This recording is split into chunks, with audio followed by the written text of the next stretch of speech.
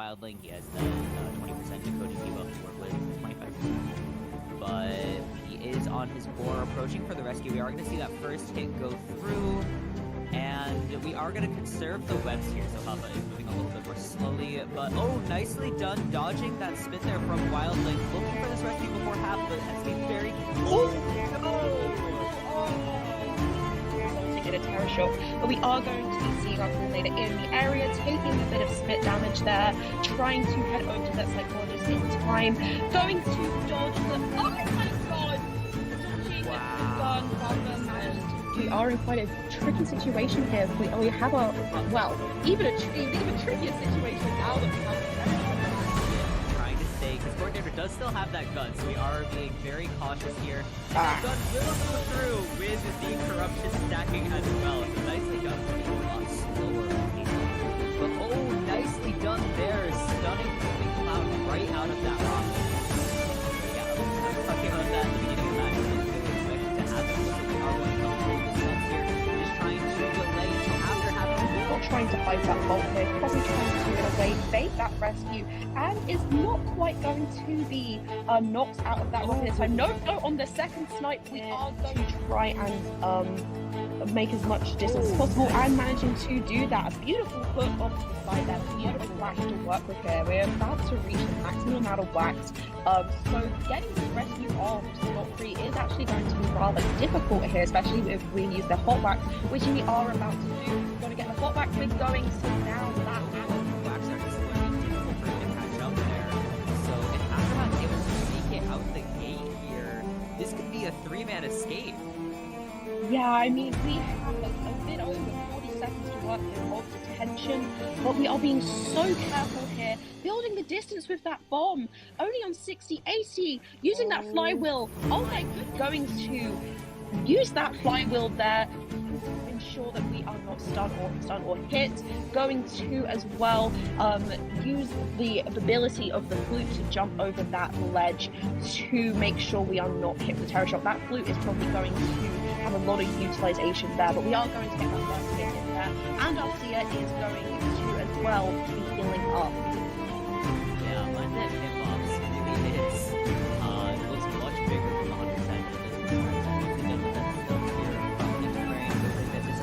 Last scare of the prisoner to get the corruption going, but he's actually going to stun the shadow as she approaches. Looks like we might have.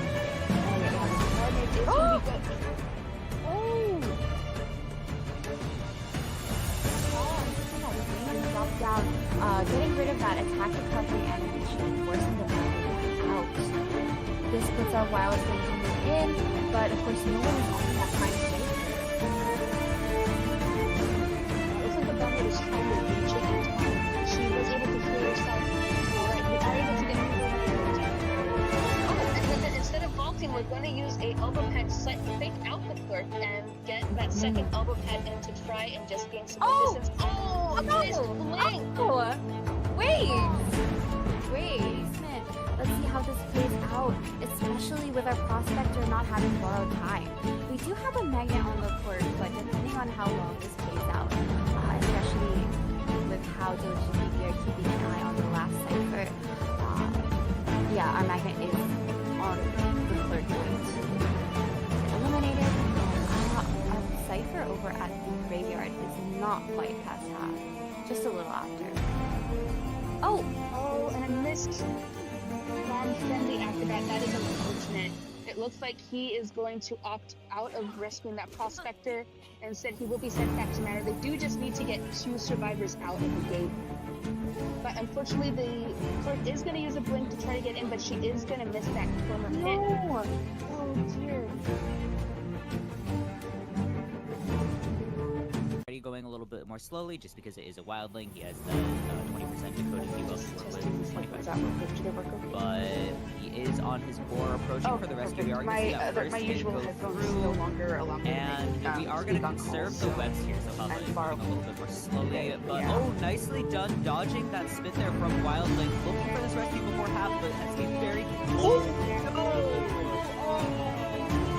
To get a terror shot, but we are going to be seeing our coordinator in the area, taking a bit of spit damage there, trying to head over to that psychologist just in time.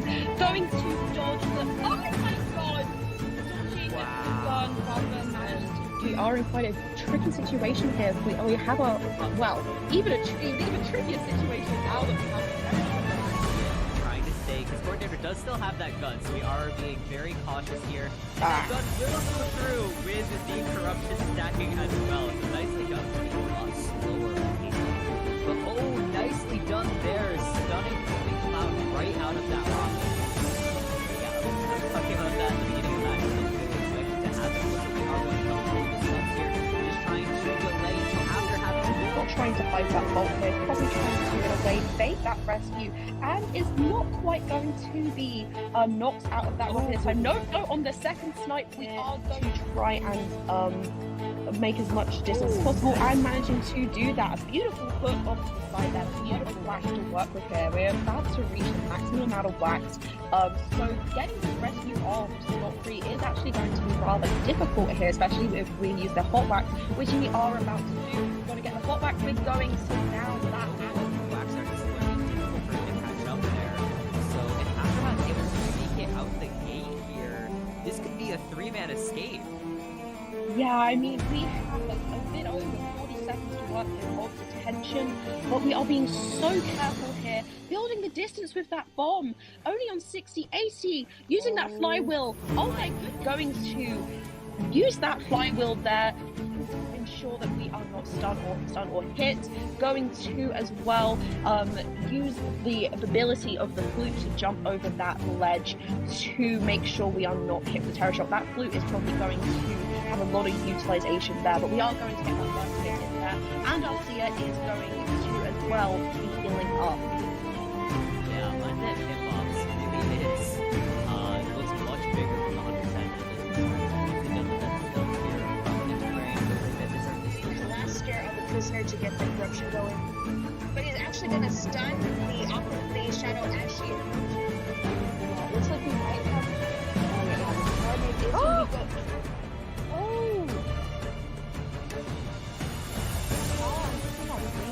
down, getting rid of that attack recovery animation and forcing the battle out. This puts our wireless link coming in, but of course no one is on that time to wait. Looks like the bummer is trying to reach it in time. She was able to heal herself. Alright, we are able to get people. Oh, and then instead of vaulting, we're going to use a elbow pad to fake out the clerk and get that second elbow pad in to try and just gain some more distance. Oh, missed blink! Oh, wait, Smith. Let's see how this plays out, especially with our prospector not having borrowed time. We do have a magnet on the court, but depending on how long this plays out, especially with how diligently we are keeping an eye on the last cipher, yeah, our magnet is on the clerk point. Eliminated. Our cipher over at the graveyard is not quite past half, just a little after. Oh, and I missed Ron Friendly after that. That is unfortunate. It looks like he is going to opt out of rescuing that prospector and said he will be sent back to Manor. They do just need to get 2 survivors out of the gate. But unfortunately, the clerk is going to use a blink to try to get in, but she is going to miss that corner hit. no. Oh dear. Already going a little bit more slowly just because it is a wildling. He has the 20% decoding debuff to work with, 25%. But he is on his boar approaching for the rescue. We are going to see that first hit go through, and we are going to conserve the webs here. So Papa is moving a little bit more slowly, but oh, nicely done dodging that spit there from Wildling. Looking for this rescue before half, but has to be very... To get a terror shot, but we are going to be seeing our coordinator in the area, taking a bit of spit damage there, trying to head over to that psychologist in time, going to dodge the... Oh my god! Dodging the gun rather than managing to... We are in quite a tricky situation here. We have a even trickier situation now that we have trying to stay, because Coordinator does still have that gun, so we are being very cautious here. And that gun will go through. Wiz is being corruption stacking as well, so nicely done. A lot slower. But oh, nicely done there, stunning the cloud right out of that rock. Yeah, I was talking about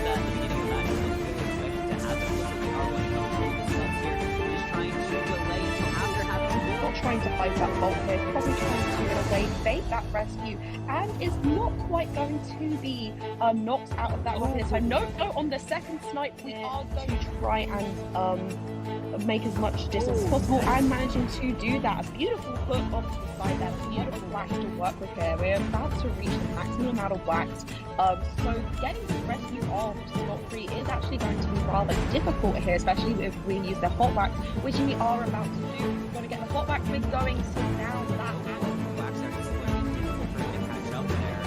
So if Aftermath's able to sneak it out the gate here, this could be a 3-man escape.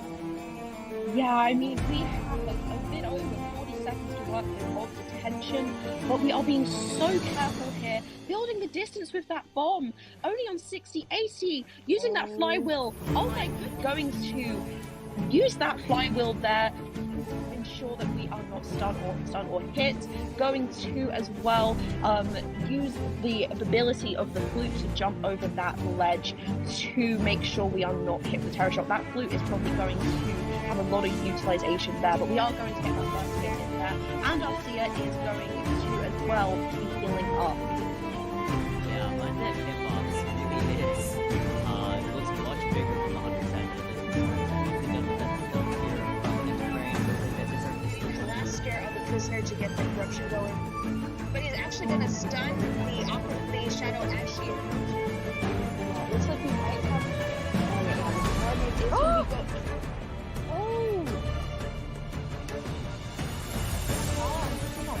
Drop down, getting rid of that attack recovery animation, forcing the battle out. This puts our wireless link in, but of course no one is on that time to make Looks like the Bummer was trying to reach it in time. She was able to heal herself. Alright, we are able to get through the Oh, and then instead of vaulting, we're going to use a elbow pad to fake out the clerk and get that second elbow pad in to try and just gain some more distance. Oh, nice blink! Oh, wait, Smith. Let's see how this plays out, especially with our prospector not having borrowed time. We do have a magnet on the court, but depending on how long this plays out, especially with how diligently we are keeping an eye on the last cipher, yeah, our magnet is on the clerk going to get eliminated. Our cipher over at the graveyard is not quite past half, just a little after. Oh, and I missed Bomb Friendly after that. That is unfortunate.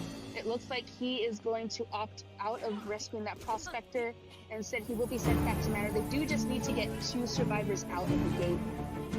But unfortunately, the clerk is going to use a blink to try to get in, but she is going to miss that corner hit. Oh, dear. Already going a little bit more slowly just because it is a wildling. He has the 20% decoding debuff to work with, 25%. But he is on his boar approaching for the rescue. We are going to see that first hit go through, and we are going to conserve the webs here. So Hava is moving a little bit more slowly, but oh, nicely done dodging that spin there from Wildling. Looking for this rescue before half, but has to be very... To get a terror shot, but we are going to be seeing our coordinator in the area, taking a bit of spit damage there, trying to head over to that psychologist in time, going to dodge the... Oh my god!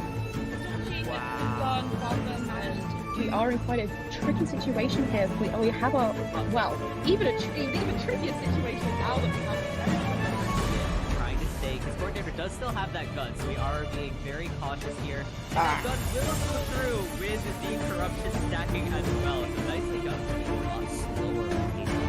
But oh, nicely done there, stunning the cloud right out of that rock. Yeah, I was talking about that at the beginning of the match. I didn't really expect it to happen, but we are going to hold this up here. Just trying to delay until after having to not trying to fight that bolt here, probably trying to, in a way, bait that rescue, and is not quite going to be knocked out of that weapon this time. No, on the second snipe, we are going to try and make as much distance as possible, and managing to do that. A beautiful hook off to the side there, beautiful wax to work with here. We're about to reach the maximum amount of wax, so getting this rescue off scot-free is actually going to be rather difficult here, especially if we use the hot wax, which we are about to do. We're going to get the hot wax with going, so now that wax are just going to be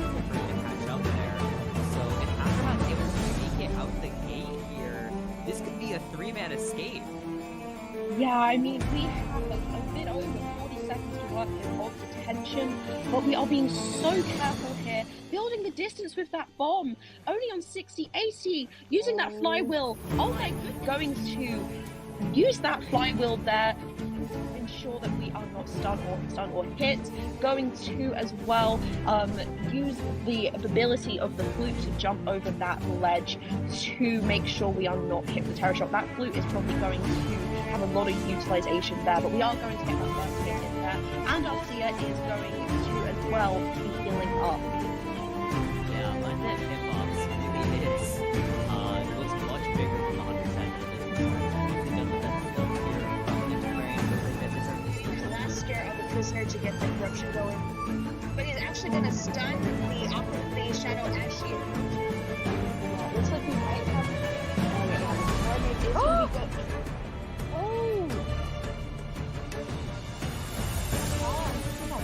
Drop down, getting rid of that attack recovery animation, forcing the battle out.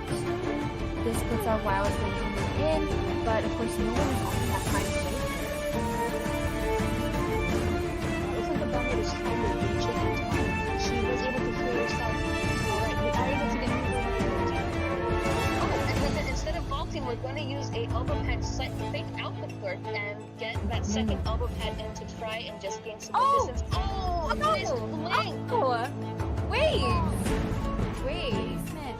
Let's see how this plays out, especially with our prospector not having borrowed time. We do have a magnet on the court, but depending on how long this plays out, especially with how diligently we are keeping an eye on the last cipher, yeah, our magnet is on the clerk point. Eliminated. Our cipher over at the graveyard is not quite past half, just a little after. Oh, and I missed Ron Friendly after that. That is unfortunate. It looks like he is going to opt out of rescuing that prospector and said he will be sent back to Matter. They do just need to get 2 survivors out of the gate. But unfortunately, the clerk is going to use a blink to try to get in, but she is going to miss that corner hit. Oh, dear. Already going a little bit more slowly just because it is a wildling. He has the 20% decoded debuff to work with, 25%. But he is on his boar approaching for the rescue. We are going to see that first hit go through. And we are going to conserve the webs here, so Papa is moving a little bit more slowly. But, oh, nicely done dodging that spin there from Wildling. Looking for this rescue before half, but has to be very... To get a terror shot, but we are going to be seeing our coordinator in the area, taking a bit of spit damage there, trying to head over to that psychologist in time, going to dodge the... Oh my god! Dodging the gun rather managed to... We are in quite a tricky situation here. We have a, well, even a trickier situation now that we have trying to stay, because Coordinator does still have that gun, so we are being very cautious here. And that gun will go through with the corruption stacking as well. So nicely done, but a lot slower.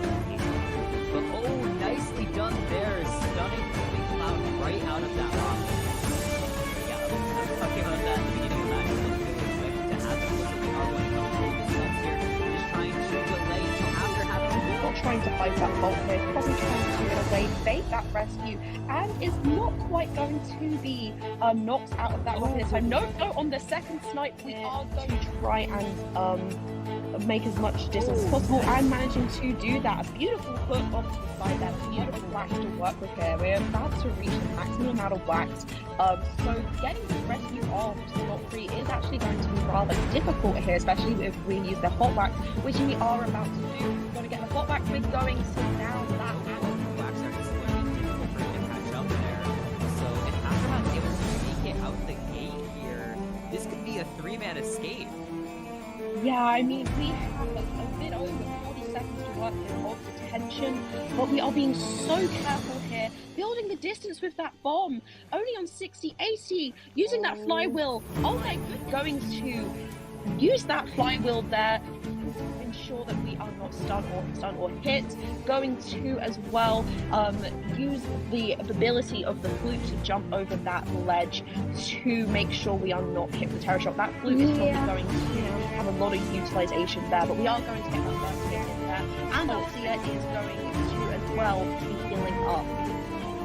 Yeah, That is okay. It looks much bigger from the 100%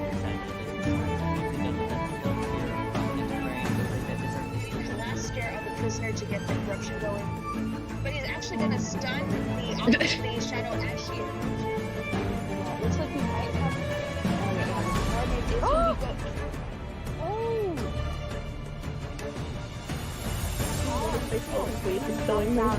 Getting rid of that attack recovery animation, forcing the battle out.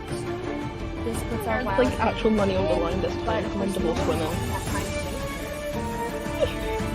They got 2 drops. The bomber was trying to reach it in time. She was able to heal herself before it was able to get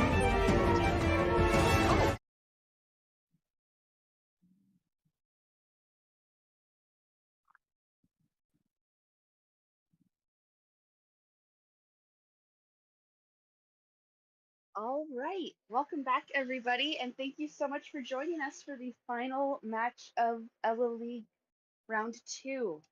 I'm Juliet here with Joey. We are going to be your commentators for the first 3 matches of this best of 5. We have some very exciting matches with 2 very awesome teams, Divorced Women and FNE. I'm very excited to be here. Absolutely. I mean, this is the first time in this tournament that we're going to best of 5, so that in itself is very exciting. So for the first 3 rounds, we will be with you, and then for the last 2, we will have 2 other commentators trading over with us. So we're in it for the long haul today, but very excited to do so. Yeah, this has been a fantastic tournament so far. You know, I think we started off with 16 teams, and now we finally made it all the way down to 2. It really just, and every match has been so much fun to watch. We've had a lot of really close calls, a lot of really fun hunter picks, a lot of fun survivor compositions, and these 2 teams are no exception. You know, they have some really great hunter plays and some really fantastic survivor coordination that has really just helped them get to the top of their brackets and be able to duke it out here in our final battle. Yeah, absolutely. And it's been so exciting seeing all the surprises that have come our way. I mean, it just so many like as you say, just the exciting picks have been a huge part of it. I mean, we're in a we're in a final here where one of our teams has a so far has been bringing out a round 1 Soul Weaver, which is not something you see every day. So who knows if we'll see that again today, but if we do again, I mean, that's going to be very exciting. Of course, not the usual meta picks. I mean, if anyone has been tuning into IVL or anything of the sort, I mean, it's been Ivy Opera Singer, Ivy Opera Singer. So seeing something a bit different here, really exciting. Of course, the meta is the meta for a reason, but seeing people make their mains work in such exciting ways has been a really awesome part of this tournament. Yeah, it's always so refreshing to be able to see what people are capable of when you're not worried about the top meta and being able to match players who are professionally paid at the top of their game.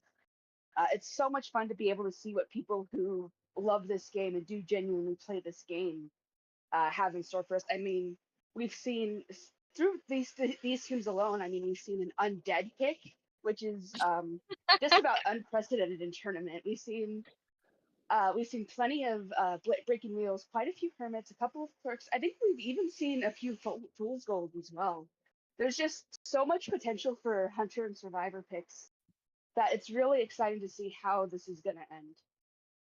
I mean, absolutely. How could I forget that undead pick? I mean, that was mind-blowing. I mean, as soon as an undead comes out onto the table, you kind of just know that anything goes, and you can really just expect anything. So seriously, what I would say is, especially since we're going to that best of 5 where the usual global bans are going to sort of be carrying over in this situation too. I think we can really expect some interesting choices coming out here, something you don't see every day in your usual tournament setting, and that's going to be really exciting. So I'm very much looking forward to seeing what these teams are going to be picking for themselves and the strategies they end up going with, especially because, I mean, not expecting necessarily the meta means that you're really just gonna have to stick on your toes, I think. Yeah, there's a lot of unpredictability here, especially depending on just how many rounds we go to and how many bands we have in play. Just a reminder for everybody watching, best of five works a little differently in best of three for, well, besides the obvious, there's two more rounds.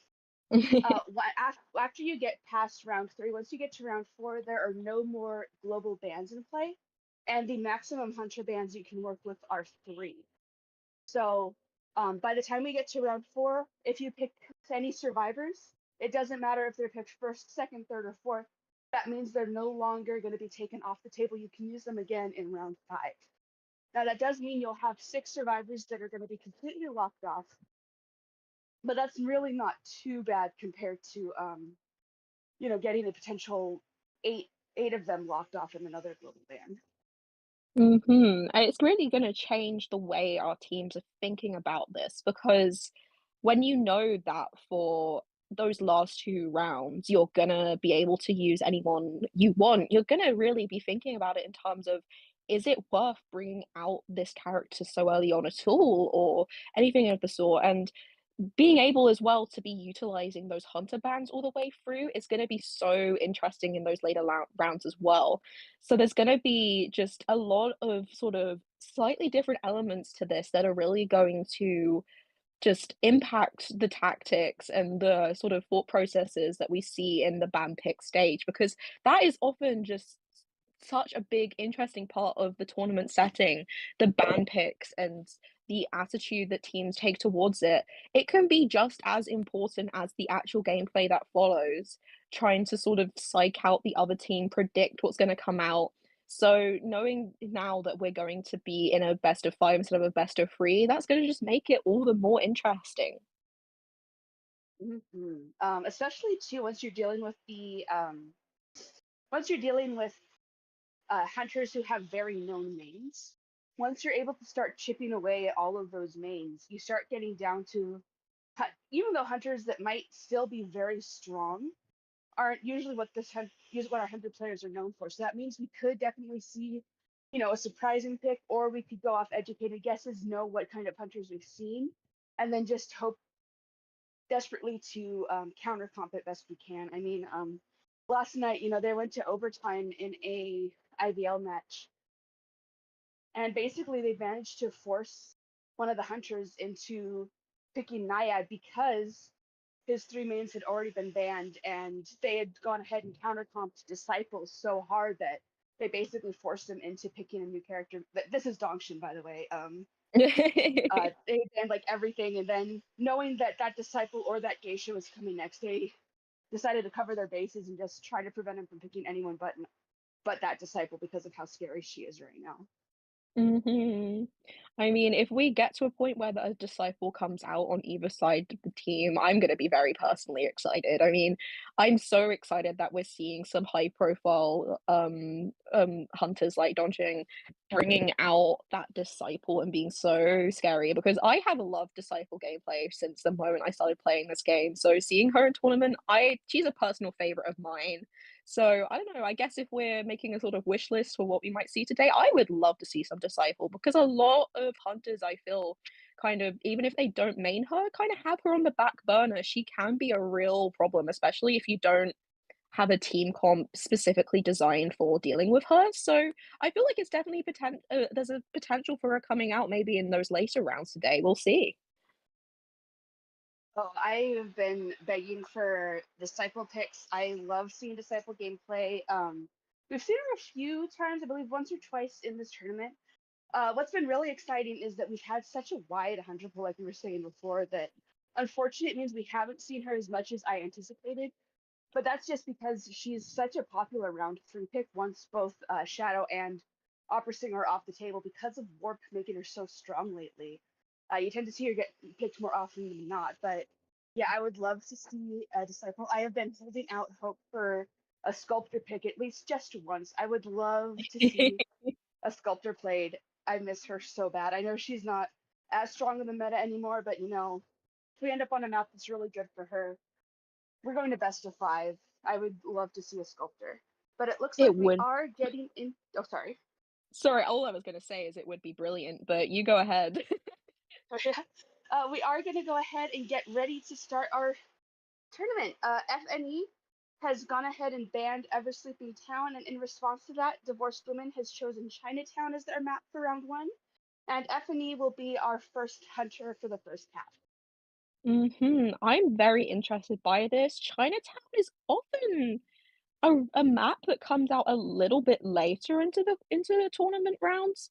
Not often the one you see come up first. Often there's usually I think because it's such a sort of broadly applicable map. Many hunters can be equally strong on there. I feel like it's often picked later on to sort of accommodate for the hunter bans that start coming through. But today we're going to see that coming up first. So I'm very interested to see what potentially divorced women are planning with picking that map this early on. Yeah, I was gonna say, Chinatown usually tends to be a very popular round two pick. I would say it's one of the most popular round two maps out of anything. We see a bigger map picked first, or we go ahead with that red church pick. Just trying to circumvent the opera singer best we can, especially since we know we most likely will be seeing her round one. But we are gonna start off with our bans. Oh, sorry, Joey, we banned the seer and the painter first. Apologizing to me because I am a personal fan of Painter and seeing some Painter gameplay, but speaking from a technical point of view, though, this is really interesting because the Painter ban suggests that potentially an Ivy is going to come out, but the Seer ban makes that more like interesting and almost like it makes you it makes you sort of think twice because the Seer is not as strong against the Ivy because you don't want to be looking at that Ivy for very long when you're kiting her at all. Like, looking at her is what you want to avoid as best as possible. It's why Painter is pretty decent against her because of that rework where you don't have to get a hunter's full appearance anymore in order to paint them. But with the Seer, it's still so heavily dependent on looking at the hunter the whole time. So Seer is not usually something that you will want to ban as an Ivy. So seeing both of those going first is definitely interesting. It makes me think that options might be being kept open here, maybe. Yeah, and this is FNE hunting first, and they have been pretty consistent selecting that Soul Weaver for round one. So it'll be interesting to see if this will be 3 for 3 for that Soul Weaver, if she's going to be coming out. I mean, Chinatown is a very good map for her. It is a good map for Ivy too, but like you were saying, this is a pretty interesting team to go up against her. But in fact, we do have Divorced Women locking in their first survivors. Our first two global bans for Divorced Women are going to be Antiquarian and Puppeteer. Antiquarian, no surprises there. This map is very strong for her stuns, especially. And Puppeteer overall is a very strong fighter as long as he's able to use those puppets right. Uh-huh. I feel like these are two very safe picks in a way. Interesting to see them come out as these global bans because they are quite strong and safe picks. It's almost scary in a way to be sort of locking them off as later options, but no matter what, no matter who the hunter is, Antiquarian and Puppeteer are just very versatile, very strong survivors, very adaptable to whoever the hunter is on the field. I mean, Puppeteer's Lewis is just strong in any kiting situation, not going to be the first choice of a chase for any hunter, really. And Antiquarian, of course, is also just a very strong survivor as well. So interesting to see these coming out first. But of course, as well, we're going to be looking into who FNE are banning, and they are going to be banning the dancer here. Oh yeah, the dancer is a very strong Kiter, especially on a map like Chinatown. She's able to gain distance really quickly with those music boxes, able to keep the hunter distracted with them as well. Once you get them in certain hiding areas that are already annoying enough on their own, it just gets even more obnoxious. I mean, you're dealing with you being slowed down significantly while she's able to make her escape or her teammates are able to escape. The dancer speeding up and being able to get away from you. And then when she gets the pirouettes going. And on top of that, too, she does have that ability that lets her get a slight speed boost when jumping down off 2 stories. So the 2-story bridge options on Chinatown are just lethal for her. But in response to that, we are going to lock in Priestess, a very, very strong survivor on just about any map. But on a map like Chinatown, where you have a lot of empty buildings with nothing to go through, she's able to cut through those in record time. So that's going to be pretty dangerous letting out onto the map right now. And interesting as well to see her coming out in that third pick, meaning she can come back again. I do believe that is smart. If we see Moonlit later on in this competition as well, of course, she is infamously annoying if you are the hunter on Moonlit River Park. If she is allowed to provide that support, of course, she does have her weaknesses with kiting. So if she is found first, she is not a bad first target, generally speaking. So I do believe as well we're seeing less priestess bans these days, especially in a world where a lot of our hunter meta is relying on speed and fast chase. Going up against a priestess is not necessarily as threatening, but still, it's good to keep options open with letting that priestess out in the field because when utilized in the way that you want her to be utilized, she is very formidable. And of course, as well, we are going to be looking at our next ban. We will be banning the first officer here. And just coming in now, it seems that our last survivor locks in is going to be the Wildling. Yeah, it looks like we are just getting prepared just in case we might be seeing an opera singer or shadow round one. Just want to get all our bases covered. Both the Puppeteer and Wildling are very strong first round picks. You'll tend to see them selected more often than not in round one. They're usually the strongest against opera singer, but they do have their utilizations against the shadow as well. So overall, this is a very strong team. We only really have a decoding debuff in the Wildling, and I believe the Priestess does have a slight decoding debuff as well. She also has a vaulting debuff, and the Antiquarian only gets a decoding debuff at the exit gate. So this is a solid team for Cypher Rush. It's also just a solid team for taking hits and gaining distance against a hunter. Just prolonging kites as long as you can with those harassers, with those portals, with the use of the puppet and the use of the boar. Absolutely. I mean, of course, you don't want to leave that Wildling on a cipher per se, but really, he has been a popular pick recently because of his survivability. Um, just any survivor that can sort of take these hits to sort of deter the temptation of a first kite seems to be very popular lately. And in general, I mean, the priestess in this team comp seems, in that sense, to stick out like a bit of a sore thumb in a way, because you definitely don't want to chase a puppeteer. You don't really want to chase a wildling. Antiquarian can be doable, but can also be annoying. But the priestess is not so annoying to deal with, as you rightfully say. The vaulting debuff, the pallet dropping as well, they're all much slower. So yeah, I mean, it's relevant in mentioning being up against an opera singer, but a Soul Weaver as well, like the opera singer, is reliant on speed and being as fast as possible.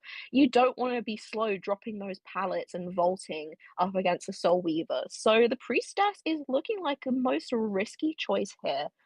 So I believe there's going to be a lot of pressure on just trying to rotate that Priestess out of the way of that Soul Weaver near the beginning of the match. Yeah, there's a lot of potential for risk here. Priestess can always be a high risk, high reward pick, especially in the current state of the meta. She's a very strong survivor when she's able to be utilized correctly. I mean, Chinatown is a very solid map for her. Ever Sleeping is a very solid map for her. Overall, these very small maps with a lot of corners and walls and obstacles that she can portal through. She's able to be pretty strong on. It just really depends on when the hunter finds her and if she's able to withstand or counter whatever hunter's been selected. Overall, yeah, the Soul Absolutely. Weaver could. Oh, sorry. Sorry. I thought you were done, but please continue. Oh no, it's cool. I was just gonna say overall, with that Soul Weaver, with the when she gets her chip damage in and gets those webs in, you can really slow to someone down. So if you do have any sort of kiting debuffs, that is gonna come back to hurt you hard if things aren't careful. And sure enough, we just locked in our hunter pick, and we are gonna be seeing that Soul Weaver first. Very excited to see her coming out again. Very excited. I mean, if you have been tuning in so far over the past weeks, you probably will have seen Fapa's Soul Weaver. I mean, Fapa is just that dedicated Soul Weaver main, and it just shows the strength of having experience in a hunter and just being able to utilize them. Um, it's very exciting, and um, as I say, I mean, to be fair, there's some of these survivors, some of their strengths against like the likes of Opera Singer are going to be strengths against the Soul Weaver too, in just being able to cope with dealing with a hunter that can move at such great speeds. But yeah, I'm very equally as well, just excited to be seeing this Soul Weaver again because Fafa is really bringing something unique to the table here. Oh, absolutely. It's so refreshing to be able to see something like a Soul Weaver pick in round one when usually you're almost always guaranteed to be seeing an Opera Singer or a Shadow these days.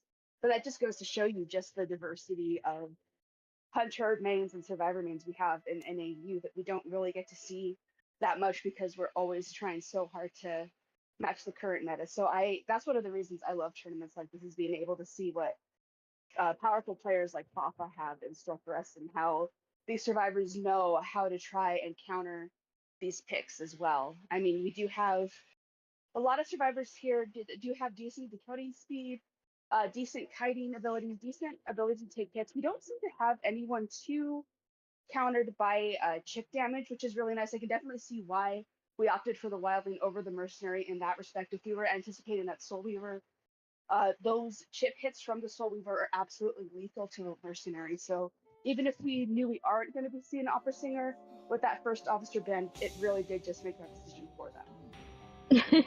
Absolutely. The first officer ban, I mean, it's been so fun seeing that sort of meta shift in terms of the way Mercenary really used to be just that reliable rescuer that you could always expect from the field, but with the buffs that First Officer has received in recent times, I mean, it's been some time now, but relatively speaking, broadly speaking, recent times, it's just been very fun to see that First Officer being the sort of scariest option against some hunters.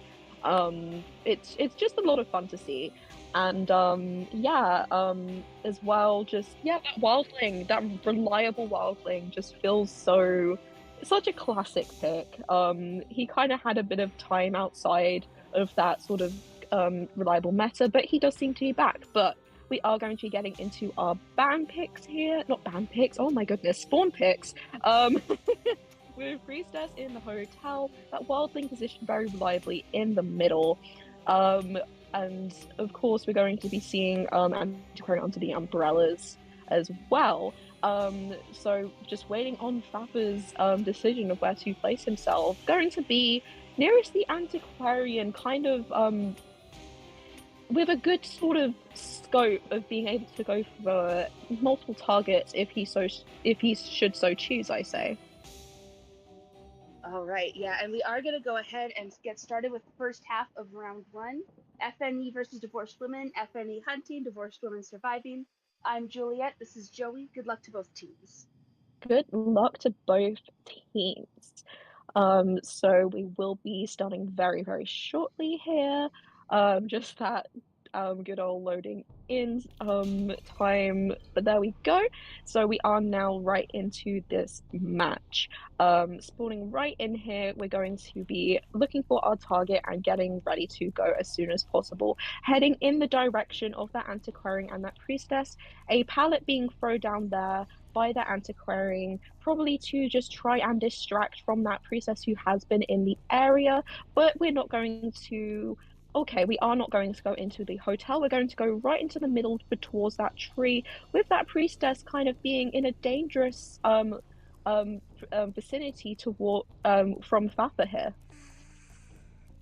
Yeah, so it looks like we are headed into the restaurant. We are gonna go ahead and finally pursue that priestess. She is trying to get a global portal up, but unfortunately was not able to get it in time. So it will immediately go into cooldown, and we will immediately be seeing a hit on that priestess. We do have just attention on the Soul Weaver, so there's no insolence, no nothing like that. But we are going to go ahead and speed right up and catch that priestess and down her very quickly with the use of a good web. While we also send a chip hit and hit the wildling all the way on his cypher across from the middle of the map. Absolutely incredible. Right at the So start. impressive. You'd think Fafa is like a professional sniper here. But yeah, just very unfortunate with that moment that the priestess was found stuck in that global portal that did eat one of the priestess's portals to start with. So we just did not have a lot to work with here. But we are going to camp this area quite widely here, allowing our webs to build back up a little bit with our puppeteer in the area. Puppeteer, of course, able to take some more hits, especially with our wildling having taken some chips already. But that chip is going to go through on the puppeteer, so we are chip damage on puppeteer as well now. And unfortunately, it looks like we don't have Tide on the puppeteer, but we are going to terror shock the priestess, which will automatically bring us right back up to full presence. But we are going to down the puppeteer before he's even able to get the pallets done. And the antiquarian is in the area looking to harass and maybe get a balloon rescue out. But we do have a double down already, with priestess already halfway through her self-healing. So it remains to be seen just how the Horsewoman survivors. Oh, we are going to miss that first hit for the antiquarian. Just using those webs to stay out of the area, sort of allowing that puppeteer to be rescued. But that was an after half rescue, so our priestess is going to be blasting off back to the manor, and we are going to set our sights with a teleport straight back onto our puppeteer. Our wildling on the ball here, managing to eat one of those chip hits instead of letting it land on that puppeteer. Very well aimed, but Bobby body blocking successfully. This is a very tense situation to be in, with our harassers here, the wildling and the antiquarian earlier being forced out so early. But we are going to take a wider route around here. I imagine to give these survivors potentially a full sense of security, especially with how quickly this, as Soul Weaver, you can close that distance back around here. Going to head in through here, actually locating quite rightly our antiquarian, who is on the top of the bridge. We're going to go ahead and continue to pursue that antiquarian. We do have the wildling trying to kill off the puppeteer, knowing that is our cared survivor. Antiquarian giving tinnitus, trying to use those 2 stories to her advantage, just try and prolong this kite, keep the Soul Weaver from getting any attacks in. She is going to manage to land a disarm, which will stun the Soul Weaver for a minute. Looks like we are going to flywheel just to try to avoid her, but we are going to we're going to get a fall hit and immediately down the antiquarian thanks to all of those webs placed down on the first floor. Puppeteer has been able to get healed by healing the chip damage for the wildling, so the antiquarian is going to be cared now, as we do have the puppeteer working on the 3rd cipher. We still have 3 ciphers remaining right now, soon to be 2, as the wildling goes in for this rescue. I mean, we all knocked off the board there, but Tide is still in play. We are going to keep that pursuit focused on the antiquarian, who is going to land a hit here. A very tense face-off between Hunter and Survivor, managing to get another flute in here as well to disarm, just buying as much time as possible. Tide still in effect here, just about running out now, so going down will result in a down now. But by doing a good redemption kite here indeed, using a bit of a red light trick here to try and trick this antiquarian, but the antiquarian is just going to continue to transition kite away and try her best to keep her distance. Still has not taken a chip hit either, but with the pallet down here, a lot of mind games are going to be in play in order to try and keep our distance. We do not have any more flute to work with either, and we saw now just here the frustration that could cause going down here, because there is just nothing more for her to work with that flute being completely used up now. And we are going to be going into the basement, Juliet. Yep, the Antiquarian is now going into the basement. We do have nobody on a cipher at the moment. We have everybody just kind of spread out right now. It looks like we do have one cipher remaining, but we don't have one prime just yet. We do have the last cipher spread out pretty far, and with the Antiquarian shared in the basement, that is gonna cause quite a bit of trouble. They're gonna have to decide if they want to sell her or if they're going to just go ahead and aim in for that rescue. We only have about 25% on this final cipher right now. Looks like we are just gonna give Tinnitus rather than go ahead and rescue the Antiquarian. She doesn't have her flute anymore. She doesn't have borrowed time. It's just easier to let her go and aim for a draw or at least a one person escape. The name of the game right now is Mhm. just trying to get at least one person out, trying to get some points on the table. But it looks like that because of giving the pros, I mean, giving Tinnitus to the Soul Weaver, the Wildling does now have pros. And it's now a game of more so. But we do have Tinnitus in the area thanks to the Puppeteer who is in the hotel unable to decode. The Wildling is going to need to find a cipher soon, and sure enough, he has. And luckily, this cipher seems to be. I couldn't see if it was 80% or 8%, but It hopefully, was 8. uh, okay, yeah. So they're getting that one decoded as the puppeteer takes up this chase. Absolutely. And they have put themselves in a decent position here to buy enough time as possible, taking that time to heal, understanding the importance of every sliver of health against the Soul Weaver. But we are going to be in this area with the pallets dropped, not going to rush into vaulting, trying to bait a hit here with the Louis. Of course, against a Chip Hunter, this kite is going to be a bit less strong here. Going to, oh no, not quite reacting in time to go back into puppet form is going to go down and left on the ground as we teleport over to the cipher that our Wildling has been decoding. Straight back on the ball we go, but going to be caught up with quite quickly. Getting knocked off that ball now, going to be in a much slower running state off of that ball against this very fast Soul Weaver. That is going to be difficult to navigate, with hopefully just buying enough time maybe for our puppeteer to heal, but that remains to be seen. Waiting as well for just, it seems, that chip hit to be up to be able to use it against that wildling and doing so successfully, but giving enough time for our puppeteer to heal. Yeah, it looks like we are headed into a slug match. The puppeteer just went ahead to touch a cipher, just trying to avoid pros. We are bringing the wildling closer into the middle of the map. I don't know whether or not we'll be carrying him. Oh yeah, we are not going to chair him just yet. We're just going to bring him closer to that. Oh, we are actually going to get him to struggle free. It looks like we are just going to try to avoid. All right, yeah, we are going to aim to chip it, but we are going to terror shock right as he jumps over a pallet. Are we going to leave him to heal, or are we going to bring him closer and just try to find the puppeteer? It looks like we are just aiming to find that puppeteer, trying to prevent any sort of dungeon escape or any sort of escape. We're not really going for a slug match right now, it seems. It looks like we're more so just going for getting everyone down in the same area to save us a bit of time. And we're seeing some very bold and confident plays here from Fafa. I mean, he did not seem very concerned with the fact that Wildling might struggle free, just confident in his ability to down him again, which he did do. A little ping here from Wildling, stay put, I'm coming. This is just a very difficult situation to be in. It must be difficult, I imagine, to stay positive about getting that escape at this stage, but we aren't going to give up yet. Puppeteer is in the opposite side of the map from Fafa right now. No Tinnitus, but of course, a wildling crawling around, trying to sort of do something a little bit useful with the fact he is downed, potentially as well. Managing to get that in time for a puppeteer, and he was primed, so he is now up. But of course, with the puppeteer healing, he is only a chip away from going down, which against a Soul Weaver is going to be very, very frustrating indeed.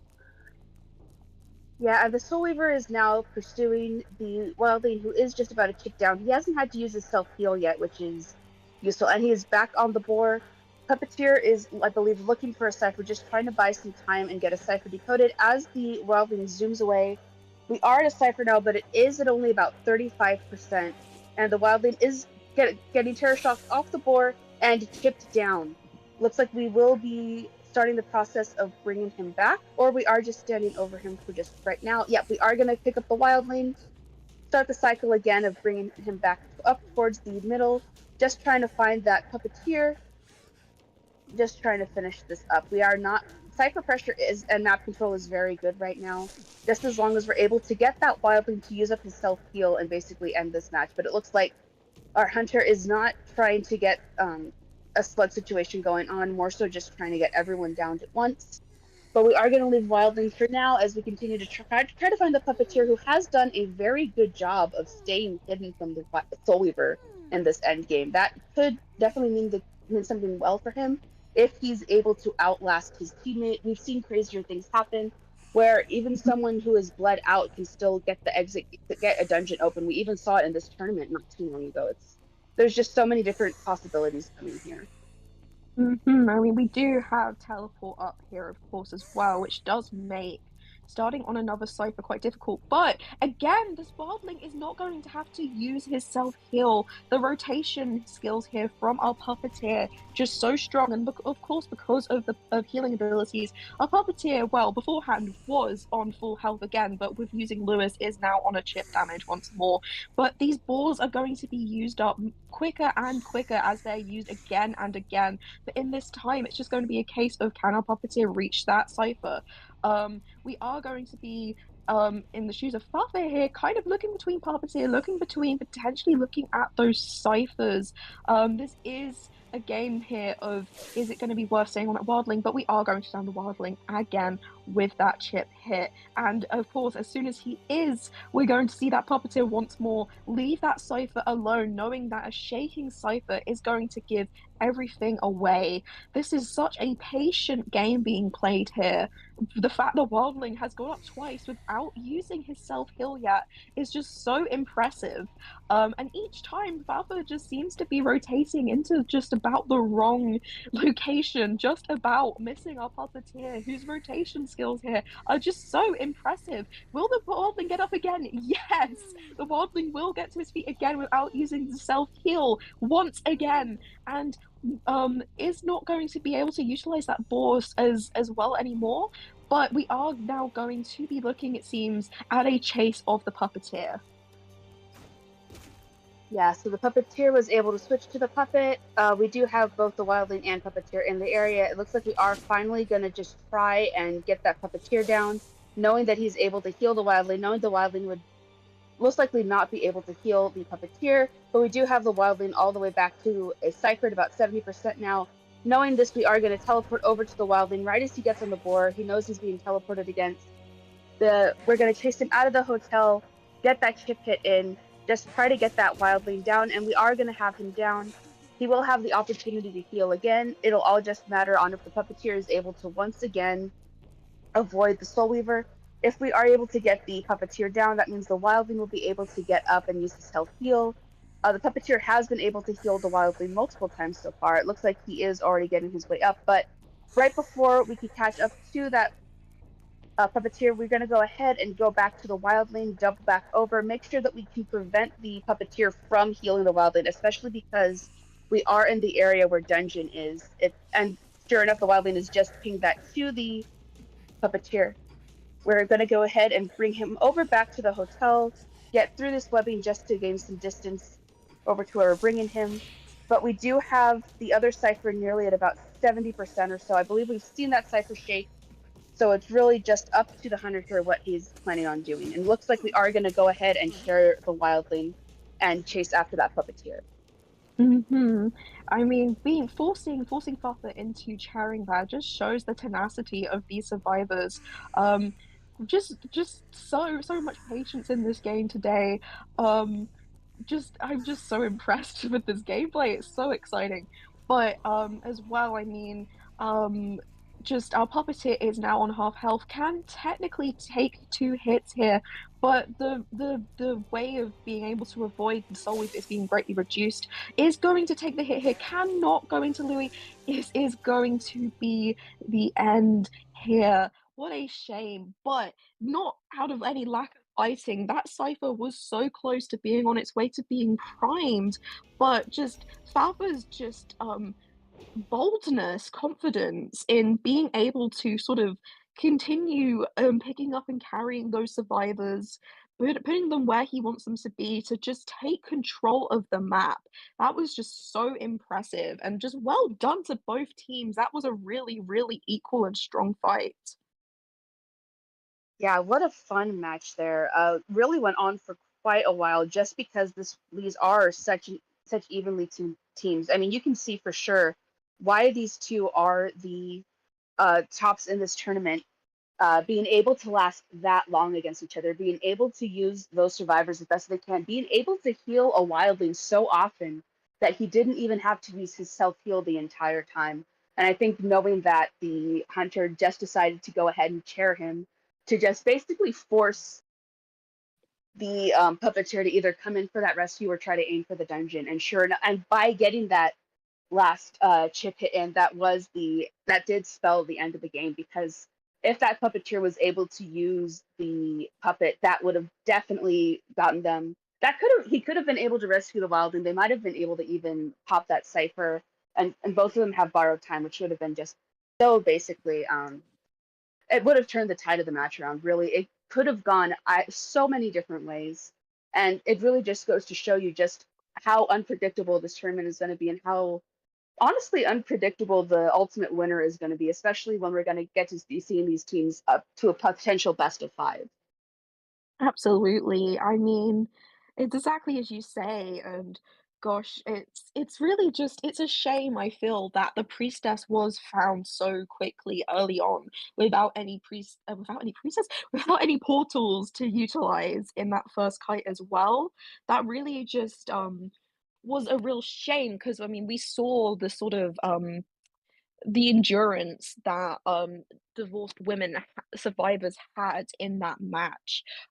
So being sort of whittled down so fast, having two early downs, they survived a long time after that, but with a stronger start, maybe they might have been able um to just stay alive a little bit longer to get that Cypher Prime. They were so close. But yeah, that was the risk bringing out that priestess in a lot of ways, a risk in bringing out a lot of those survivors, because we saw the way that Puppeteer was, unfortunately just, not like, some in some ways with the healing of the wildling, showing off his strengths against the Soul Weaver, but with the spits and the chip damage, again, a little weaker in some points there as well.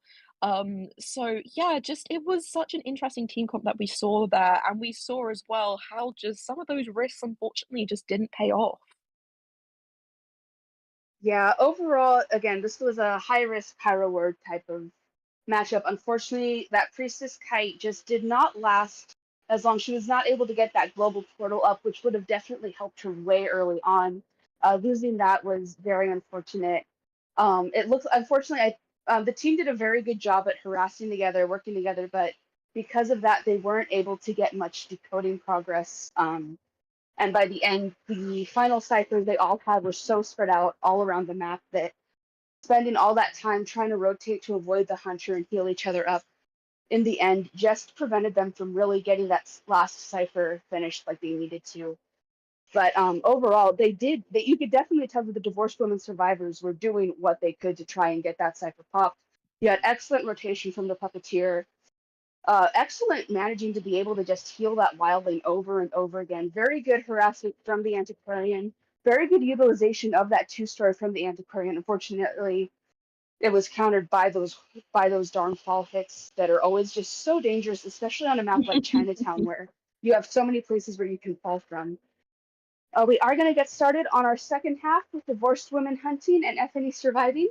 Divorced women has started off by banning the coordinator and gardener, and FNE has also locked in antiquarian and puppeteer first. Very interesting. I mean, again, what I said in the first half of this round stands. Taking Antiquarian Puppeteer off the table this early is a choice that is a bold one to make because they are two very strong survivors. But then again, with that coordinator band and that gardener band, it's kind of looking like we may be looking at an opera singer, potentially an Ivy, but generally speaking, this is looking like an opera singer is sort of being suggested here. Whether or not it will come out remains to be seen.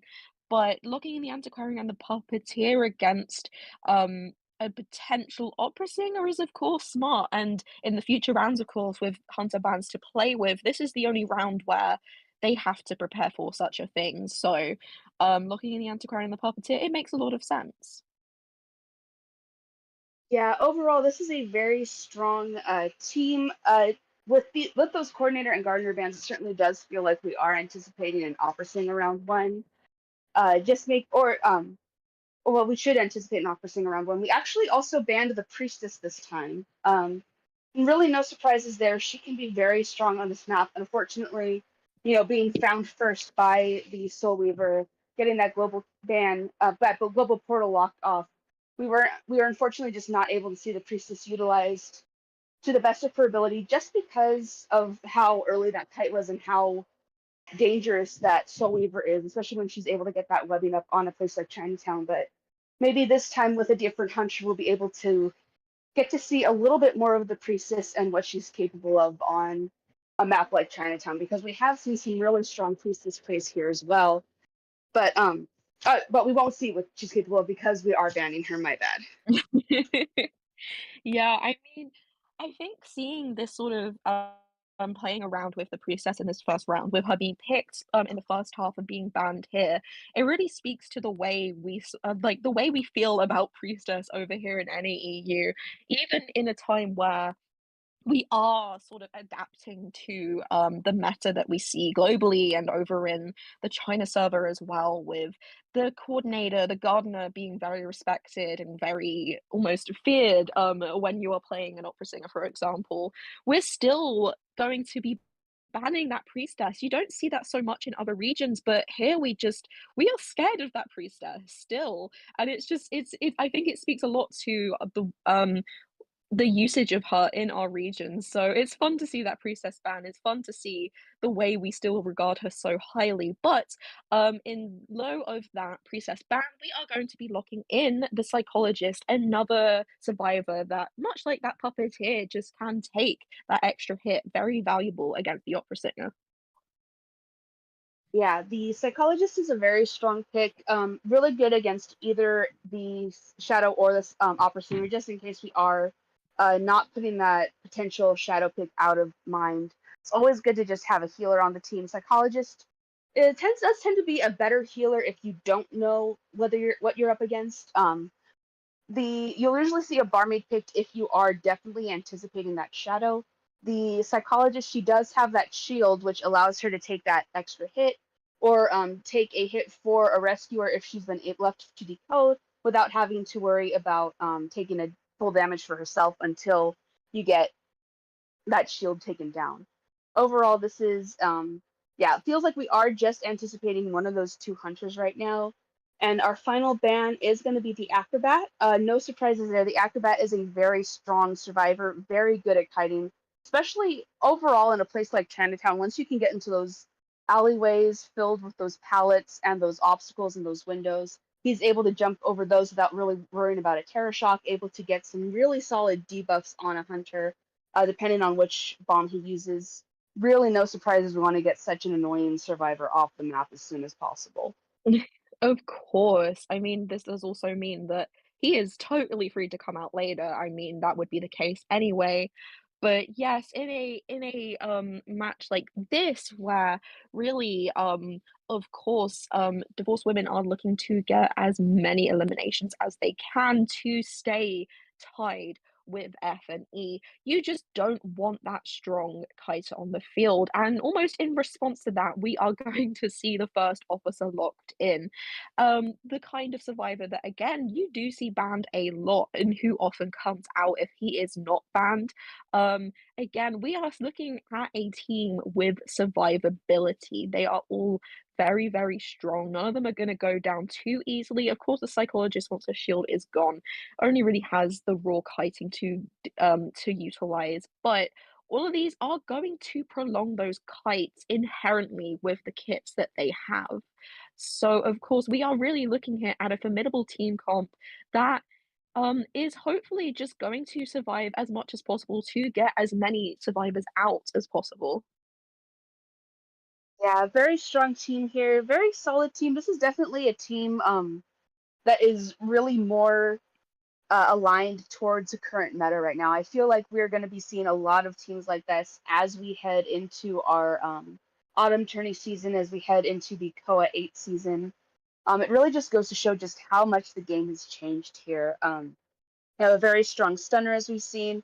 We've been able to see just how strong that puppeteer is, especially if he's left to heal his teammates. Those chip heals do add up if you aren't careful. Um, Definitely, if you are dealing with a single hit hunter, he can be trouble because he does have those chips involved.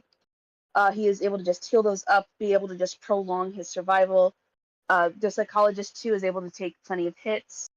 First officer able to delay. If he's in his pocket watch and he gets hit, he does have a small, short built-in tide that's able to go ahead and let him either get out of the exit gate if he needs to, rescue a teammate if he needs to. There's a lot of uses to that first officer. And just a lot of uses to just about everyone here. The Antiquarian, we saw how useful she is on those 2 stories, how powerful she is in those tight areas when she can use her flute against a hunter to disarm them, to gain speed, trying to build distance. And then, yeah, just overall, this is such a strong team. Even if we don't end up seeing a Shadow or Opera Singer first, just about any hunter has their work cut out for them going up against this group. Absolutely. They really like even if we do not see those that meta of the Ivy or the opera singer first, there's but most hunters are going to sort of be gritting their teeth a bit against this team comp because any hunter in looking at team comp is going to be looking for that better first chase, is going to be looking for who is the best person to be going after first. And this team comp does not necessarily have weak links like that. The Antiquarian, of course, it depends, of course, on the strength of that flute, like how well those stuns are utilized. And the Psychologist as well, it depends on how well the Psychologist can raw kite, but none of these are necessarily have anything that works against their kite. This is unlike the first half where that priestess does have things in her kit that make the potential for a first kite weaker. None of these survivors have something that weakens their first kite. We only have things that makes them some of them a little bit less annoying than the others. But speaking of which, we are going to be going and seeing who our hunter will be, and that will, as we have predicted, is going to be the opera singer. Yep, really no surprises there. That coordinator and gardener ban at the very start really did somewhat give it away. The coordinator and gardener are 2 very common survivors you will see get used against an opera singer. Knowing this, it really does make no surprise that they wanted to lock in that puppeteer, and then taking advantage of the not banning a rescue. They're able to get that first officer in, who is honestly one of the best rescues against the opera singer. I mean, the wildling and the mercenary are also useful, but the thing about the first officer is his decoding debuff is able to be slightly lessened each time he uses a pocket watch. So if you're able to use a pocket watch twice and decode, your decoding debuff goes from 20% to just 6%.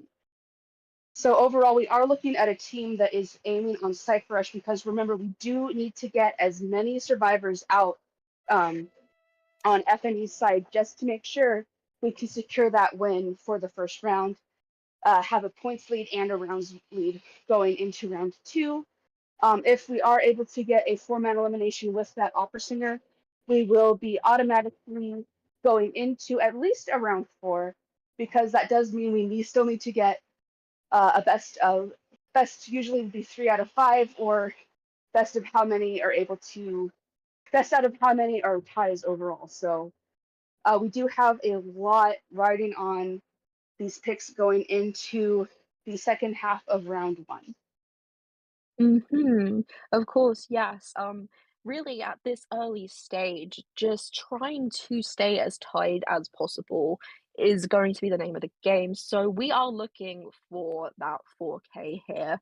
And really, this team hasn't made it easy for a hunter.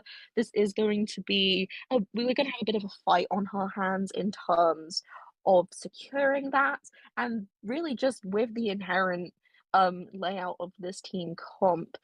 But really, it's all still to play for, of course, even if um, FNE managed to still secure that lead. We have a lot to come still. So we are going to be getting into our ban picks with that first officer positioned right in the middle with the tree, antiquary near the hotel, the restaurant, sorry.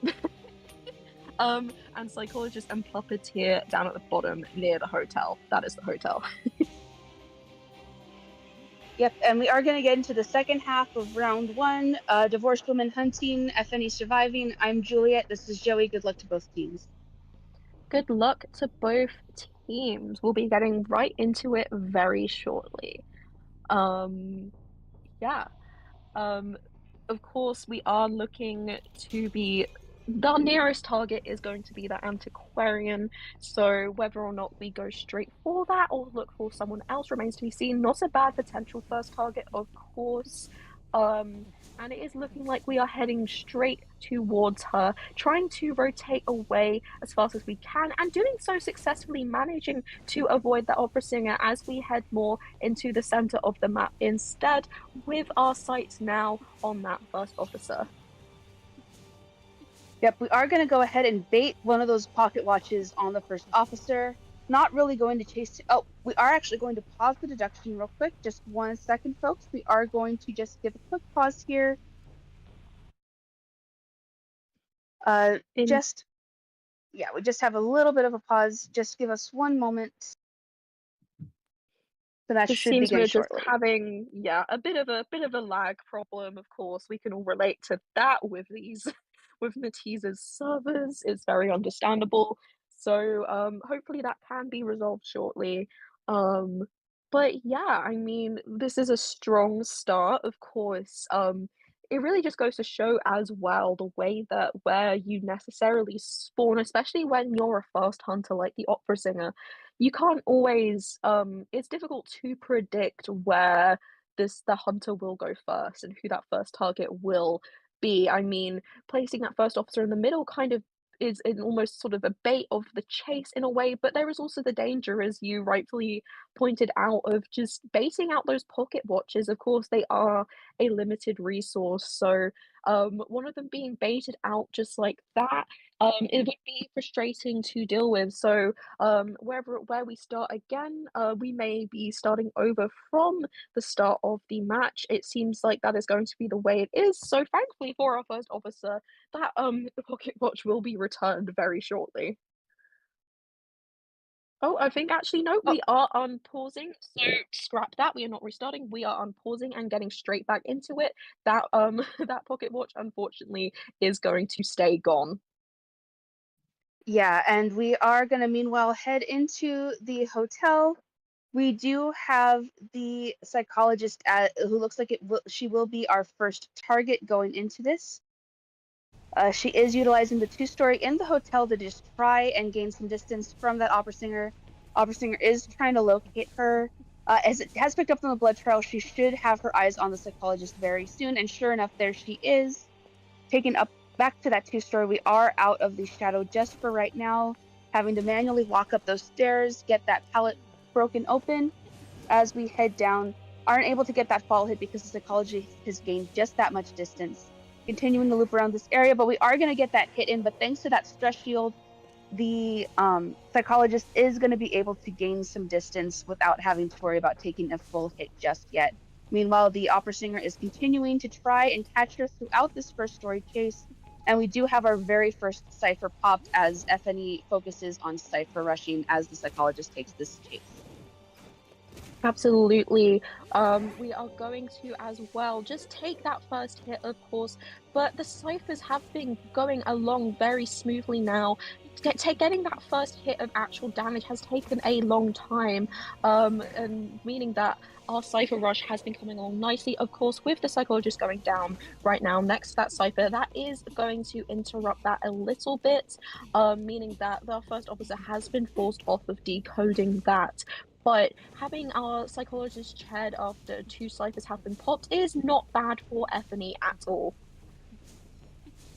Yeah, and the opera singer is just looping around, trying to patrol the area, just keep an eye on everyone.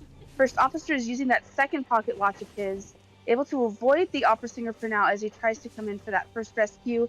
He is the only carrier of Tide Turner on the team, so once he rescues the psychologist, that will be the only use of Tide we see in the game. Able to rescue the psychologist, he's unfortunately not able to body block, and the psychologist will be going down, but fortunately, she was rescued before half, so the FNE survivors do have a second chance to rescue her. Looks like we are going to just try to Oh, continue to pursue. this is looking like, yep. I was gonna say that lag was very, very, very visible. There's no doubt here that that was a very understandable and fair pause because, oh my goodness, I feel like we've all been in that situation as a hunter before where just suddenly you can't really move.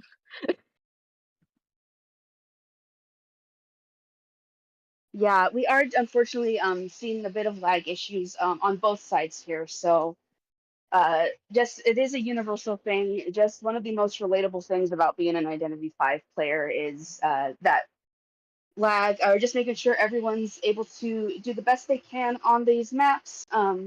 Just be making sure everybody can play no problems. Yeah, I mean, absolutely. Of course, it's a difficult situation when you're trying to predict when those kind of ping spikes are going to happen. It's um it's definitely just very frustrating to deal with, especially if you're in a region where that ping is notoriously not quite as good. I know when you're in the EU part of any EU, I know well how that ping can be. But both teams have used pauses in this match now. I do believe that does mean they're going to be limited in how much they can pause again. But understandable, of course. I mean, we just saw the way Leo here was basically just Tokyo drifting on the spot, so a very understandable use of that. Yeah, overall, we're just making sure everyone's all set, everything's going all right. Overall, this has been a very good first kite so far on the especially from the psychologist. Just utilizing that two-story to perfection. That is, I'd say, probably the best place to be hiding, especially if you're a survivor. Just handling that area, keeping it just keeping your kite around there. That hotel can be your best friend or your worst enemy. It just depends on if you're able to gain enough distance to avoid those fall hits. Because fall hits are, I would say, one of the. Oh, but we are actually going to unpause right now. Psychologist has gone down. She has gone down over in this far corner, just making things a bit more difficult for Opera Singer in trying to get her chair. Fortunately, there is a chair pretty close by in this area. This is not the best corner to try and circumvent that because of that chair. But with the psychologist chair for the second time, it looks like we do have a puppeteer going in for that second rescue. Indeed. Going to take that hit very nicely with the puppet there and going to attempt to body block here a bit for that psychologist, but is going to vault in place that psychologist, and our psychologist is going to be going down here. But of course, that psychologist did not have borrowed time, so potentially as well, they're just trying our best to just preserve what we can, but we are going to down this first officer very early into the end game here, enough so that we can as well just head straight back over to that other gate with the shadow jump. Yeah, unfortunately, we do have the antiquarian still in play, so if she is the one on the gate, that is going to cause a problem. But we are able to get a hit in on that puppeteer thanks to detention. We are able to circumvent just slightly. As we loop back over, just try and bait that puppeteer out. We do have the first officer killed by the antiquarian. He is just about to get this gate open. But we are going to be able to. Oh, unfortunately, unable to get up. But will the puppeteer be? The puppeteer will not be able to reach the dungeon, so that will be a draw going into round two, giving FNE the lead 7-2 for our best of five so far. Gosh, so close there, so close to that dungeon. That must be so frustrating to deal with, but, we are, of course, that tie is going to mean that is another point here that, divorced women have to try and catch up on, with only eliminating 2 survivors there um instead of, um instead of more, but of course that does obviously save us from what was nearly a free escape. So obviously as well that is is really this is such a tight matchup, and we're just seeing um how much it comes down to the wire with the points that are going to be earned in this first round. Yeah, overall, very, very good use of Cypher Rush there. That first officer being able to use both his pocket watches so early on just went ahead and helped with that Cypher Rush very well. Just making sure you had as many people available as possible at the very end. Psychologist keeping the hunter busy as much as she could.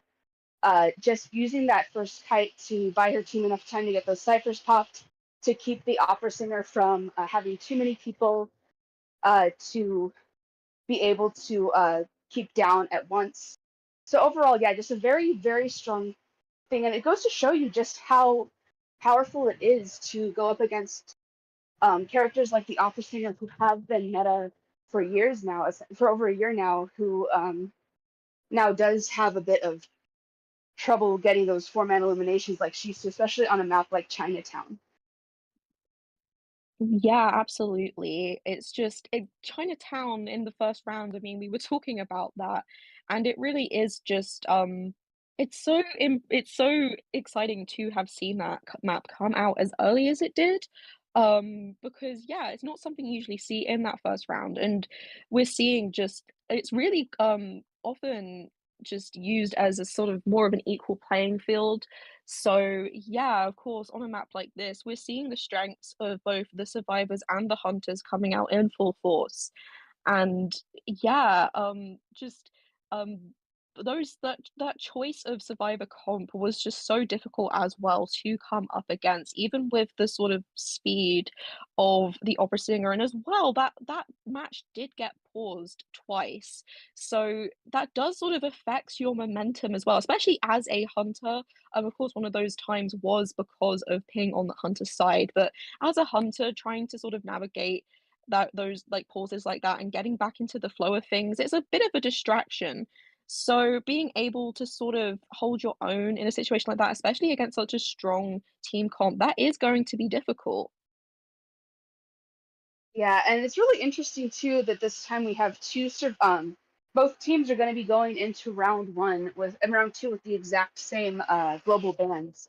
We have both the antiquarian and puppeteer band going forward. So those neither of those characters will be able to be utilized by either team, which is very unfortunate because we did see, especially with the puppeteer, just how powerfully he can be utilized to just go ahead and kite, buy time for that hunter, just be a regular nuisance with those with his very slow picking of taking of chip damage with that puppet, or being able to heal those chips with his team. Just overall, there's so much you can do, so much prolonging. I mean, that could have very well have been a 3-man escape rather than a draw if it hadn't just been for that last second double hit the opera singer was able to pull off.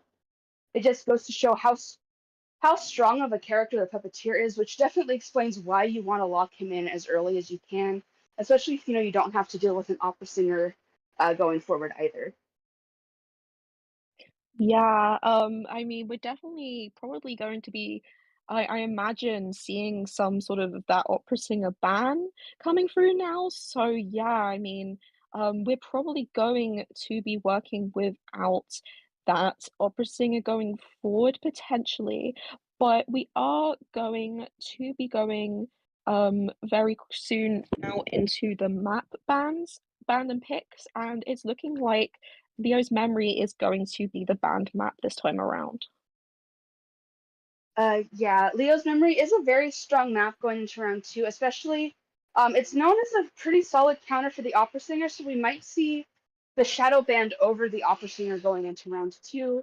And of course, we are dealing with different hunters. I mean, we haven't had a substitution either, so the FNE.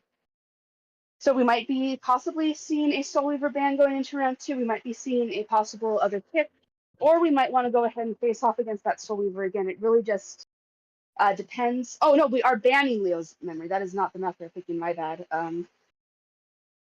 Yeah, it makes a lot of sense, especially if you don't want to deal with a shadow. The Leo's Memory is a very good map to get out of the way at this point in the game. But we are going to, it seems, be on Red Church. So we are going to be on Red Church here with FNE choosing that map. It's definitely going to be interesting. There are going to be no substitution, so that means Fafa will be hunting again. So definitely interesting. We will probably be seeing something other than that Soul Weaver from Fafa if that Soul Weaver gets banned, which means we might be seeing some of that shadow, some of that opera singer on this map. So definitely an understandable pick from the side of Effany. Yeah, overall, Red Church is known as one of the strongest maps for the Shadow right now. It's also pretty strong for several other hunters too. She is arguably just one of the best for this map. There are some things that the Opera Singer can get stuck on, but the Shadow is able to have pretty significant map control throughout this entire area. And if you aren't careful, this is a very easy map for things to snowball when it comes to the Opera Singer. Remember, we do have the Antiquarian and Puppeteer as our very first global bans, which means we'll be seeing 2 other survivors banned and 2 more survivors joining the global ban list. And remember, the further we go on, the more global bans we will no longer be seeing. So it really just depends on what we anticipate the hunter playing and what we anticipate the survivors trying to counter comp. But we are going to start off with both a dancer and painter band going into our band picks for the first half of round two. I mean, with that painter getting banned, maybe we will be seeing that shadow, but then again, we saw that painter getting banned last time, so maybe we're just not in the mood to be seeing a painter overall.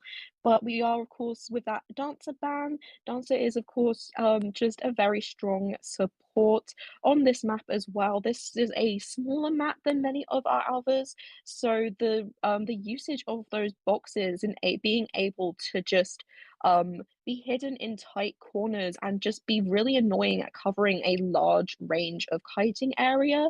Not wanting to see that on Red Church is also quite an understandable choice. Of course, Dancer in general is just a very versatile survivor. So yeah, a good ban, I would say. Definitely an interesting one to be getting out of the way first as well. Yeah, overall, it does feel like these painter bans might be starting to be a bit targeted. I get the feeling we might be wanting to avoid a specific painter main on divorced women. Uh, it would definitely explain wanting to ban that painter twice, or it's just a specific survivor that Fafa does not care for. We will just have to see, depending on who gets which hunter gets banned, how the rest of the ban picks are going to go. But we are going to go ahead and lock in our first 2 survivors for the global ban for round 2 for divorced women, and that will be the perfumer and the coordinator. Now, the coordinator does make a lot of sense. This is a very good map for her. A lot of windows to vault over to get those to get those vaulting buffs, those kiting buffs. That stun can definitely be useful, but unfortunately, with all the walls here, it could definitely blow up in her face, quite literally. But we do have the perfumer too is definitely one to watch out for, especially with that buff she got a few months back, which basically cuts her recall time in half when it comes to going back with that perfume. It's very fun to see that perfumer coming out, especially because she just isn't something you see so frequently anymore. Usually comes out if if there is a dedicated main to her on the team. But of course, in response, that first hunter ban is going to be the Soul Weaver. It makes a lot of sense, and it's just so fun to be able to see a ban like that coming out in this current meta, just leaving both the Shadow and Opera Singer on the table. But what choice do you have? Fafa Soul Weaver is just so strong, and we are as well now going to be banning that Seer. Oh yeah. As we saw last round, Soul Weaver is very very scary when in Fafa's hands. And I think on a map like Red Church, that's also just not very good. You have so many places you can use those webs, so many places you can get those chip hits in. Once you start breaking those walls down, you're able to shoot them over those ledges. Overall, just a very very nasty option to go up against, especially if you're going up against a known Soul Weaver main. With that Seer ban, we are going to respond by locking in the Fire Investigator. He's been a fairly popular pick recently, ever since he's been allowed into tournaments. We've seen him quite a few times here. He's a lot of fun when it comes to kiting, especially in a place like Red Church. He's able to use his airbags throughout these walls, these churches, even the shack area, to really just buy his team and himself some time during kites. Overall, just very fun to see.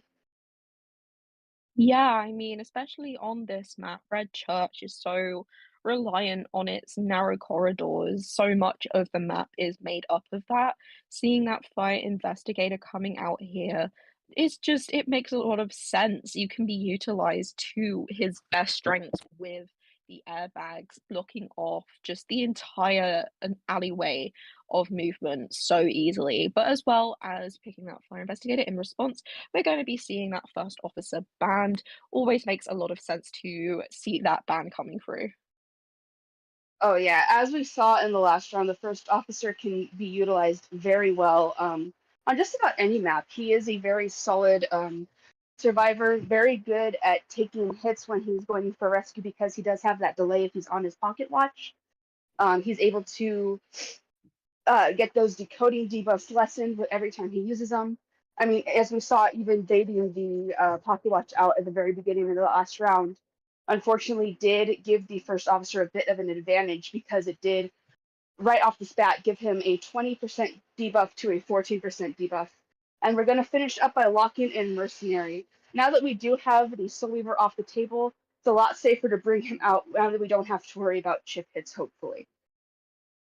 Hopefully not. I mean, of course, yeah, Ivy and Opera Singer are single hit hunters, which of course, when they are just those two sort of hunters at the top of the meta, it really affects as well the kind of survivors we see in that meta. I mean, we saw as well how a lot of those picks that are strong in this current meta weren't quite as strong against that Soul Weaver because of the fact that, of course, Soul Weaver is a chip hunter and her strength, a lot of her strength comes down to that. But in this situation, I feel like our survivors are feeling a little bit more confident that we are going to be seeing one of those two meta hunters. And with that single hit capability, the Mercenary is a safer bet here. Yeah, overall, this is a very strong team. We do have a lot of kiting potential here. Very slight decoding debuffs to worry about either. The coordinator only gets one when someone's on a rocket chair, and the fire investigator, I believe, his decoding has a very slight debuff to it, but it can turn into a very slight buff. Uh, and then the mercenary we know has the arguably the worst decoding on his team, but if he's focused on rescuing people, if he's focused on dealing with other things, that will definitely not have to be something they have to worry about. Just as long as they can keep someone off those rocket chairs, they should have a very solid chance for Cypher Rush. But of course, that does all depend too on which hunter we end up seeing and which who ends up taking the first kite and where, because there are a lot of very dangerous places to keep for a hunter to chase a survivor on this map. Uh-huh. And as well as that, I mean, looking at this team as well, you rightfully mention the decoding, but also the healing. We have the healing debuffs on the perfumer, on the mercenary. So I feel like we're really looking at a team comp here that is just going to really be trying to focus on prolonging a first kite, keeping that first kiter alive as long as possible. But it seems we both need to eat our words a little here about expecting the shadow or the opera singer, and our prayers are also simultaneously going to be answered because Father is bringing out the disciple here. Yay, fantastic. Anne is always a delight to see. I love the disciple. I love her gameplay. She tends to get picked quite often on red shirt. She's very useful, especially if you manage to bring Warp with you. Warp's introduction to the meta has made the disciple even more lethal than she already is. She already is able to cover quite a bit of distance using those cats and using that leap. But with that warp, she basically gets an even longer one all the way across the map. This is a very solid team to be going up against with a disciple. You are able to get those perfumes to try and give those hits away, but the disciple's stuns could always negate those as well. But we do have a lot of survivors built on gaining distance and just trying to avoid that hunter as much as we can, which does make a lot of sense considering that is the name of the game with a disciple is catching up to survivors and taking them out when they're incapacitated. Absolutely. I mean, we do have some strengths here up against that disciple. I mean, considering this is a pick that I imagine wasn't necessarily what we were expecting first and foremost, maybe not, out of the realm of possibility, but still not the top of the list in terms of expectations. This is not a bad comp up against that disciple. I mean, coordinator can stun that disciple right back. Of course, if we are looking at the coordinator on that first kite, the fire investigator has the strength of being able to block the path of where that disciple is going to jump. Of course, as well, though, these are all I am referring to a lot of items that have a limited use, but while they are still in play, those are going to be strengths to be used against that disciple. But of course, as they can't just be used forever, they're going to be strengths that have to be used carefully. So hopefully, we will be seeing some smart item usages here on the side of divorced women. Yeah, there are plenty of opportunities for item use here. I believe out of everyone, only the fire investigator isn't able to pick up new items once you lose them. And there are plenty of chests spread out throughout the area, so items definitely could come in handy. If you're able to get a syringe at the right time, even a decoy. We've seen quite a few decoys used very well throughout. Maybe even a bot to just try and get an extra heal in. Maybe try to get some extra decoding in while you're busy trying to rescue someone. Overall, there's just a lot of potential for survivor utilization in a map like the Red Church, despite its size. Two, there's also the very tight kiting areas, all those walled off areas, trying to just circumvent those straight line dashes that the uh, disciple is capable of. Absolutely, and well, because one of the disciples' biggest strengths as well is that chair camping. Fortunately, we as well have survivors that can circumvent that a little with their rescue capabilities. The coordinator, the mercenary, namely. So even when we're in these tough spots on those chairs, it's looking like as well. It's going. We have things in our toolkit here to sort of manage that with. So if all goes to plan, this is looking like in terms of the base of it, divorced women might have a lot to work with here against Disciple. Yeah, and we are going to get into our map picks now. We have fire investigator spawning in the church. We have coordinator in the reception area, perfumer up in the shack, and mercenary in that middle broken area with disciple spawning in right above him in the back broken area. But we are going to go ahead and get started with our round 2. This is the first half of round 2 of our LA League Finals. FNE hunting, divorced women surviving. I am Juliet. This here is Joey. Good luck to both teams. Good luck to both teams. Now, we are looking at a situation here where the perfumer does not have borrowed time, the rest do. So potentially we might be looking at that perfumer either being a first kite or not interacting with the hunter at all. That is probably the ideal situation we'll be looking at here. But we will be getting straight into it, utilizing that jump just to get forward as fast as possible. And we are here just going to be keeping our eyes very firmly down on that blood trail as we keep track of that perfumer. Yes, the perfumer is taking the kiting up into this very tricky area up near the back gate. We're gonna go ahead and break that pallet right in that corner as the perfumer tries to transition down into the church. We are aiming to get our before we can get a hit in, we do have an airbag from the fire investigator decoding in the church, cutting off the disciple. Even she's not able to squeeze through that little area before she has to go and now chase after the fire investigator instead.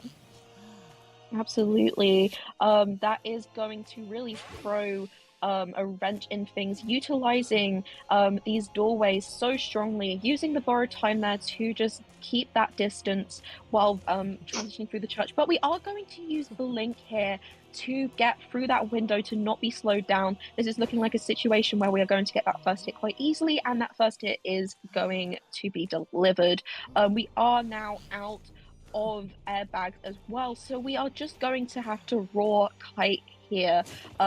So we are just going to be trying to just stay alive as long as possible, managing to throw that pallet down. But with that fast pallet dropping speed, it does not really matter much. We are going to throw down that fire investigator right away.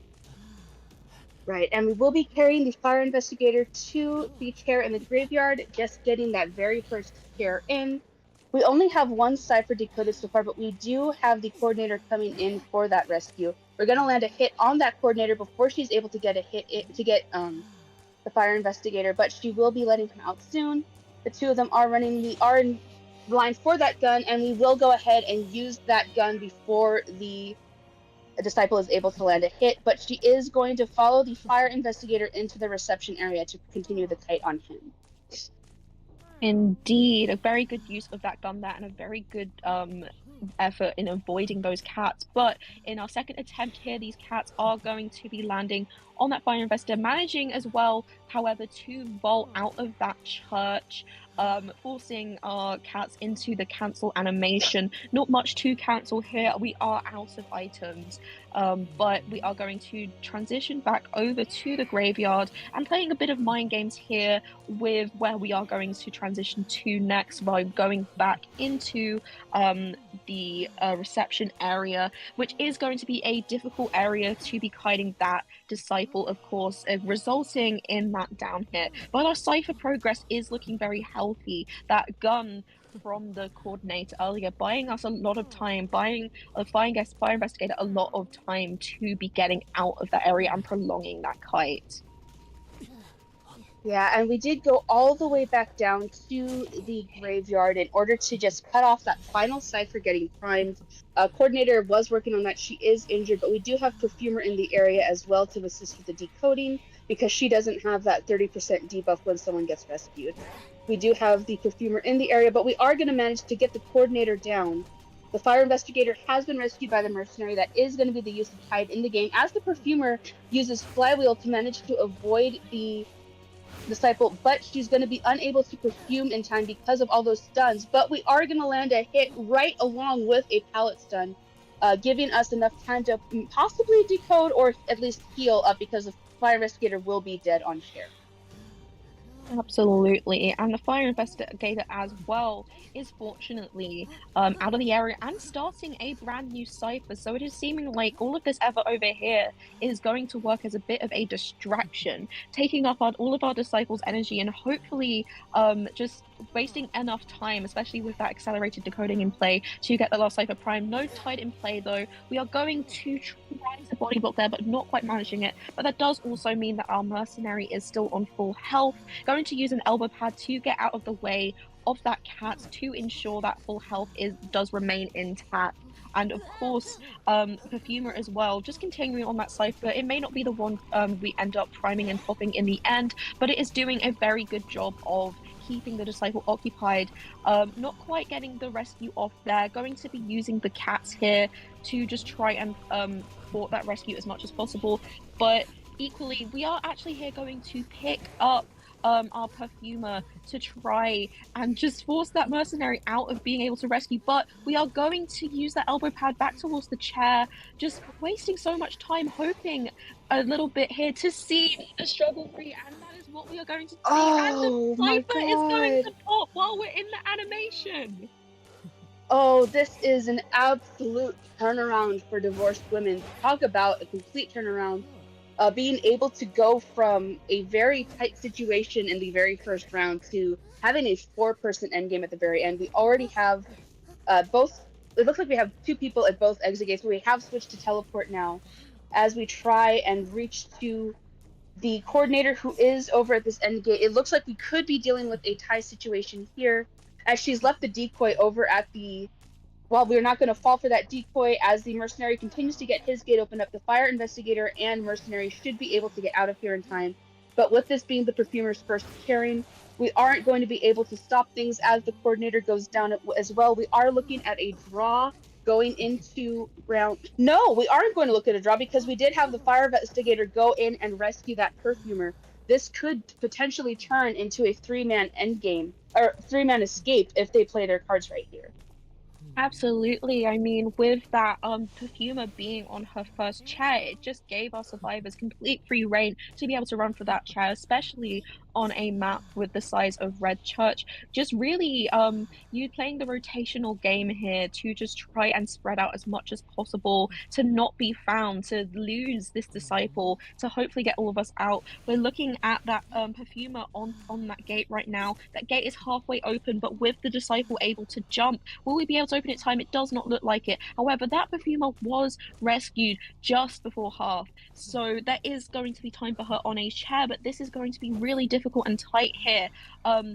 Potentially, we are probably going to be looking at another tie situation, but this all depends on our perfumer and her ability to kite, and she is using this she's using that area so well, but in the end, it really was just stalling. We are going to be looking at a tie here.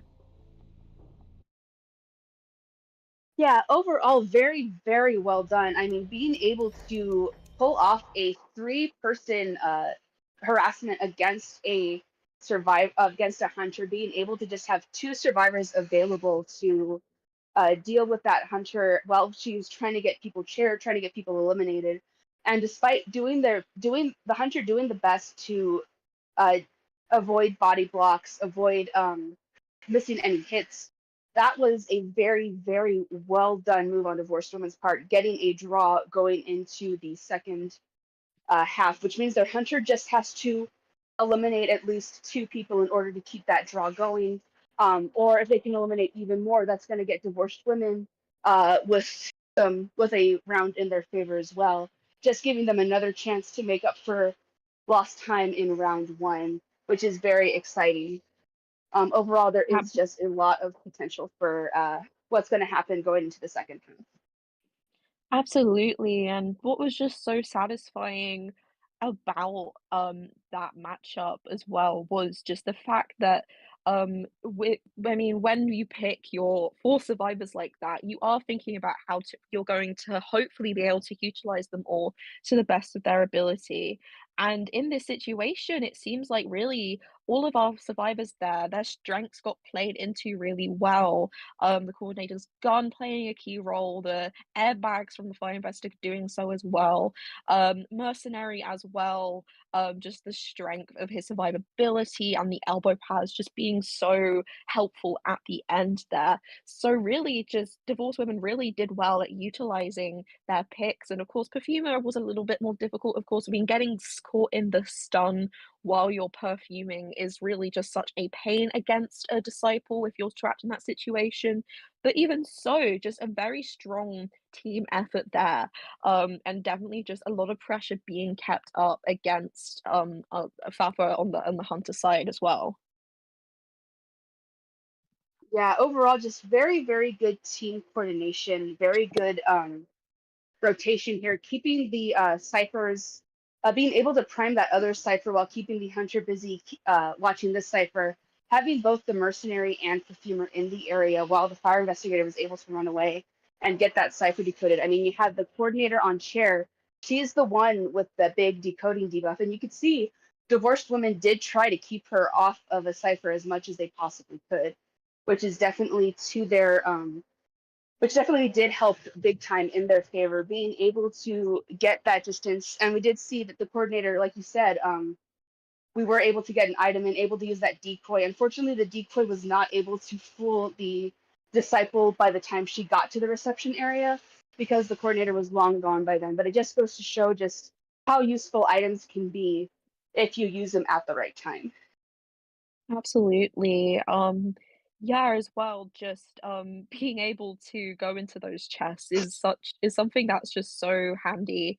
Of course, even though getting that decoy did not do too terribly much to change the trajectory of the match. Just being able to have those chests available to you, you can do some really cool things with what you get out of those chests, especially because I guess the fact what you get out is random is a bit of a double-edged sword in a way because you can, of course, get something that you don't really want to use, but at the same time, the hunter has no idea what you're going to get either. So it really sort of just puts something interesting into a match there. So having survivors with those sort of limited item usage, it makes for some kind of fun moments like that, of course. Yeah, overall, it is just there really is just goes to show just how strong these two teams are against each other. Being able to counter such a strong hunter in round two after going up against them in round one, and even then prolonging the four-man elimination as long as they did. We definitely see some very powerful teams here, very evenly matched teams here. I'm very excited to see what we have looking forward to us in round two. The second half of round two, once we get to it. Again, remember there'll be no substitutions, so everyone that was that played in round one, we will be getting to see again in round two, which is very exciting. Going into the second half, the win conditions just for this round are going to be that if the hunter for divorced women is able to get a draw, we will be automatically tying the round and going into round four. If FNE is able to get 3 or more survivors to escape, that will be a second round win for FNE. And if Divorced Women is able to eliminate more than 3 survivors, that will be a point on the board for Divorced Women, which also guarantees a round 4 match as well. Thank you, Julia. I mean, doing this kind of point working out is something that always hurts my brain, so I'm glad to have your trusty skills on our side here today. Um, but yeah, it's still very much, of course, all to play for. The best of five definitely just it opens up those possibilities so much more. And these teams as well are gonna have to just be playing for that much longer as well. So it's exciting to see how that's playing out and how that affects of course just the resilience of these teams as we keep going. But yeah, I mean, I'm happy we got to see that Disciple coming out. We were both hoping to see some of that. Um, so yeah, being able to see that Disciple, I was very happy with it. Um, just she really just has a lot of strength to her. I mean, with being able to pressure those ciphers, we saw that at the end there. The fact that you could cancel everything a survivor is able to do in terms of interaction can be so strong in pressuring the cipher machines. It did force divorced women to have to start a whole new cipher in order to keep the cipher pressure up. So it really put them in a tighter situation than they might have been in otherwise. And it's just I think that there's something about watching that gameplay that's just really enjoyable. Yeah, that was super fun. Very fun to see just what is happening here. The ways that in a match sometimes strategy has to go completely different. I mean, we went from focusing on Cypher Rush to sending basically our entire team in to disrupt chair and basically pressure the rescue, pressure those downs. just trying to buy enough time for the team, trying to just keep the hunter distracted while we had one person decoding, which ultimately was a very good idea because we did have one of the two survivors who doesn't have a significant debuff decoding. I mean, if we had the mercenary decoding, if we had the coordinator decoding while someone else is on a chair, that match definitely could have gone not as well as it did for divorced women as it did ultimately. Really, there's just so many factors that can happen. But we are going to head into the second half with divorced women hunting, and the first bans are going to be priestess and barmaid. Interesting to see. I mean, Priestess can be very well utilized on this map if you in terms of supporting through um that church area. There can be some very pesky portals being set up if that priestess is positioned in the church, but even so, she is not typically considered one of the strongest on this map. So very interesting to see that ban coming through. It probably, I feel that might say a lot about um what um what our hunter here is expecting FNE survivors to play if given the chance. But of course, that aside, we are going to be locking in the aeroplanist and the cheerleader and banning opera singer. Yeah, no surprises they're banning that opera singer. We did see just how powerful the divorced woman's opera singer was in round one. If honestly, if it just wasn't for the Cypher Rush potential, that could have easily been a four-man elimination. But we are gonna get to definitely, at least we get to see a second hunter brought in by the divorced woman hunter. They did bring, I believe this is the same team that brought Clerk out during the semifinals. So if we do get to see a Clerk on Red Church again from this hunter, I will be very, very happy. But we are going to ban the coordinator and also lock in that psychologist for our third pick.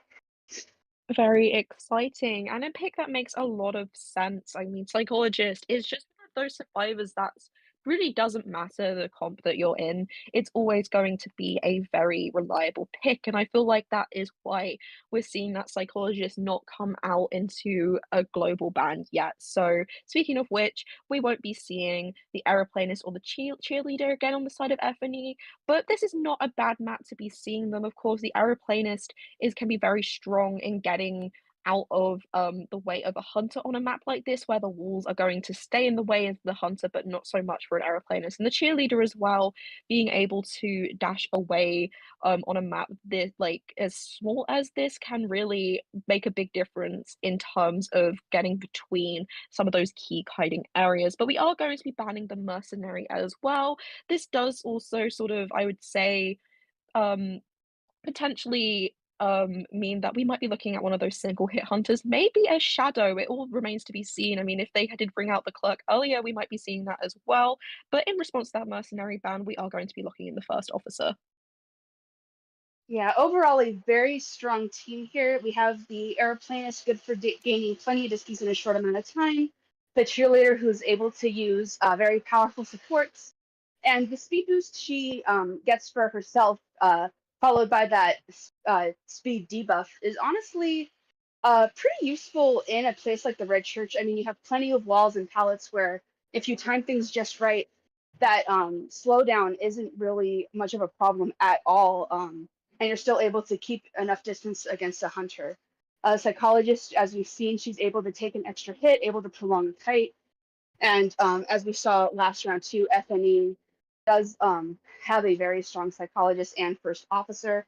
So overall, this is a pretty strong team. Again, not a team with too much decoding debuffs to worry about. This time we do have the cheerleader who does have her own static debuff, but the first officer, as we know, can slowly get his debuff lessened, and the aeroplanist does have a very slight decoding buff that, even though it's only about 3%, it still can be very useful in these situations.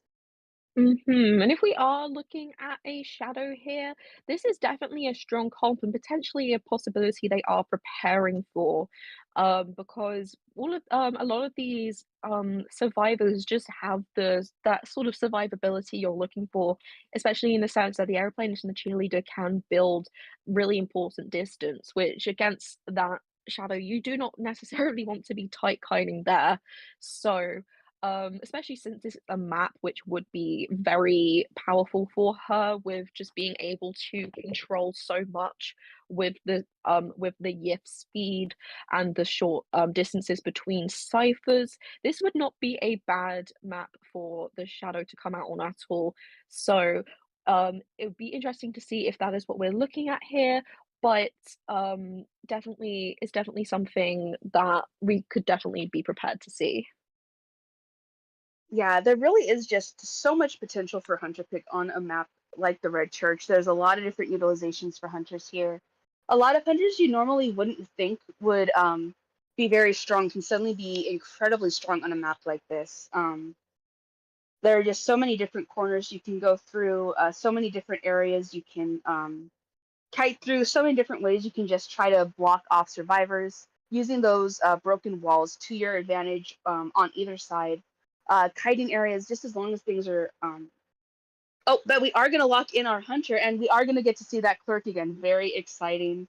Clerk you don't really get to see as often anymore, so anytime I get to see her, I'm super excited for. And we do know the Divorced Women's Hunter has a very strong clerk, especially on Red Church. So they definitely are aiming to close that gap between FNE going into round two. Absolutely. I mean, it's very exciting to see her here. And it just kind of goes to show that really just having a strength in something a bit off meta can just be really, really useful because even if you are sort of known for a different hunter like the clerk, you still just don't want to be caught out in case that meta pick that's left open is gone for. So that really sort of just does do a trick of sort of playing with the minds of the survivors who are trying to lock in their best four picks, keeping their options open. I mean, these are still four strong survivors that against the clerk as well, they are still strong. But of course, I mean, with a clerk, you want to try and just be getting those ciphers decoded as fast as possible. So having a little bit of a decoding debuff on this team is not ideal, but still very strong kiters here. Very sort of a beefy team, which is not necessarily going to be very easy to hunt down, especially because against a clerk, if you can avoid using those pallets, that is always going to be something that is a good going to work out in your favor. And Aeroplanist, Cheerleader, First Officer, those are free survivors that don't necessarily always have to be vaulting or always have to be throwing down pallets to continue kiting a hunter. Yeah, overall, there's just a lot of potential to do some significant damage on this map, especially as a clerk. She is able to monitor several ciphers, able to monitor those exit gates once you get to the end of the game. Just overall, she's able to basically circumvent all of the pallets throughout this map, all of the windows throughout this map, just getting those pallets up, getting them back down, getting blocking off windows to prevent vaulting. Just as long as she's able to use those recordings to her advantage, she can disrupt a lot of kiting, especially in places like the graveyard. I mean, especially in those tight ruin areas right next to the graveyard, over in those god kite areas. There's just so much potential for what the clerk can do. This is going to definitely be a team, like you said, that needs to get that cipher rush going hard if they want to have any hope of circumventing this hunter. And it's also just very exciting to see the clerk come out because it's a hunter with such a unique hit. I mean, the Opera Singer always provides us with very fast-paced gameplay, but ultimately it's a lot of the sort of chase and hit gameplay that we see a lot of the time. With a clerk, it's really exciting to be able to sort of know that we're going to be playing this a bit differently. We have to be thinking about the ciphers, we have to be thinking about how we interact with the environment around us as we kite. A lot of different thought processes kind of go into kiting the clerk successfully. And since she is a hunter that you don't see as frequently anymore, I guess we'll be seeing how well FNE are sort of prepared for going up against that sort of different mindset of kiting.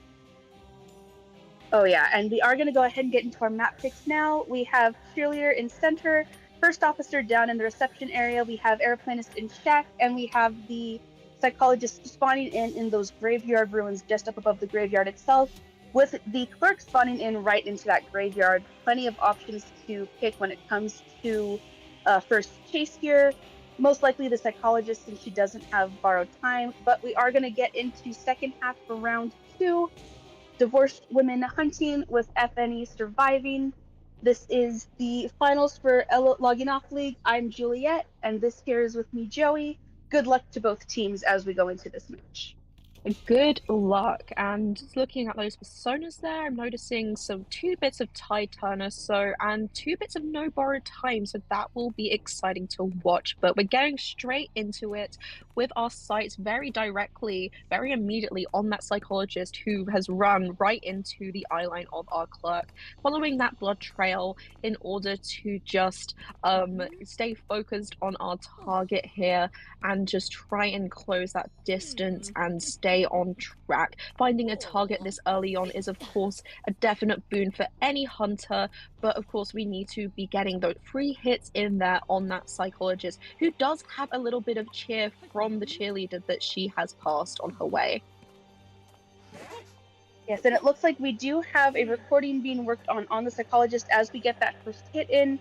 The psychologist is going to continue to just try and kite into the church. She does have her shield slowly going down with that first attack. Meanwhile, the psychologist is going to prevent her from vaulting over the window, but a flywheel is unfortunately not timed enough to avoid that first hit, or that second hit, as the clerk is moving into half presence as we kite into that graveyard. Absolutely, and we are in a strong kiting area here, but it's strong because of those pallets. So with all these recordings being used, it is just going to make things that much more difficult for the psychologist, who feels the effects of it going down right away. I mean, in a map like this where the pallets are so much of what's to your advantage, kiting a clerk here is going to be very difficult indeed, and we're going to see as well how the Cypher Rush is very difficult indeed here, as we put the pressure on those Cyphers right away. We are still at 5 Cyphers remaining, but we are also going to have the first officer here in the area shaking that watch, going in to just try and get that rescue in, but take time with it as well, because we are really in a position here where time needs to be wasted. Oh, but the first officer is going to unfortunately get a hit in right as the clerk, as it closes the pallet on the clerk. But he is able to rescue the psychologist as the clerk smashes that pallet, continuing the chase against the psychologist in the graveyard. Just trying to. Oh, we are going to use a recording to get that pallet up as the psychologist goes down, unable to last very long without that borrowed time. Unfortunately, we don't have the psychologist remote healing on the board, but we do have very decent cipher progress so far. We have 2 ciphers decoded, with another being blocked off currently, as the clerk continues to just monitor the area. She does have tinnitus because we do have the aeroplanist coming in for the second rescue, going to be using the second use of Tide in the game. That does leave the cheerleader as the only one decoding for the time being, which could be a problem since she does have that debuff, but we are going to rescue the psychologist the second time once that psychologist goes down, and she does get that final hit, so she will be being sent back to Manor once she is down for the final time. Fortunately, with that Tide Turner, of course, we are seeing the effects of it. We are wasting valuable time here. That hit did go on while there was still quite a bit time left on the Tide Turner, so we are just keeping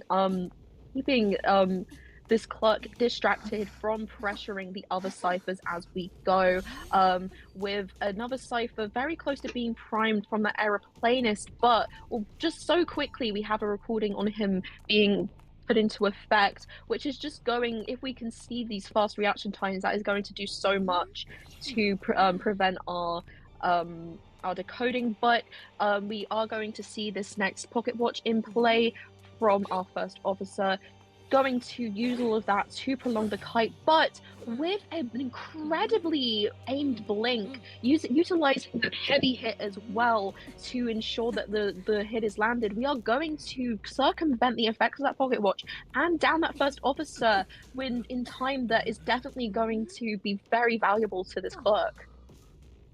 Yeah, overall, this is not the greatest position for FNE survivors to be in right now. 2 ciphers remaining with one of the 2 people on the map, still having one of the strongest decoding debuffs on the team still. The first officer has lessened his, but as he is on the chair, that is going to cause him problems. But we do have the advantage because the first officer does have that prolonged chair time that does buy his team some more time to get in and get that rescue. We are going to continue to pursue the first officer. Remember, we no longer have any more tides on the map, and we are going to down that first officer. Excellent use of these heavy hits from this clerk. You could really tell that this is a hunter that knows this hitbox like the back of their hand. But we are going to see a basement cherry now, which is not good at all. We might be seeing that first officer sold on chair as the team just tries to decode as best as they can. Remember, they have to get at least 2 people out the gate in order to just draw, to just make sure this round is a draw. If the first officer is eliminated, that will definitely tie things up and prevent divorced women from losing this round. And any more survivors eliminated will guarantee this is a win for them, as the cheerleader is now going to be the one coming in for this rescue, or at least taking up the kite while the aeroplanist tries his best to decode. We are looking at a situation here where these ciphers are just going to continue to be pressured, because of course our clerk's ability to pressure ciphers. This is going to be a lot more complicated than just decoding while she's distracted, but we are going to get a hit in on that aeroplanist. Despite the use of the jetpack, we do still have 1 jetpack remaining, but we are managing to, while chasing our aeroplanist, to pop the 1 cipher, and while we transition out of the area, giving our aeroplanist a little bit of cheer to work with, going to use that jetpack in order to get away, but using a recording of the clerk to prevent him from bolting. Unfortunately, we are going to go down here. A very just scary usage of that recording to prevent aeroplanists from kiting further, and our sights are going to be set on that final cipher, on that cheerleader, while we leave the aeroplanist behind on the ground in reception. Yeah, it looks like we are heading into a slug situation here. The aeroplanist is almost fully healed. Remember, he does not have borrowed time, but the cheerleader does. But we are going to manage to land a pallet stun on that clerk as the cheerleader continues this kite, just trying to buy enough time for the aeroplanist to get ready to get primed to heal up and potentially take over that cipher if he's able to transition into that area. The cheerleader is slowed down, but we aren't going to be able to block off the window before she's able to get through. That is going to be a bit of a problem, especially as she's currently kiting at full health. And the aeroplanist has self-healed, but we are going to land a hit on that cheerleader as the aeroplanist finds a perfume in a chest over down by the reception. He is out of self-heal, so it will just depend on how long the cheerleader can rock kite for and if he'll be able to get to that prime cipher in time.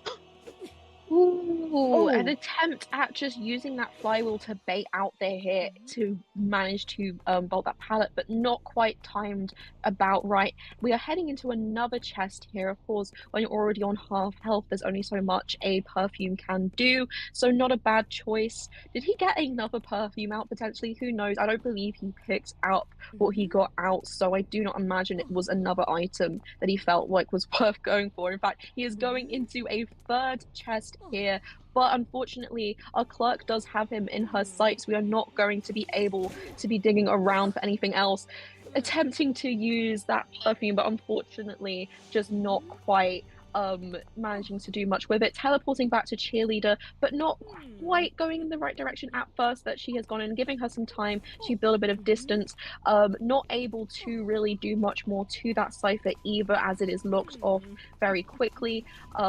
Going to just keep patrolling this area. Of course, as you mentioned, aeroplanes cannot get back up now, so this is all up to our cheerleader and how long she can really keep going, and if she can get over to our aeroplanist, which I do imagine will be very hard.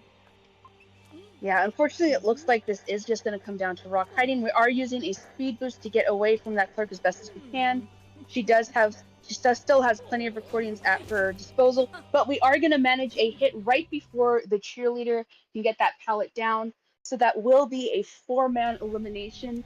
We are now completely tied in both scores and round wins.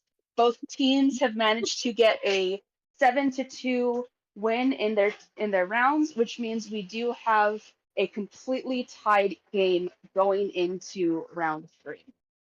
And how exciting is that? You do not often see it where teams are just at such equal points going into that third round. There is not a lead at all. We have completely equalized.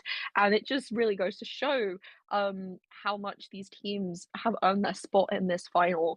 And just, I believe so much of this really is coming down to these interesting picks. And I say interesting in a way where it's just so fun because seeing that clerk come back out, it really did just it froze a spanner in the works, even though of course we've seen this clerk coming out in the competition previously. The same can be said for Fafa Soulweaver, but because of this there's so much strength being in the knowledge of how to utilize these off meta hunters, it's really shaking things up. And yeah, I mean, as well, I would say that match kind of the way it played out was just so good for the clerk in finding that psychologist so early, because just being able to chase the one survivor that has to raw kite, that has to use those pallets and those bowling areas when you are the clerk is such a boon. So as well, that a lot of luck was involved, and thankfully we found that psychologist first. We tracked down that psychologist first, and it definitely put Luo in a good leading position there. Oh yeah, for sure. It's gonna be fun going into round three with a bit of a equal footing, a bit of a clean slate, especially as we do have a new hunter for FNE. We have swapped out Fafa for Killer Boss.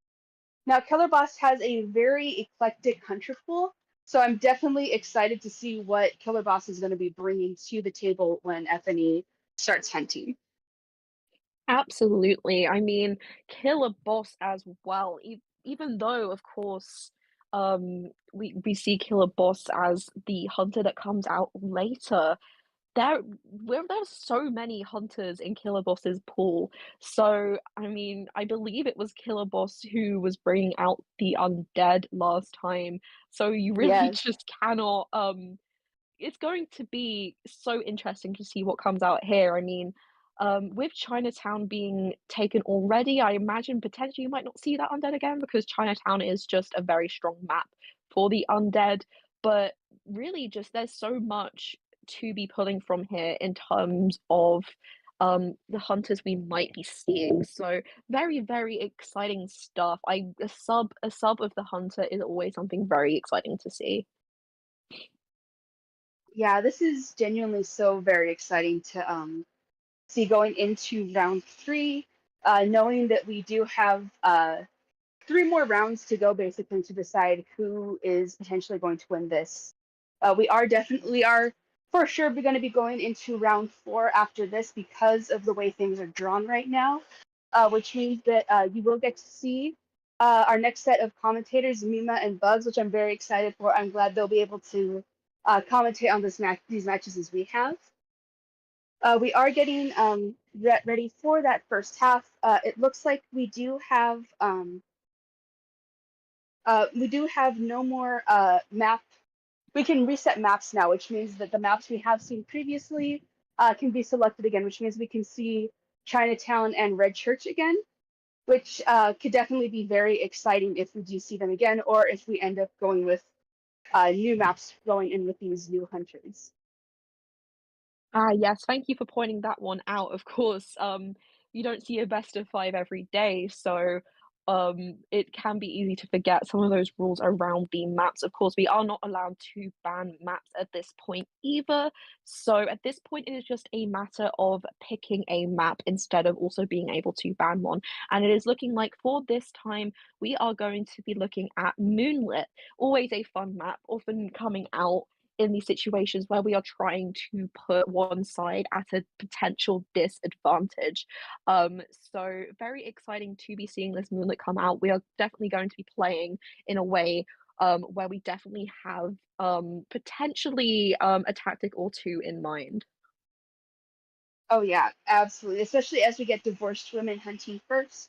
As we've seen, there is quite a bit of a wide hunter pool on both sides here.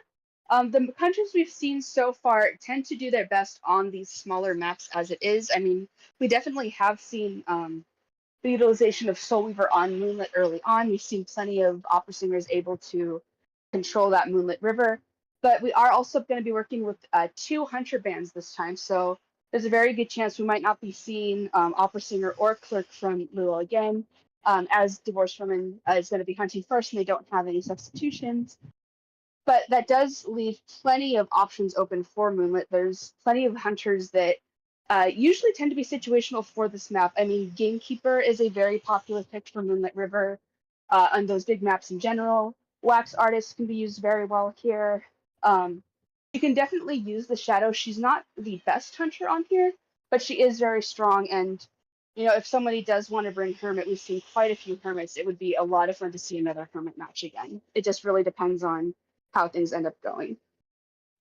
Absolutely. But as a reminder, we are going to be looking at global bans of the Antiquarian, the Puppeteer, the Cheerleader, and the Aeroplanist. So we will not be seeing those two coming out again.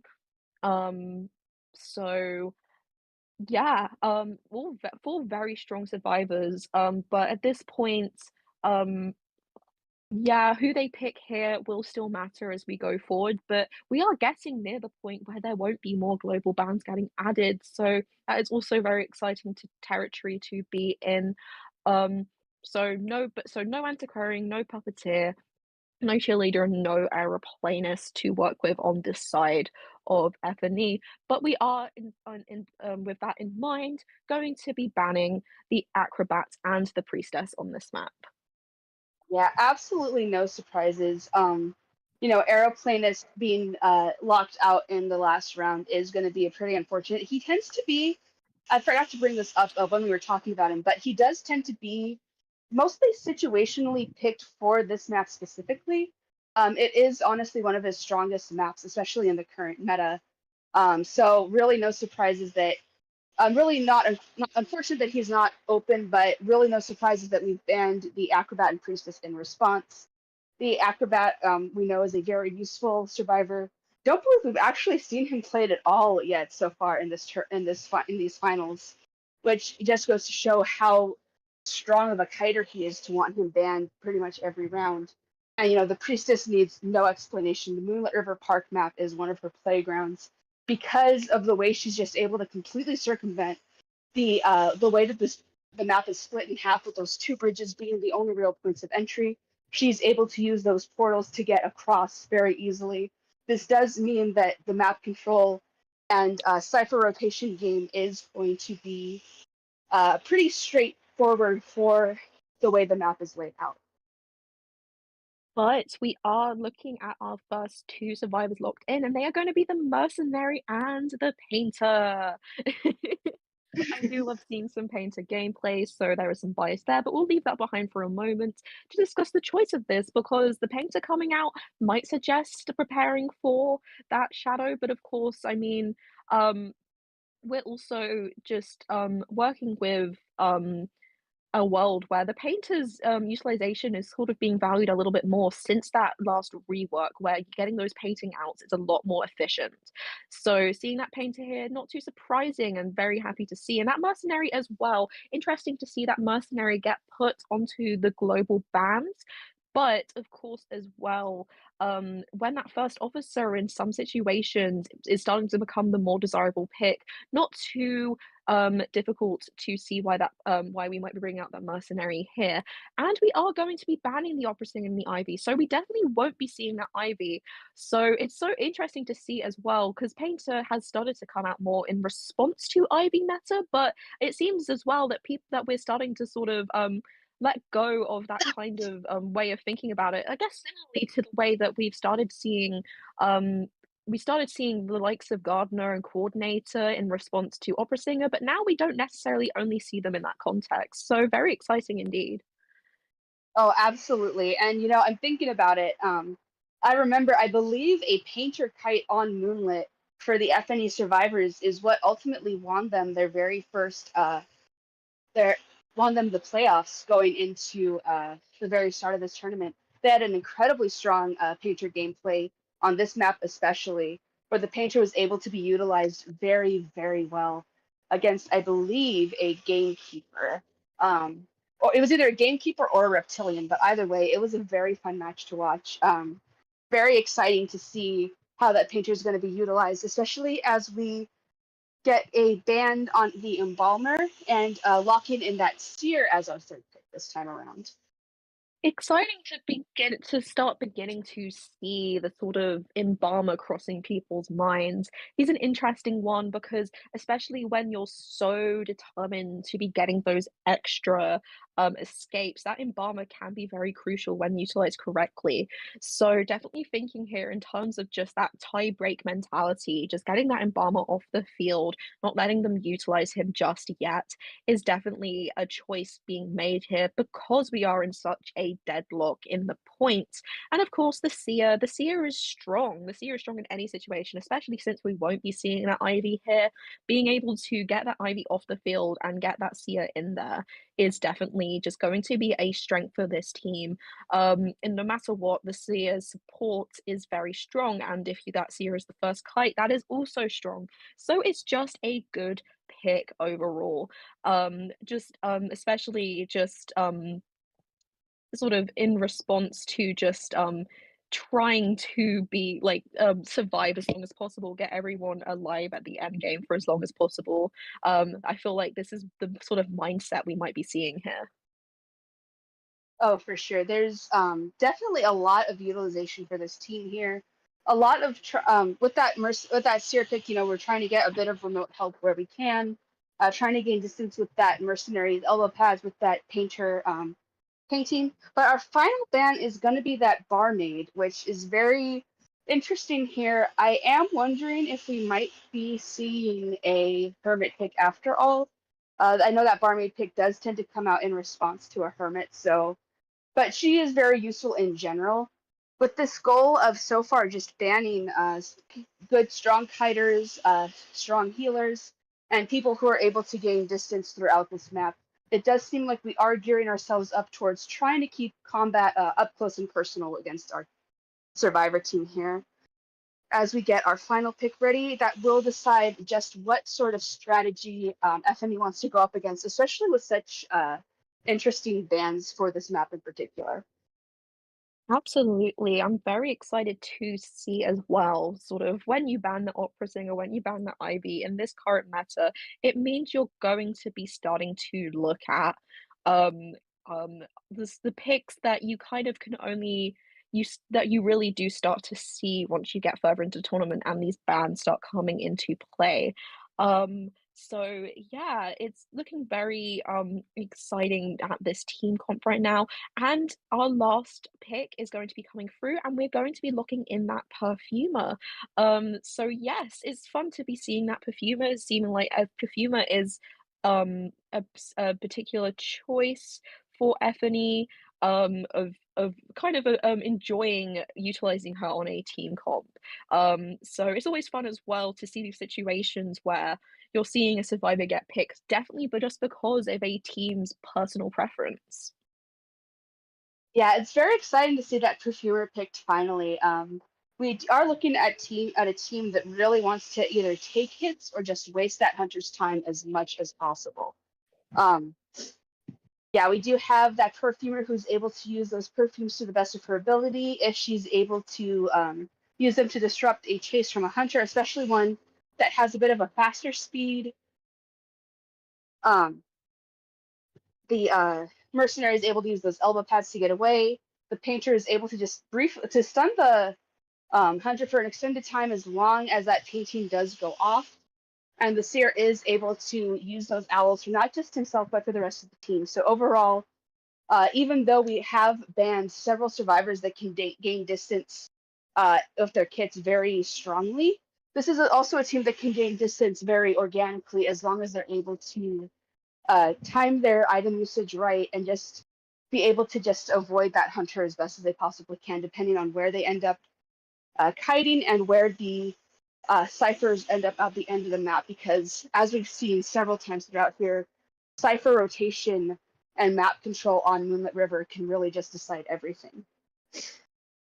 Yeah, I mean, as well, no matter the hunter that does come out here, this is a well-rounded team. So this does feel as well like something that is fair. There's fairly safe picks. We're looking at a situation here where we're going to just be trying to balance our teams and play into the strengths of the map as well. I mean, I've noticed Mercenary does seem to come out quite frequently when it's Moonlit River Park, partly because it is such a big map. Being able to use those elbow pads to get from potentially that first stop all the way over to second to do a rescue, that can be such a clutch at certain points in time.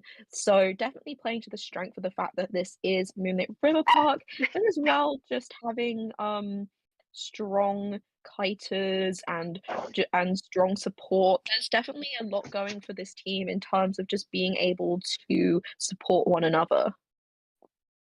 Yeah, overall, this is a very, very fun team. Definitely a bit of an unconventional team. I mean, you usually tend to see the Seer and Mercenary picked fairly often when they aren't being banned, but both the Perfumer and the Painter are very situational survivors. It usually depends on whether or not we're dealing with a specific main for these characters or for the or just overall a situational pick. But we are going to get our Hunter selection in right now, and we are going to go with the Wax Artist. Much like the survivors here, he doesn't really have any super strong map control capabilities. He isn't able to gain distance throughout the map very much, but if he is able to keep survivors waxed off, keep ciphers waxed off, and he is able to use those two-story coaster stops to his advantage when it comes to blocking things off or just disrupting things. So overall, a very strong Hunter pick going into round 3 against a team like this. I mean, of course, Moonlit as well is one of those maps with so much open space. If you get caught in the wrong area and your hunter is a wax artist, it's going to be very difficult to get away unscathed. So just being able to trap survivors, hopefully find a first kite in one of those open areas, it will definitely be a useful thing to just get that early down quite quickly potentially. But of course, we also do have the fact that we do have the Seer here. Being able to provide support with an owl if it's well timed will do a lot to just prevent that early down potentially. The Painter as well does have some strengths against that Wax Artist, just being able to stop that hunter in their tracks when that especially the Wax Artist with that wax, it can just force the wax to stop that progress in its tracks as well, specifically with the painting and being able to make that painting get triggered off in a certain area. And just in general, there's a sort of a push and pull here with the fact that there's strengths on the survivor side, but also this is just still a strong map for Wax Artist. So no matter how much you are able to somewhat counter him with your picks, this is still a strong map for him. So definitely a good choice of Hunter for this map specifically. Yeah, overall, this is going to be a very strong matchup against a pretty solid survivor team and a pretty solid Hunter choice.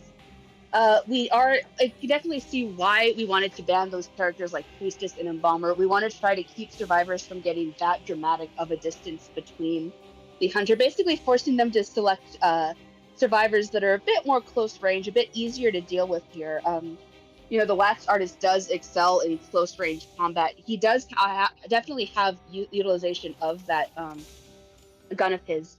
But we are getting into our map picks now. Pretty evenly spread. We have Priestess spawning in up at first stop, Painter down at fourth stop, Mercenary on the Broken Bridge, and we have the Seer spawning in the two-story. Overall, a very solid split here, basically forcing the Wax Artist to decide which side of the map he wants to start on, and he is going to start over by the working carousel down across the bridge from the two-story. But we are getting into the third round. This is going to be the very first half of the third round of our best of 5 matches for Logging Off League's finals. Divorced Women Hunting with FNE surviving. I'm Juliet, and this is Joey commentating here for our third and final rounds with you. Next time it'll be Mima and Bugs, but good luck to both teams. Good luck to both teams. We're cushioned quite nicely here between the Seer and the Painter. Of course, the Mercenary as well, sort of insight should that be what we decide to go for. But No, we are going to be going over to that four-stop. Seems to be a popular first chased area in general in tournament, but we are going to head straight over there, trying to as quickly as possible potentially get that appearance of the wax artist, but just not being close enough yet, managing to keep enough distance. But of course, with this distance, we aren't going to get a painting either.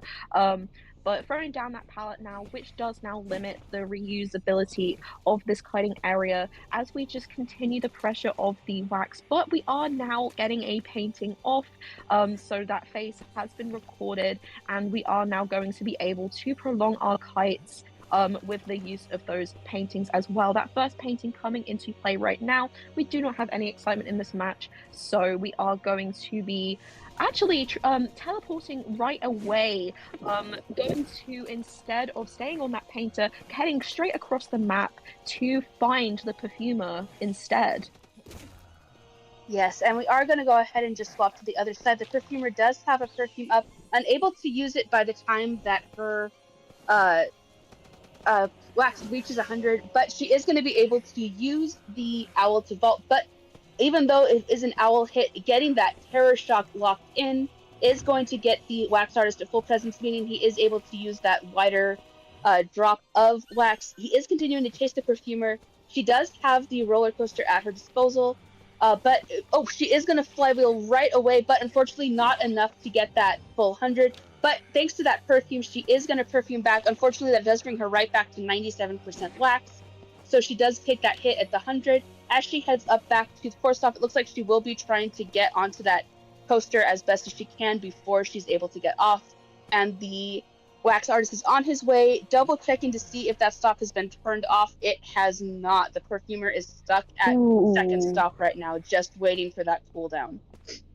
Very, very difficult indeed. I mean, of course, the fact that he teleported over here at all showed quite unpredictable and fast decision making, so difficult to predict he would be over here. But that kite does not last very long there. A lot of open space. I mean, this is one of those open spaces you just don't want to be in against that wax artist coming off that second stop.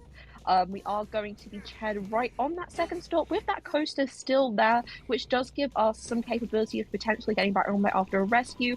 But we are going to wax off that Cypher as well, and we are going to get him hit by that pallet. Of course, a pallet hit does put some wax over onto our mercenary, but we are going to get this rescue off. But with the tide turner in effect, this is a bit of a double-edged sword. We cannot get on the slide, we cannot get on the second stop, so instead all we can do is just use that tide to hopefully just go down in a potentially better area to kite from if we are rescued again. And it looks like everyone is now on the other side of the map. Perfumer has succeeded in getting the wax artist all the way to the side. Everyone is decoding over here. The painter nearly has the final cipher primed. We do have teleport up, which does mean that the wax artist will be able to teleport once those ciphers pop. But we do have Mercenary in the area to get that second rescue. And even though he doesn't have Tide Turner on, Perfumer does have Borrowed Time, which does mean that if she does get downed at this final rescue, that will definitely go to her advantage. But we do have Hot Wax on the Mercenary, trying to just knock him down before he can get that rescue in. But we are going to get the Perfumer rescued as they try to get out of the basement. Really does just depend on who we get that last hit in. We do have a hit on the Mercenary, but we will down the Perfumer. But because of a fall hit, the Perfumer will be going down, and she will be being sent back to the manor. It really just depends on how fast they can get that gate open. But unfortunately, with that teleport, they already anticipating that as the wax artist goes to try to disrupt that exit gate decoding as best as he can. So exciting. Very good job on pressuring that basement.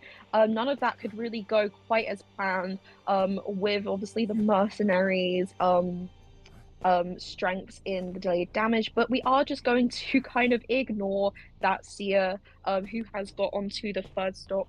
Got to the third stop through the coaster, just heading straight in that direction. There is a painting waiting for our wax artist here, who is going to be drawn into it, disrupting his flow from being able to continue focusing on that painter. Painter will be highlighted in red for that wax artist to see as we are just put that painting down. So it's become a pretty easy target to go straight back onto. Of course, none of the rest of these survivors have been chaired yet, so if they do get chaired, they will have the full chair time to work with. The mercenary able to just continue opening that gate. Having placed 2 of those paintings, we now we have the speed boost of both paintings to work with, which I believe prolong that kite a little bit, but not by too much. But we do have that gate open. Our teleport is on 20 seconds remaining, which will, I imagine, give that seer enough time to open the gate. So this is looking like a tie, and I think everyone seems to know it.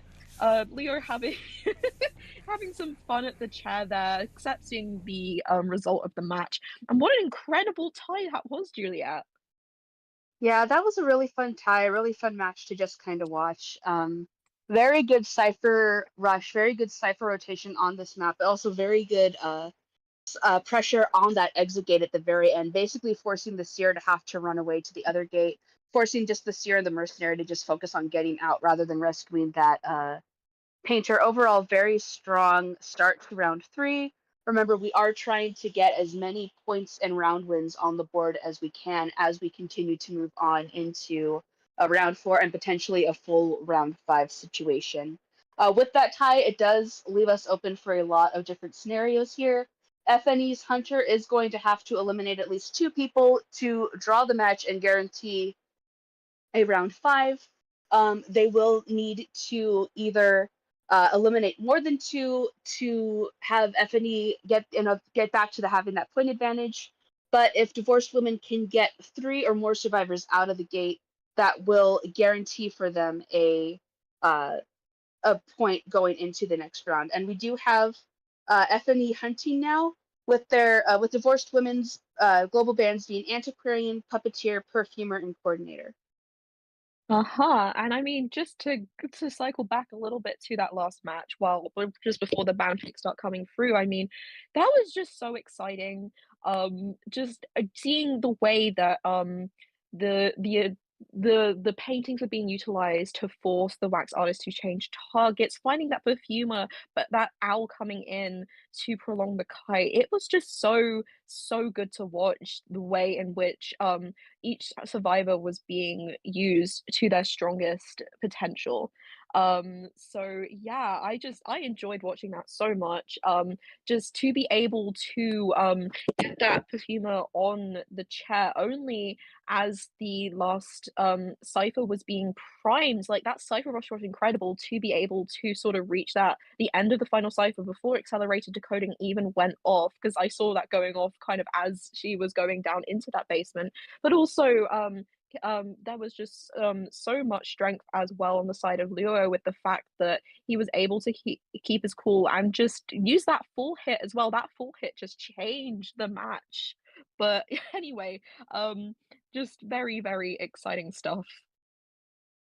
Yeah, overall, very exciting as we move on into the second half of round 3. Remember, FNE is hunting. We have our new hunter killer boss, and we are starting off right off the bat banning that fire investigator and mercenary.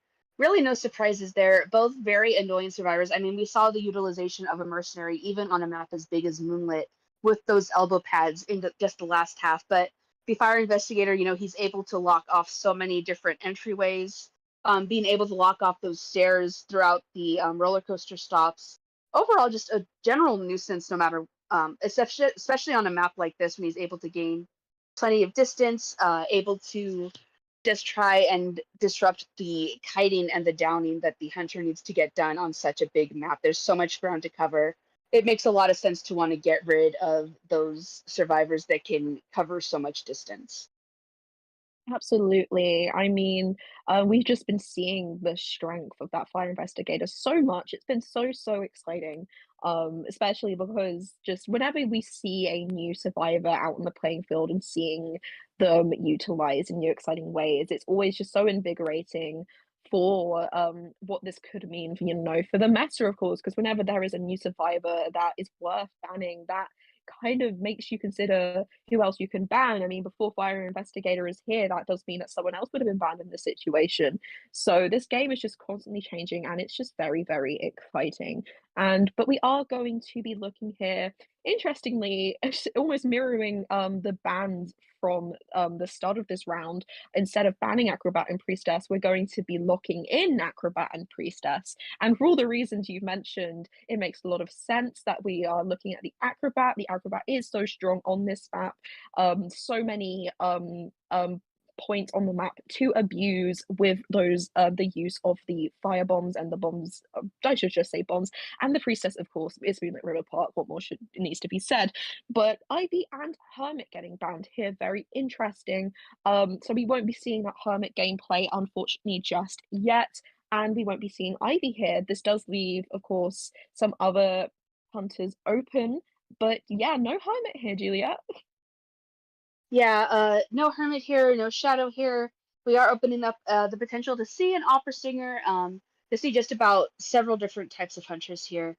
We are gonna go ahead and ban that first officer, just getting a rescue we don't want to deal with off the table right away. We haven't really seen too many third rescue bans in this tournament yet, so really no surprises to see one happening now. First officer can definitely be a nuisance on this map for all the reasons we've seen, um, especially knowing that FNE does have a first officer they do enjoy utilizing. It makes sense that the FNE hunter would want to ban him, just knowing how powerful he can be here. We do have that does leave Mercenary open, that does leave Wildling open, that does also leave Gravekeeper open if we are looking at a potential Gamekeeper pick or even a Disciple pick. Uh, Gravekeeper is a very good hunter, very good survivor for rescuing against certain hunters specifically, again on certain maps specifically. He does tend to be a very stable pick on Moonlit River, so we really wouldn't be too much of a surprise to see him get picked here. And sure enough, we are actually going to see our Gravekeeper locked in as the third survivor and the token rescue on the team. So that'll be a lot of fun. Uh-huh. It's always fun when we see that mercenary and that first officer banned, because you are looking at a situation there, of course, where if they want a rescuer, which most teams will want to have, especially because that you have that kind of reliability there with getting people off of that chair.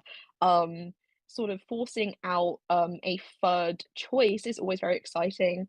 So seeing that Gravekeeper come out, it really goes to show what point of the game we are in, with also these global bans coming into play.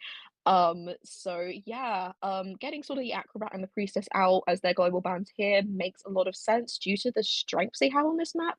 This does, of course, mean as well, though, that they are going to be able to continue utilizing Mercenary and First Officer later, as long as they're not banned. So we'll see how that goes. But speaking of bans, we are as well going to again be banning that Embalmer here.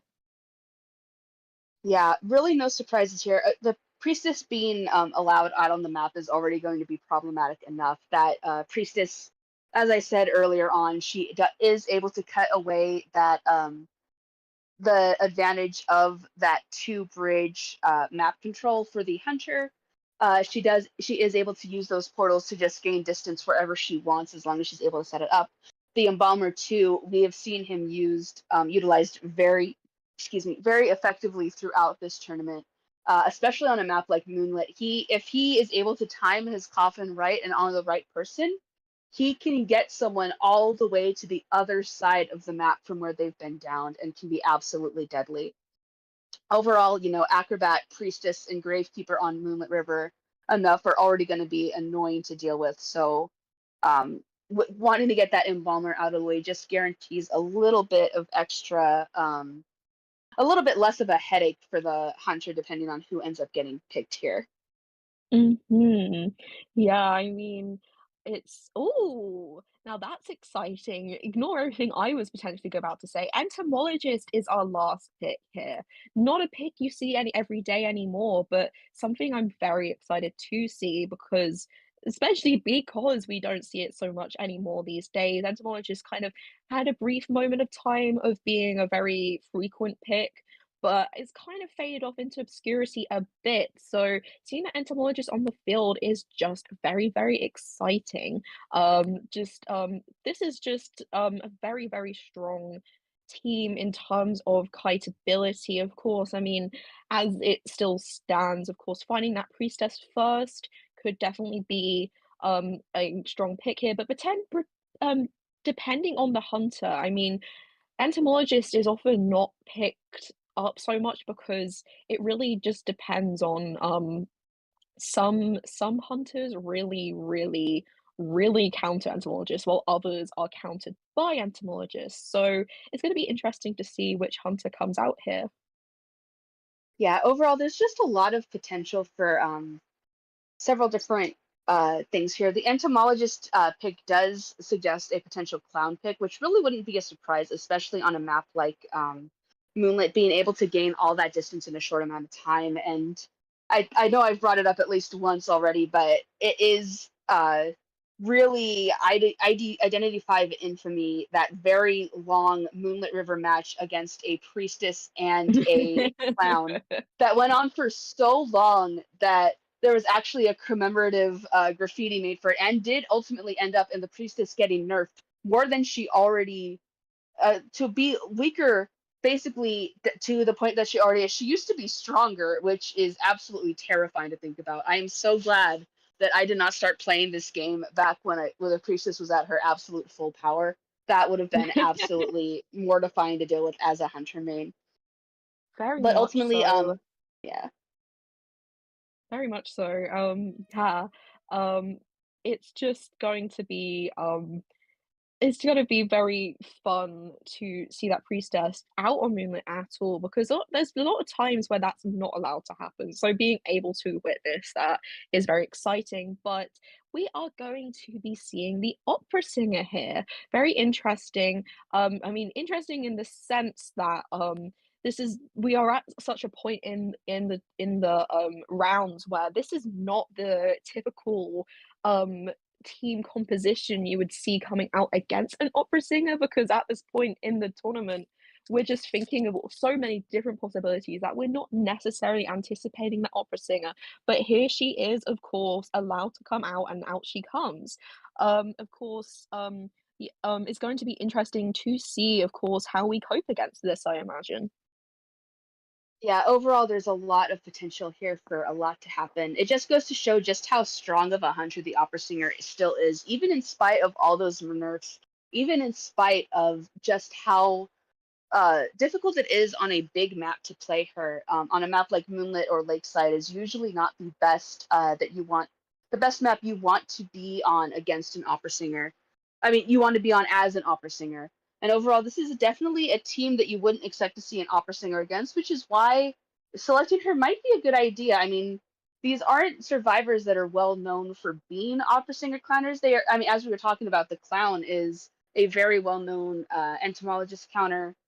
I mean, the entomologist is a very well known clown counter. Gravekeeper is a very well known disciple and gamekeeper counter. So with the opera singer going up against survivors she usually doesn't, that does give us a lot of potential for some very interesting picks. I mean, the acrobat is strong in any situation, but I imagine if this priestess or the entomologist sees a first chase, they might be struggling a bit here. Of course, yeah, the strength of the priestess is going to be in offering support, and in general, I imagine just as an entomologist, you're probably not going to want to be caught in this first chase if you can help it. Those bees will have the potential to slow things down, but with just the speed of the opera singer, you just don't see the entomologist particularly as known to be something you bring out against an opera singer. So it'll be interesting to see how these things play out, especially because, speaking of which, I mean, we do just have these two survivors here that definitely are standing out as weaker for a potential first chase. There's just a lot of potential for things to happen here, and we are getting into our map picks now. Very similar spawn points to the first half, with Acrobat at first stop, Entomologist at fourth, Gravekeeper over in the 2-story, and Priestess on that broken bridge. But this time we do have the Opera Singer spawning in just a space above, over near the second stop, right between the Acrobat and the Priestess. But we are heading into the second half of round 3 of Logging Off League's Best of 5 finals. We have FNE Hunting, Divorced Women Surviving. I am Juliet. This is Joey. This will be our final commentary match for these finals and this tournament. Good luck to both teams. Good luck to both teams, and of course, by that we mean that different commentators will be taking over from us very shortly. But getting straight into it, we are heading straight away with that classic opera singer speed over towards where our priestess is. Not continuing around this broken bridge area forcing our priestess to go into the basement a little bit there, potentially not necessarily on purpose, but also managing as well to break that distance with that, able as well to utilize that last portal that is currently available to her to get this opera singer out of the tent as she goes back into it. Yes, and the priestess is going to continue this fight throughout these ruins over by the circus tent. We are going to manage to get our very first hit in on the priestess as the opera singer speeds in. The priestess has been able to gain a bit of distance. She is continuing to carry this fight through. She currently is about to get her next portal up, but she does get a pallet down. But unfortunately, a blink is going to send the priestess down before she can continue that fight, gain distance against the opera singer with that pallet breaking. So we are going to see the priestess chair first as the opera singer heads into half presence. We don't have any ciphers fully decoded just yet, which does put divorced women in an unfortunate situation going into this first rescue as the Gravekeeper is coming down and the Acrobat is continuing to give tinnitus on this first rescue. Indeed, all things considered, not a bad first chase, but a really good utilization of that blink to just ensure that this next portal can't be utilized. We are going to be going in as the Acrobat as the bees come into play, of course. Entomologist able to support and get those bees just seemingly out of nowhere to force that opera singer back. We do not have any time on the priestess. We also do have a lot of distance built going back into the tent. We are going to do a very long portal shot through here, not quite going back through into the tent through the portal this time, but 3 ciphers remaining. We are seeing the dungeon spawn just here, and with another portal we are going to prolong this kite even longer, with all of these portals just being so essential in keeping our priestess alive in this situation against an opera singer. Yes, very good kite on the priestess's behalf. Very good, just trying to find time for her team. But unfortunately, we are going to see that that vaulting debuff come into play as she gets terror shocked by the opera singer. That will put opera singer all the way to full presence. Pretty dangerous to be at with only 2 ciphers to main, but we do have a 4th one nearly popped. We do have the entomologist on another cipher. They've been able to do very good so far with keeping the Gravekeeper from having to worry about decoding too much, as he does have the strongest decoding debuff on the team. But unfortunately, we have taken Acrobat off of that nearly primed cipher over on this side, but even Entomologist enough area to decode on that other side of the map. She does have, Acrobat has gotten his cipher popped now, as the Entomologist has hers at about 30% of the way. Trying to land a hit. We're not able to reach the priestess just yet, as we get the accelerated decoding live right as the entomologist is trying to get that final cipher pop.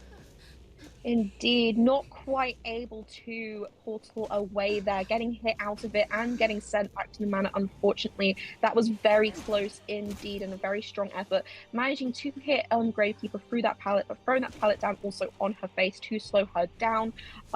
Entomologist over halfway done with that cipher as we are closing in on the Gravekeeper, whose shovel is now back up and is going to utilize that right now in order to buy as much time as possible, but is not going to waste time over here. Killer Boss instead is going to head over to the Acrobat, who is also on half health, still has as well a lot of bombs to utilize, but is not going to utilize them just yet. Is going to go down, but just in time for the cipher to prime. We are looking here going into the end game with our Acrobat being able to kite around where the dungeon is, with bombs remaining to utilize. This is looking a bit dangerous for Killer Boss. Yeah, this could be very dangerous but we are going to actually manage to land a hit in right as the Acrobat attempts to go away. Unfortunately, it looks like the Entomologist is on this side. The Gravekeeper is on this side of the map. We don't have that other map gate decoded just yet. we're going to teleport right onto the entomologist. We still have detention up for another minute and a half. The acrobat, the gravekeeper is in the area coming in for that rescue, but we don't have that gate open just yet. Entomologist, we do have the gate open on this side, so the gravekeeper will be able to escape because he still has that shovel handy. The entomologist is going to be able to escape too. That does bring us to another tie. For the third time in a row, we are still looking at a completely drawn game. Well done to both teams so far as we finish up our best of 3 with still nobody in the lead, nobody ahead in either points or rounds. We are guaranteed to be seeing a round 5 coming up next. Very, very exciting indeed, and such a shame. That bomb did seem to just get a little bit caught on the side of that wall there, which, if that had not happened, that may have continued, and you never know how that would have ended up then. There may have been a bit of a tiebreaker, but as it stands, unfortunately, with that bomb just connecting with the wall, we did see the acrobat going down there, and we are completely tied, as you say, and how exciting that is going into this knowing that we will be seeing the full capacity that the best of 5 can offer us. So very much looking forward to that. It's going to be very, very exciting. But before we head into these next 2 rounds, we are going to just be taking a very, very short break. For the team as much as for everybody else, of course, we are going at it for the long haul here. So everyone, it's so important to just stay hydrated, get something to eat, of course, because you do not want to be going anywhere once we start these matches back up again. Yeah, thank you so much, everybody, for tuning in with us so far. We still have 2 more rounds to go. Very excited to see how they turn out.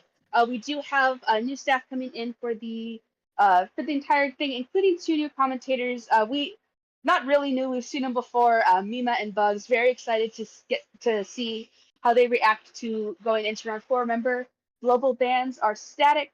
No more global bans will be allowed. Anyone, and then there will be 3 hunter bans. So thank you all for having us. Thank you for such an awesome tournament so far. Thank you for the opportunity to commentate today. Of Going a little course, bit more and thank slowly you just everyone for because it is a watching. wildling. He has the Okay. 27 coaching he wants to work with, 25%. But he is on his boar approaching for the rescue. We are going to see that first hit go through, and we are going to conserve the webs here. So Papa is moving a little bit more slowly, but oh, nicely done dodging that spin there from Wildling. Looking for this rescue before half, but has to be very... To get a terror shot, but we are going to be seeing our coordinator in the area, taking a bit of spit damage there, trying to head over to that psychologist in time, going to dodge the... Oh my god! Dodging the gun rather managed. We are in quite a tricky situation here. We have a, well, even a trickier situation now that we have trying to stay, because Coordinator does still have that gun, so we are being very cautious here. And that gun will go through with the corruption stacking as well. So nicely done for being a lot slower. But oh, nicely done there. Stunning moving cloud right out of that rock. Yeah, I was talking about that at the beginning of the match. I didn't really expect it to happen. Looks like we are going to come through the stuns here. Just trying to delay until after having not trying to fight that bolt here, probably trying to in a way bait that rescue, and is not quite going to be knocked out of that one this time. No, on the second snipe we are going to try and make as much distance as possible, and managing to do that. A beautiful hook off to the side there, beautiful wax to work with here. We're about to reach the maximum amount of wax, so getting the rescue off scot-free is actually going to be rather difficult here, especially if we use the hot wax, which we are about to do. We've got to get the hot wax with going, so now that wax are just going to be difficult for him to catch up there. So if Acrobat's able to sneak it out the gate here, this could be a 3-man escape. Yeah, I mean, we have a bit over 40 seconds to work here of detention, but we are being so careful here, building the distance with that bomb, only on 60 AC, using that flywheel. Oh my god, going to use that flywheel there to ensure that we are not stunned or hit. Going to as well use the ability of the flute to jump over that ledge to make sure we are not hit with the terror shot. That flute is probably going to have a lot of utilization there, but we are going to get that first hit in there, and Arcia is going to as well be healing up.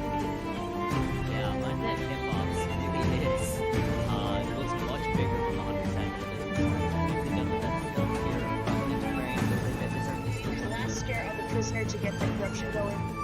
But he's actually gonna stun the shadow as she approaches. Looks like we might have. Oh yeah, the Guardian is gonna be good. Oh!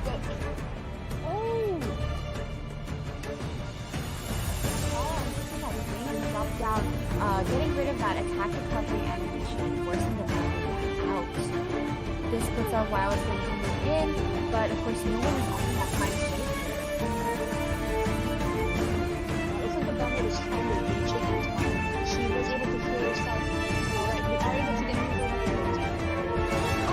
and instead of vaulting, we're going to use a elbow pad fake out the clerk and get that second elbow pad in to try and just gain some more distance. Oh, missed Blink! Oh!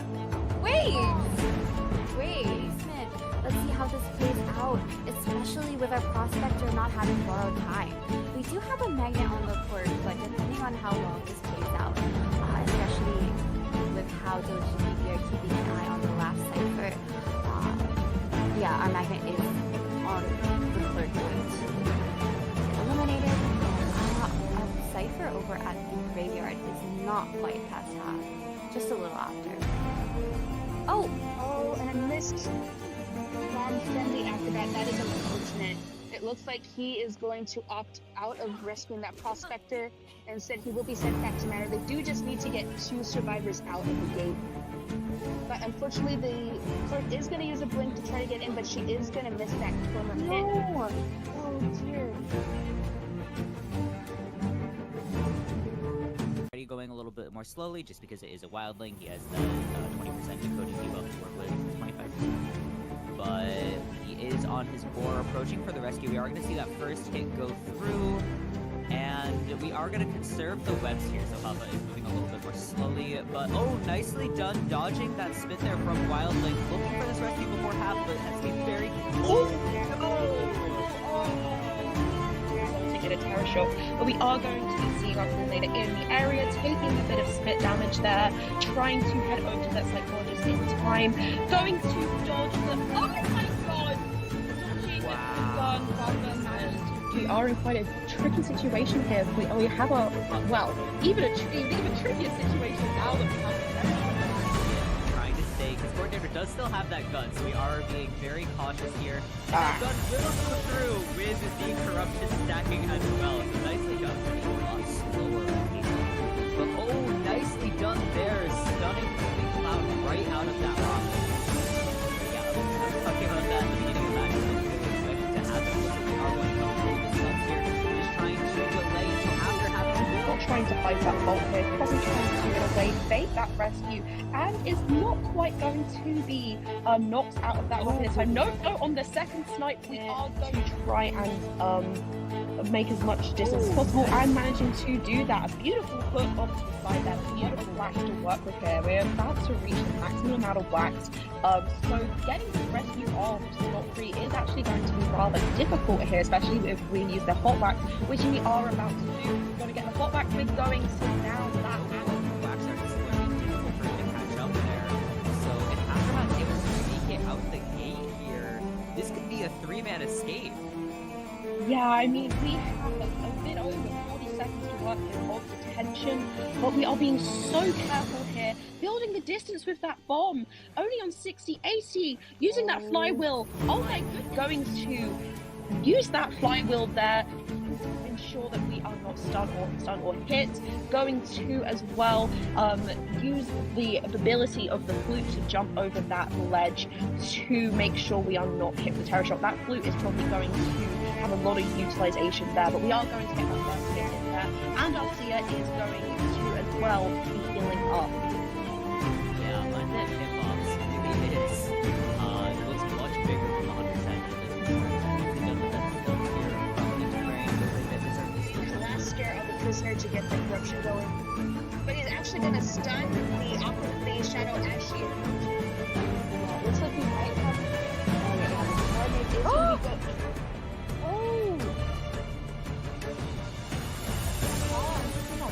Drop down, getting rid of that attack recovery animation and forcing the battle out.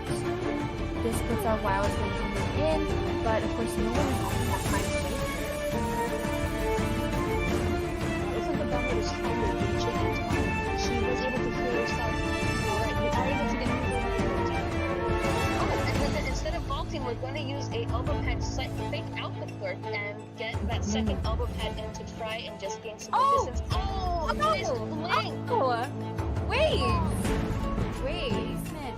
Let's see how this plays out, especially with our prospector not having borrowed time.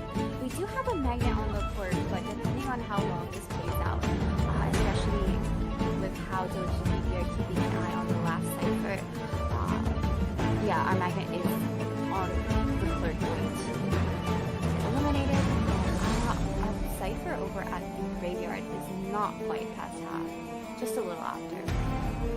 Oh, and I missed from friendly after that. That is unfortunate.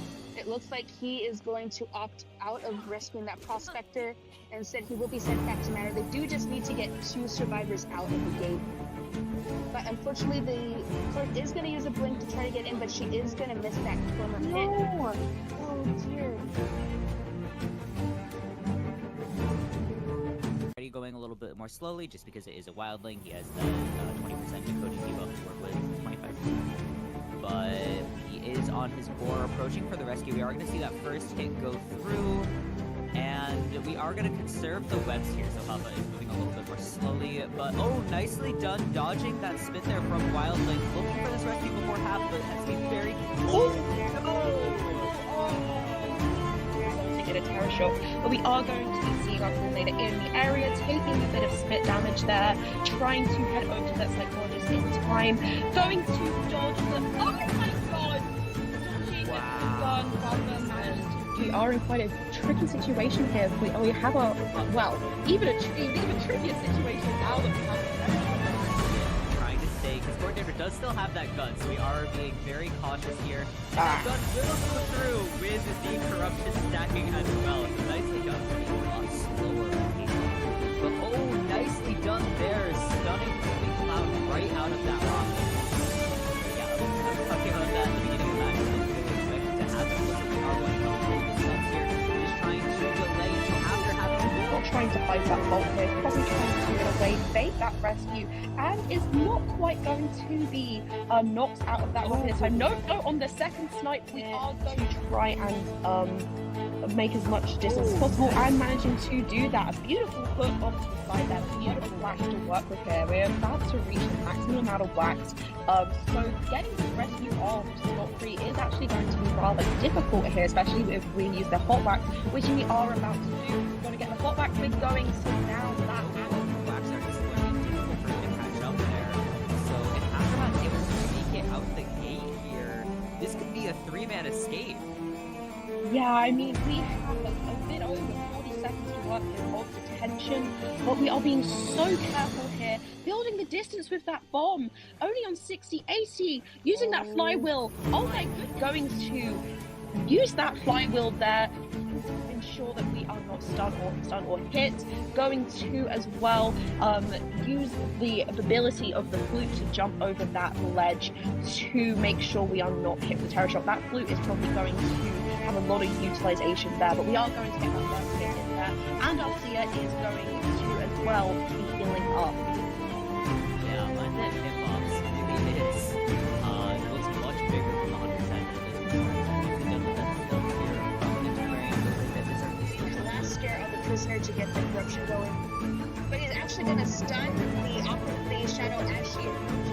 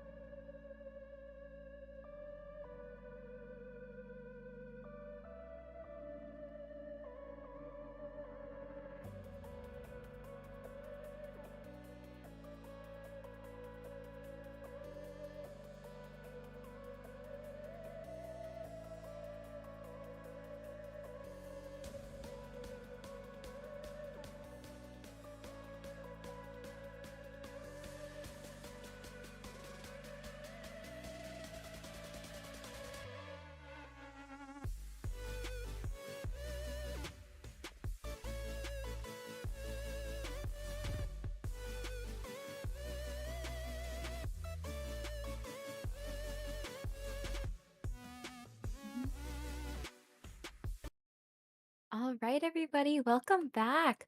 We are continuing our best of five for our day seven finale for our Locking Off League tournament. My name is Mima, and I am joined with Bugs. We are going to be the commentators for round four and five.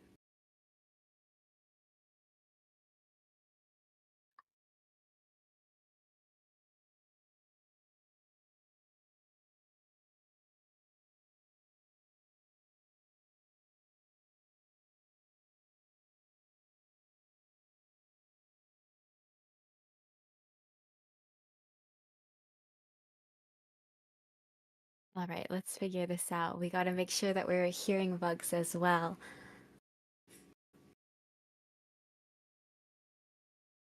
Mm, a little bit of a technical difficulty, but it's good that we're going to get this patched up before we proceed into our band picks.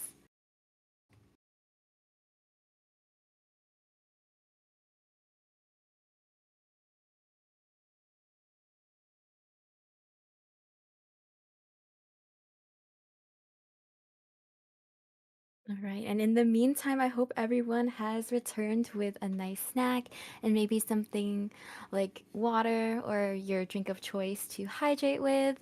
It's good to get settled in now because there's definitely a lot to look forward to moving on into our later rounds.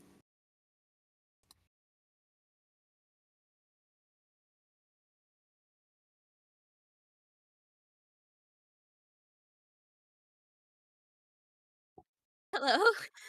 There we go. Oh my god. Hi. So so sorry about that. Yeah, no worries. I'm glad we can finally hear your voice, Bugs. yes. As I was saying, earlier matches were so exciting and so fun to watch that I was like on the edge of my seat. I didn't even know which team to cheer for. I was literally just rooting for whoever's winning at that time. so Oh, that's so true. so I hope that what we have in store for everybody here today is just as exciting. Yeah, for sure. And we are looking at a tie situation in the sense that we have our teams both carrying one win and one draw. So it's really proving that we're really neck and neck now that we've narrowed it down to the final two teams in this tournament. I had a lot of fun watching. I'm not gonna lie. I was ranking and I was watching the tournament as well. Oh, did you Just see like the I had Florian? I did. The Florian using like the airbags to block the church. That was fun. I always love to see fire investigator gameplay. I'm not biased at all, but It was really exciting. I remember I saw that happen and I actually jaw dropped. It was amazing. yeah, Hopefully definitely. we Mhm. have possibly more Florian in store for Mima and uh more exciting action, more fun-filled games for you guys as well. Definitely. We can definitely expect that coming from these two teams here. It's been fun to really watch them go along with this tournament, and they really deserve to be here. So I'm glad that we're finishing off on such a high note as we have been going throughout this tournament. Oh my gosh, tournament. I almost said that Turny. because like tournament. This is what happens when English is not your first language and you're a yapper. But uh, is there any particular characters you're looking to you're going to be manifesting, Bugs? Emil.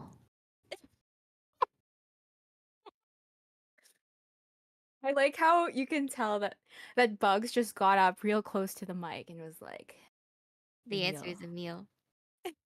Hopefully we'll be seeing some Patient. And happy belated character day to Patient as well. Yeah, happy birthday, Ada and Emil. Can't mention one without the other. Happy birthday to them. Remember Yes. to do their birthday quest because today is the last day that you can get it done. Uh I think yeah, because Monday doesn't count. So Hmm. if you haven't done that already, it would be in your best interest to do so. Yeah, for Um sure. Uh Speaking of Ada and Emil, I do believe our upcoming Essence with them as the A tier skins is going to be releasing this Wednesday along with the next coming Survivor, the Night. Yeah, I'm looking forward to it for a number of reasons. For Emil, for Ada, for having the night out finally. That's gonna be Mhm. so it's gonna be so fun and I can't wait to play him personally. I don't know if I'm gonna get him. I don't know if I'm gonna wail for him, but I am looking forward to him. Definitely. He does look like a very interesting character. I'm really interested in seeing how people utilize him because I've seen a lot of clips so far from people who have access to the test server. But yeah, Mhm. if anyone is planning on whaling or hoping to get lucky, I wish you all the best of luck. Personally, I'm hoping to get that B tier for Florian. His haters can stay mad, but I'm glad he gets an A tier, an accessory, and a B tier all in this season. Haters can stay mad. He definitely kind of deserves it because I think he's kind of climbed his way up. I think it Mhm. was you that retweeted it. He's climbed his way up into being meta. I think he's like the third most picked survivor in IVT right now. So, Yeah, in IVS they released the oh, stats, IBS, and I believe tied with Psychologist, he was the third most chosen. which is So, really crazy considering the skill floor that he has. mhm, definitely. And with that being said, we are going to be moving into our round four first half. At the moment, the scores are currently tied. These teams are very neck and neck. And we are going to be having uh, our FNE Hunter first. It's going to be uh, Pomelo this time. And we are going to be having Ever Sleeping as our locked in map. Ever sleeping. That's a good pick. I like that. Just a reminder of our global bans for our survivors. Uh, we have for divorced women, antiquarian, puppeteer, perfumer, coordinator, acrobat, and priestess. And for F&E, we have antiquarian, puppeteer, airplanist, cheerleader, mercenary, and painter.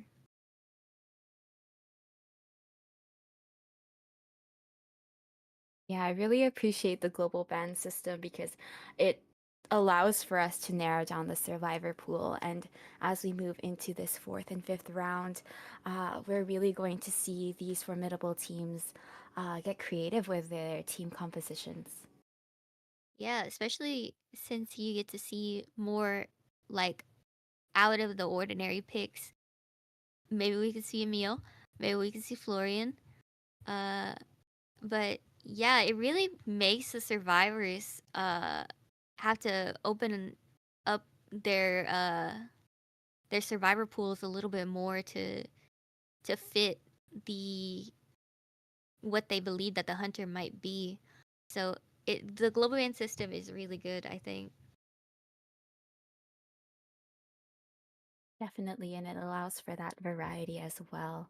Hmm. Uh, I do think that with a map such as Ever Sleeping Town, there's a lot that you can do because of how open it is, and it's I would like to consider it pretty balanced for both factions, and there's other factors into it, like the tram. The tram is always my favorite. I'm not going to Right. say anything about it because every time I do, someone gets run over, but I'm just gonna move on from the topic so as not to manifest it because in the past, just within this tournament alone, it has been like quite the game changer. So you never know, but that's always a possibility. I really have to move on. And it does look like we are going to be having our FNE Hunter first ban the Mercenary and the Fire Investigator. Fair enough. Fair enough. Uh, very reasonable ban considering just how strong Mercenary is with how open the middle area is. He can get from one gate to another very fast. So Mhm. completely, completely understandable. We will have our survivor lock in. Uh, we will be locking in Seer and Barmaid. Definitely a solid duo. You have the barmaid who is able to not just heal herself, but teammates, and there's no need to stay in spot. Seer can also use that owl to remotely protect himself as well as his teammates, and with these skills into consideration, they really work well if you want to guarantee that heal. So it's nice to get them locked in. And we are going to go ahead and have Ivy, Hermit, and Breaking Wheel banned. Definitely understand where these are coming from, especially the Breaking Wheel. With such an open map, uh, it's a really strong area. Like, it's a really strong place for Poland to really get to anywhere, especially if we are going to be harassing these ciphers. They'll really need to watch out for that. Mm-hmm. We will have our third ban coming in on First Officer. Another completely understandable ban considering that he has kind of become a mercenary uh, substitute in recent matches. Mhm. He's very strong and he's very versatile as well because he can both kite as well as pull off some pretty clutch rescues if you can get that the pocket watch tied off. So completely understandable ban. Yeah, and speaking of bans, it does look like we are. Okay, so yes, we banned the first officer, but we are going to be locking in with female dancer.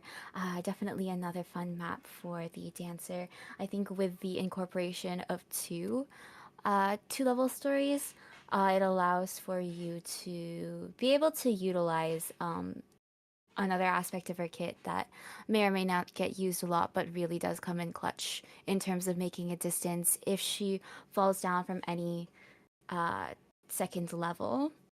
It allows for a bit of a speed boost, and especially on this map where the second stories are close to areas where it's optimal to transition towards, especially the one by the graveyard gate, you can really use it to help you get across and go over to the graveyard. It makes for a solid choice, and the versatility of her music boxes, not just for kiting, but in terms of like healing, decoding, the fast box can definitely help out there, especially uh, if you don't decide to opt for a decoder. I am curious to see if we are going to be locking in as a rescuer. Since we've banned out our primary picks for rescuer, with mercenary and first officer, if you ban one, you tend to get the other. But yeah. Have our final ban coming in. Sorry, I think my mic had a little issue there for a second. Um, I Yes, I see it. We do have our final ban coming in on Aeroplanist.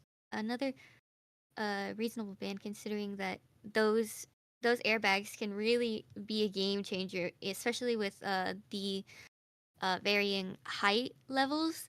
Uh, Such as a situation where the Aeroplanist jetpacks off of uh the staircase to either of the corner houses. So that could be very difficult to deal with. So I'm completely understanding of that ban. And we will have our final lock in be Gravekeeper.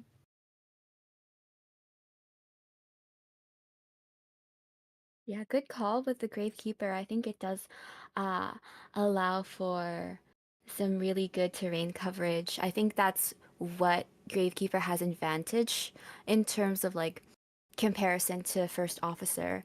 I know that First Officer can be a little bit more sturdy with the rescues due to the pocket watch and the like little bit of tide that you can get to secure your rescue.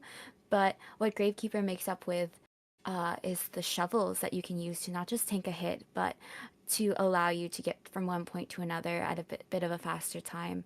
And it really does force the hunter to have to hit you or use one of their abilities if you're not going to get out of your shovel either. So, Mm-hmm. And he's really strong in that, not only for rescuing, body blocking, all that stuff. He's also very strong and not someone you want to be chasing first. He's definitely going to be like if you find the Gravekeeper first, you might as well just change targets. he's slippery and also very annoying to chase. So this is definitely going to be a match where they're going to have to uh, figure out who, because this team has such strong kite potential with, as you said, Dancer, with how she can jump from any level and get her little speed boost. Barmaid, with in tandem with the Seer combo, is definitely going to be a force to be reckoned with. And Seer on his own is even still a very strong kite potential. So definitely this hunter has their work cut out for them. I'm really excited to see who this hunter locks in as because although this is a pretty sturdy team, they do run the risk of getting the hunter to full presence pretty early on if we utilize our resources like our shovels or our Dovlins or the owl. It does bring us to final presence relatively early into the match, and you could opt to not go for that, but with Gravekeeper, if they end up being that first target, uh, you do have the opportunity to not just get some presence off that shovel, but also make the Gravekeeper utilize a little bit of their resource. Of course, there has been that shovel adjustment that does give it a little bit of a like a lifespan, the bar to make up for before the shovel completely expires. So that's definitely another strength that Gravekeeper has as opposed to the first officer, who we did in a previous round see. I believe the first officer used the pocket watch and the hunter quickly moved on to get it out of the way. But speaking of our hunter pick, it does look like our FNE hunter is going to be locking in as gamekeeper. We're gonna have the two GKs. They always do this to me. They know I fumble. We're gonna have to be on a first name basis with So Andrew and Bane.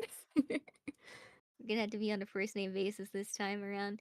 Uh, this hunter pick is definitely uh, uh it's definitely something that can step to, you know? It's the hook can cancel, I believe it can cancel the shovel. I believe it can cancel the owl out, and I believe that uh oh no, they adjusted it. Barmaid no longer, if she takes a chip of damage while her healing drink is going off, it no longer cancels out. But then again, if she is taking the hook hit, she probably is going to get down 20 seconds later. So um, it's definitely going to be an even playing field here, I might say. Yeah, definitely. And I do think that even with this team composition, they have the very good capacity to make a lot of distance on the hunter. You have the dancer with the twirl, and you have Demi with her Dublin base to get that speed boost, and of course you have the Gravekeeper shovels. You can still make up the distance even if you don't end up hooking the survivors. Gamekeeper players are quite formidable when it comes to utilizing that hook, and we've seen a lot of gamekeepers get creative with it as well. Uh, Considering our high stories and basement opportunities, even I find that Ever Sleeping Town in our Ever Sleeping Town matches, we have tram action, yes, but we also have like a lot of basement situations as well. And I think that there are some really interesting strategies that you can opt for when you're using this hook. I do believe we've seen it in previous matchups where the gamekeeper will hook onto the wall and it will be like going down the stairs of the basement and it allows for like a drop down hit. So the versatility does add for more to look out against. Yeah, definitely. And it not just camping, but like cipher control when you get down to one cipher against gamekeeper is kind of uh a force to be reckoned with because he can just trap the cipher on all angles. So it's definitely going to be really interesting to see that come into play. So we definitely have a very exciting match planned out for us here.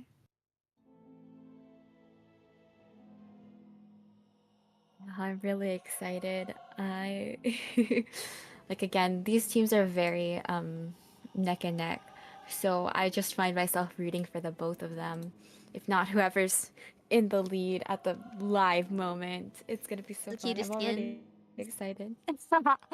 Well, let's see. I do think that Andrew's latest skin, like the red panda one, that's just so cute. A lot of them have really cute skins. I think even Gamekeeper. I really like the one where it's like the Christmas one.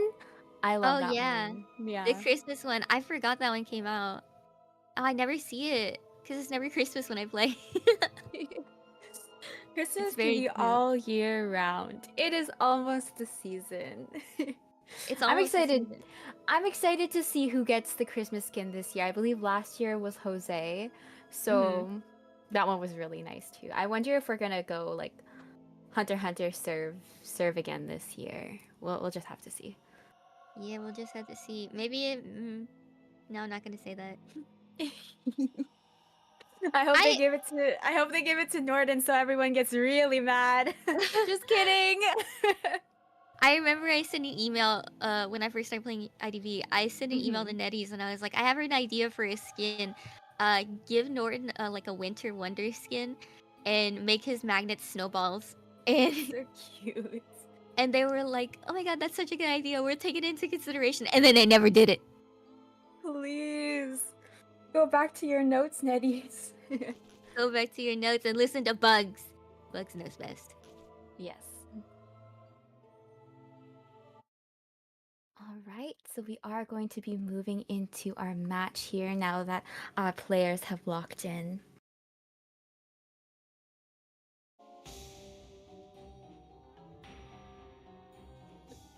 Oh my god, I love this Bane skin. I'm so jealous of anyone who owns it. I don't even play Gamekeeper, but it's just such a nice skin. Oh, the old Battle Pass one? Or not Yes. Battle Pass, Logic Pass. Speaking of, and the female dancer has Animal Terror. I'm definitely not seeing like- in jealousy right now.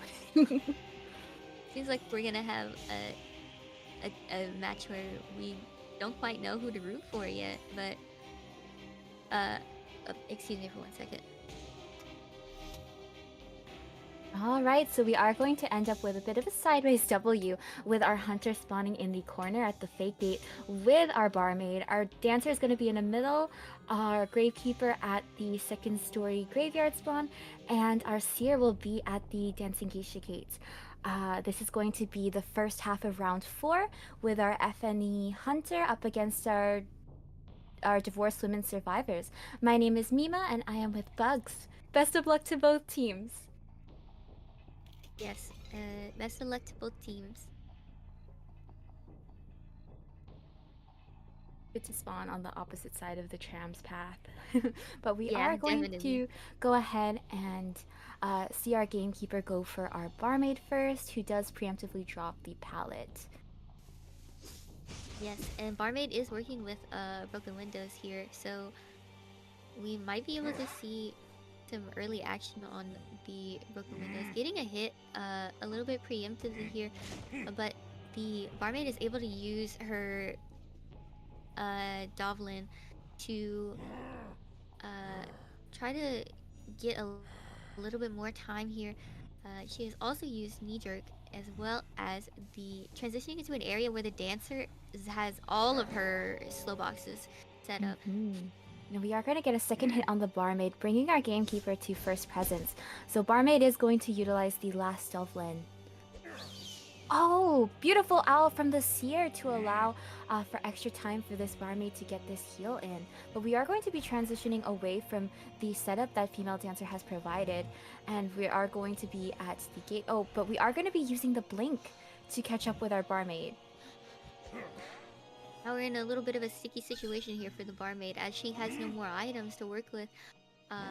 But the Gravekeeper Bane is in the slow box range, so he will be taking a little bit longer to catch back up. But with that use of the hook, he's able to catch up and down the barmaid at a premature, let's say 3 ciphers. Yeah, definitely. Really solid kite. It's nice to get those items used up as well as the support from the seer and the female dancer here. It does allow for some time for the gatekeeper to rescue, but in the meantime, our gamekeeper is going to be breaking at least one of these boxes. Yeah, we are going to be taking one of these slow boxes out of the commission. Uh, Now we play the waiting game on the barmaid's chair. We really have to watch out for potentially getting TS'd by this hook here. Yes, that would not be good. Oh, Okay, just maybe I that shouldn't have happened! said that. Oh no. Oh, Yeah, unfortunately, the no. Gravekeeper does get terror shocked to this hook and is gonna go down. This pushes our barmaid past the halfway point of her first chair. Now our gamekeeper is going to be setting up traps, but the dancer does twirl to make the distance and flywheels to avoid that hook. Oh, but we are going to be able to rescue the barmaid, but we do have a balloon situation, and our dancer is going to body block that hit. Yeah, barmaid really needs to get out of here since barmaid is dead on chair, but our Bane is going to continue pursuit of these survivors. The trails are going to be mixed up, so it looks like our dancer is not going to be chased. We're going to go for the barmaid, allowing the seer to rescue our gravekeeper. Oh. Very unfortunate situation, given that the barmaid is dead on chair here. But we will be switching our trait to probably teleport, and it seems like we're gonna be going for heals instead of pushing for ciphers here. Considering I believe the ciphers that are being worked on are quite in the open, so it's completely reasonable to be focusing on healing right now. We have seen the female dancer here, and she fortunately has not been able to get healed yet. But this dancer has been doing really well to avoid these hooks up until now. We are going to see our dancer get hooked and downed, but our hunter is going to go for the middle area. Gravekeeper is going to be using the first shovel, and our Bane is going to go for the hit. It seems like we're going to be resuming the chase on the Gravekeeper, or perhaps the Seer even, here. Not looking to chair the dancer quite yet. She might be able to self-heal, actually. But this is good discipline on the gamekeeper here. Not quite focusing on chairing, and more focusing on pressuring the ciphers, because we are down to 2 ciphers here. And it seems like we will be going back to the dancer. Yeah, it does look like our dancer did use the exit path. We do have one more music box for the dancer to work with, but our Bane is going to switch targets and go for our Seer, who is decoding in the corner. Yeah, and we have no owl to work with here just yet, so we have to be narrowly avoiding that hook there. We have to be a little bit more cautious here until we can stop rock hiding and get an owl here. Wow, I can't believe that didn't hit. Oh, I can't believe that hit. We did see the Seer flywheel, but unfortunately the Bane swing still connected. We did see some good palette discipline though, but our Seer is going to continue back towards the middle as our Bane switches targets and back onto the female dancer in the graveyard. And this is a pretty decent spot to fall down here if Oh no! she does make... Oh, unfortunately she will. But it is far enough away from all the ciphers. Oh my god, to, she's gonna go into have a the little very bit of leeway. corner! And oh no! Ross is going to be slugging the... Oh! Oh my gosh, Oh my they're gonna go goodness. for a pop! And we're gonna see all 3 survivors up, but the Seer does get hooked by our Bane here, going down. No owl and flywheel to work with, so we are going to be seeing Seer go on his first chair, I believe. Yes. Yes. Making our way over to the opposite gate, the corner house gate. just to see if we can sniff out another survivor here. A- Yeah, Andrew. no tinnitus. Andrew is lingering around the front gate here, graveyard gate, to trigger tinnitus and perhaps even force the gate open just a little bit. Margie has made her way over to the corner house gate here and Oh, I don't think we taking caught sight of the Andrew. Yeah, I believe not.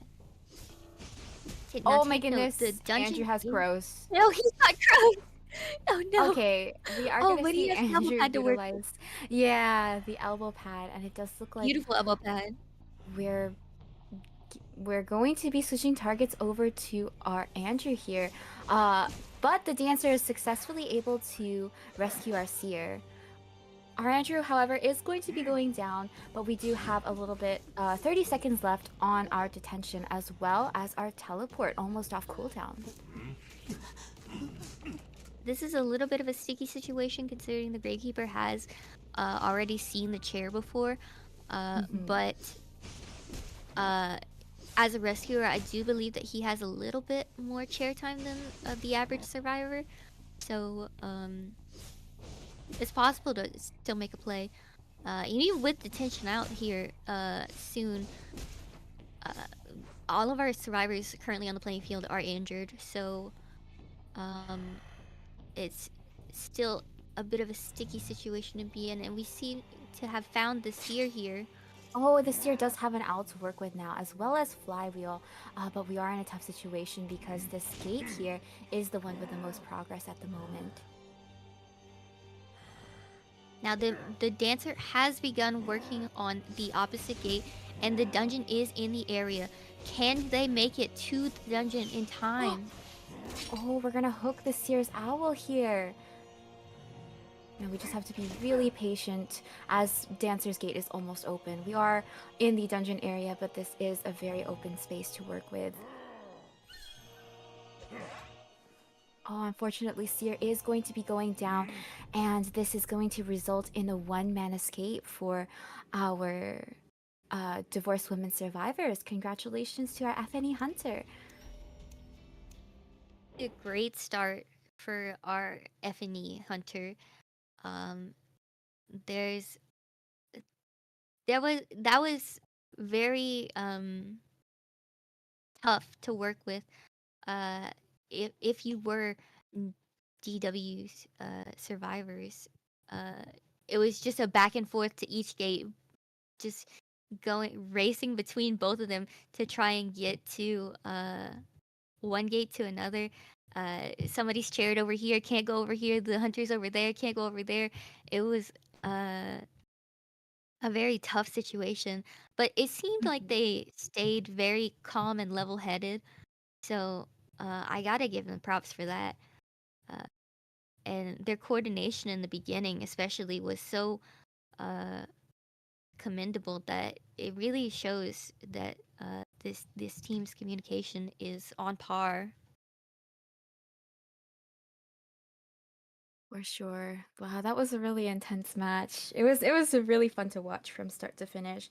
I think both teams were pretty patient as well, and were able to come back as much as possible for any mishaps that ended up happening. Of course, I do think that there was quite a lot of game changers in that match. I feel so bad for manifesting, or it's just I felt like I jinxed it, but it's okay. All part of the game. It's all part of the risk when you are rescuing against a gamekeeper for sure to get terror shocked on that hook. But again, it was nice for example, the dancer to stay calm and twirl over to the chair and also body block the hit because I think that the hunter was really doing their best to really eliminate that barmaid, especially after being dead on chair. But yeah, I'm really looking forward to seeing how our FNE survivors respond to this and our DW Hunter as well.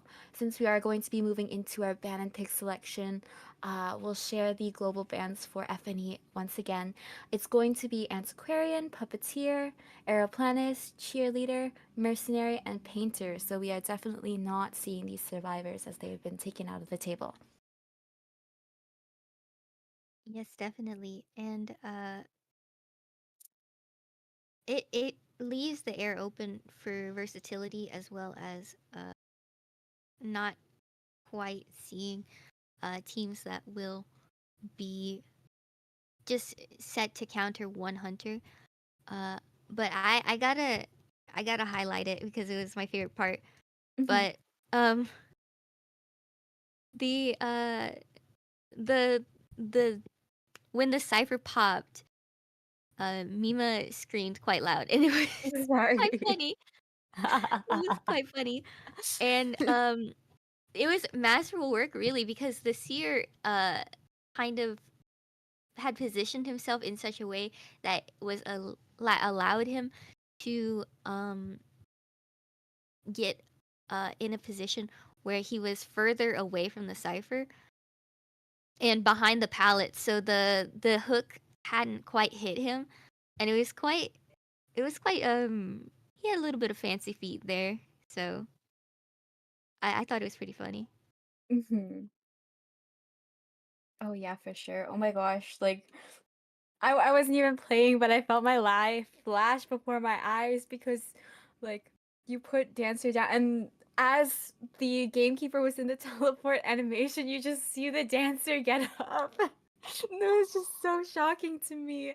It was a good call, and getting that cipher to pop did allow for the seer to make some distance away from it after priming it. I do believe that was his legacy cipher before the gamekeeper did ended up switching targets over to him briefly before changing to the dancer. But um yeah, really exciting. Like it reminded me of that.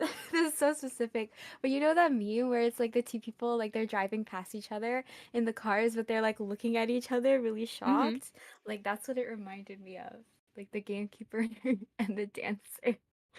Like oh, like you're moving past each other, but it's like oh my god, that's what it makes me think of.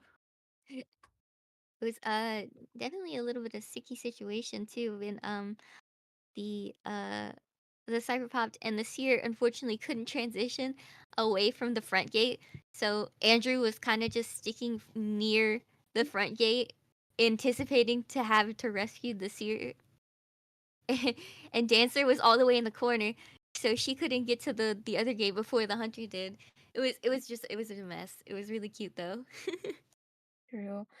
I feel like at one point she was there, but then she went back to get the skier because she put her Her last little box, yeah. box. Yeah. I think she also got the box from the graveyard because that was her last box and she Yeah. kind of was like in that area for a bit as Sierra was kiting. So, yeah, good play on just trying to keep up with a hunter and not get caught as much as possible. Now we are going to be moving into our further bans after we've gotten those global bans taken care of, but we are going to be banning the forward and priestess. And in turn, we are going to have FNE lock in acrobat and psychologist. Yeah, really solid picks here. Psychologist is always a good pick considering the um support that she brings to the team, as well as just generally being a pretty tanky survivor. And Acrobat is also a good pick, considering the plays you can make on Ever Sleeping Town, with his bombs in play. Uh, and I sincerely, this is just a me thing, but I sincerely hope they're not using that one skin. I feel like that skin debuffs everybody. So Oh, I know what you're talking about. Bugs was literally like, I'm never wearing this skin again. yeah, I every have I have bad luck skins too though. Like I remember like I have a couple of characters that I dabble in, but Gardener is one I have like a super duper unlucky skin, and it's her deduction star. I was so excited. That's my most recent deduction star skin. I was like, oh my gosh, I finally get to wear this cute skin. I've never won with this. Oh wait, no, I did the other day, but I always lose in the skin, so I try not to do it. I just Um, I wore it to match with other people because we have quite a number of blue skins. Now we are going to be banning Opera Singer, The Shadow, and I believe Clerk for our 3 hunter bans. And we are going to be having coordinator bans as well. Yeah, and in response to the coordinator ban, it seems that we will be seeing Weeping Clown come out, which is essentially just coordinator rehashed into a different thing, except he has 3 um rockets to work with. So it's definitely going to be really interesting. We might see an excitement come out into play for first trait, just to kind of counter the Weeping Clown if he does go for the rocket rescues. We will be Yeah, for having sure. our 4th and final ban come out on the journalist, which I was just thinking about. I was just thinking about how we haven't seen her in this tournament, or at all for that matter. But yeah, another understandable ban. Seems like they're going for a kind of no stun ban setup. So definitely gonna be a little bit maybe we can see an enchantress come out. Maybe. Yeah, I feel like we haven't seen her enough. And when we have certain hunters on the table, I feel like she makes for like a good like for example, if the hunter goes hermit, I think enchantress is a nice counter pick. Mm-hmm. Uh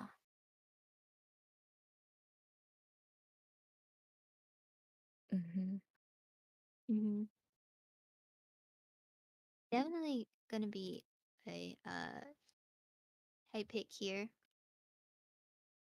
I Who do hope will that we can see. their I I was do hope going to that we can see. say like who's going to be their rescuer if they're going to opt for a Yeah. rescuer character at all. If not, then who's going to be bringing Tide? I'm really curious to see. Well, maybe the Weepy. Oh yeah, that's true. Some Weeping Clowns definitely do bring Tide, though. I know the logic can definitely be like no Tide if we're going to be utilizing the stuns to either balloon rescue or to stun on the chair. But it is a bit finicky. But we are going to be locking in as the Gravekeeper as our 4th and final pick. Yeah. A pretty solid team composition actually. We have the Slippery Acrobat and also Weepy. And then we have the tanky Psychologist and Gravekeeper. So this is a pretty well-rounded team.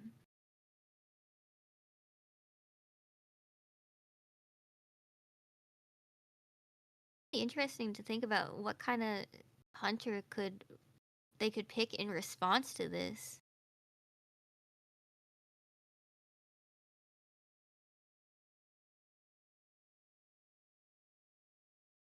Maybe, maybe we'll see Wax Artist.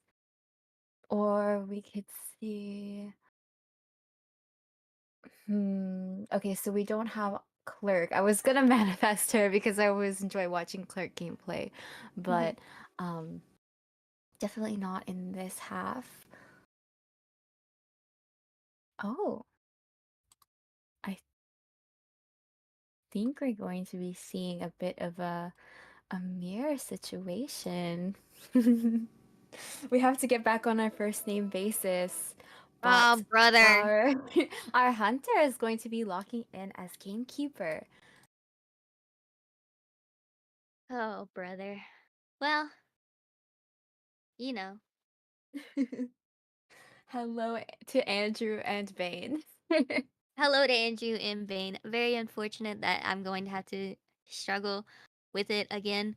But I literally was thinking, I was like, I swear to God, if they pick Vane again, when I saw the Gravekeeper pick, I was like, I swear to Christ, if they pick Bane again. But you know what? It's it's good. It's good. Bones gets gets his gamekeeper gameplay, so I'm glad for Yes, him. that's true. I know Bones likes Bane quite a bit, so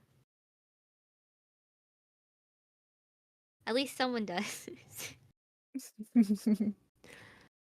I like Vayne, but not going up against Vayne. But I do enjoy Yeah, not going against Vayne him. gameplay as well.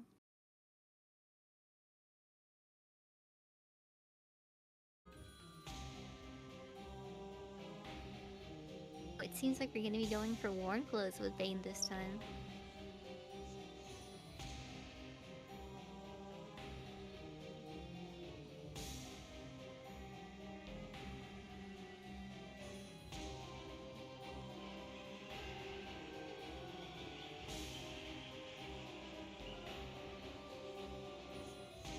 Interestingly enough, it does look like we have two survivors who aren't going to be opting for Borrowed, so we'll see how this match pans out.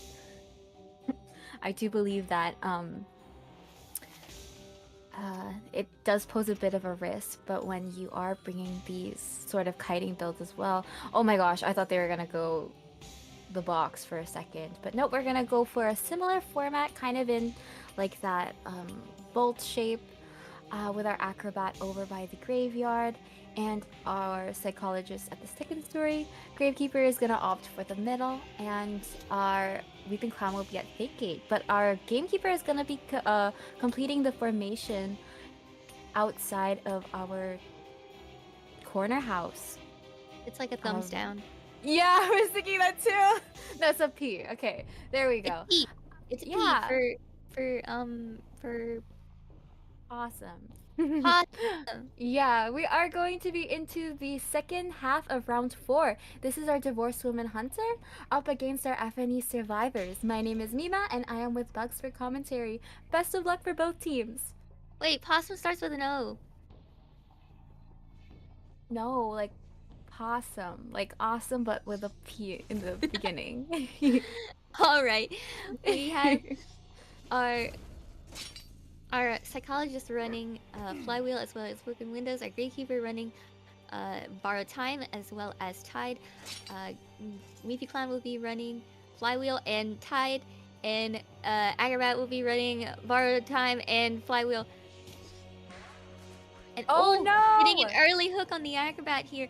Unfortunately, the Nitro Bomb wasn't able to get him all the way to the pallet there. We're definitely gonna be trying to push for this pallet here, but no, unfortunately, we will be seeing a really early down coming out on this Acrobat.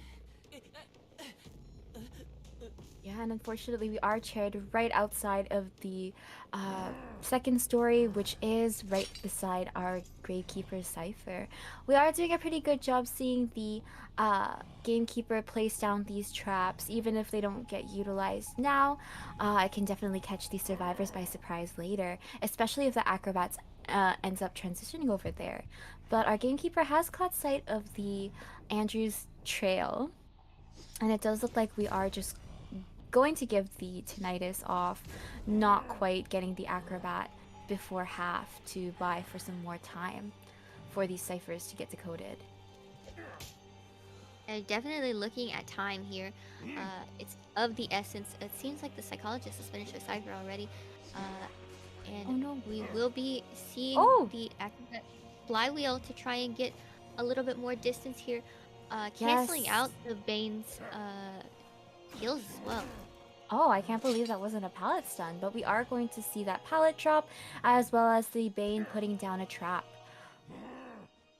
Really good pallet discipline here from the Acrobat, but we aren't going to be able to bomb over the pallet, which results in a terror shock trying to vault this window. Fortunately, our Acrobat will be sent back to the manor at 3 ciphers remaining, maybe 2. But now it's up to our Bane here to find the next target.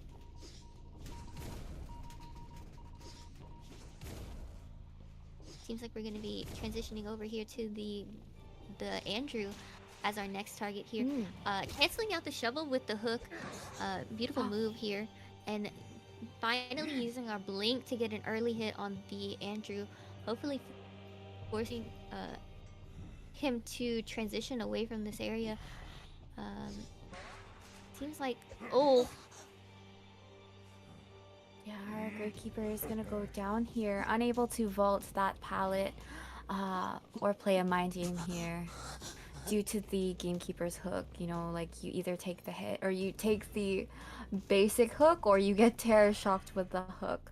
But our Gamekeeper is in the area as our Acrobat is, or sorry, not Acrobat, our Weeping Clown is going to be utilizing a rocket to make for that distance. But unfortunately, we are going to be seeing this Weeping Clown get hooked.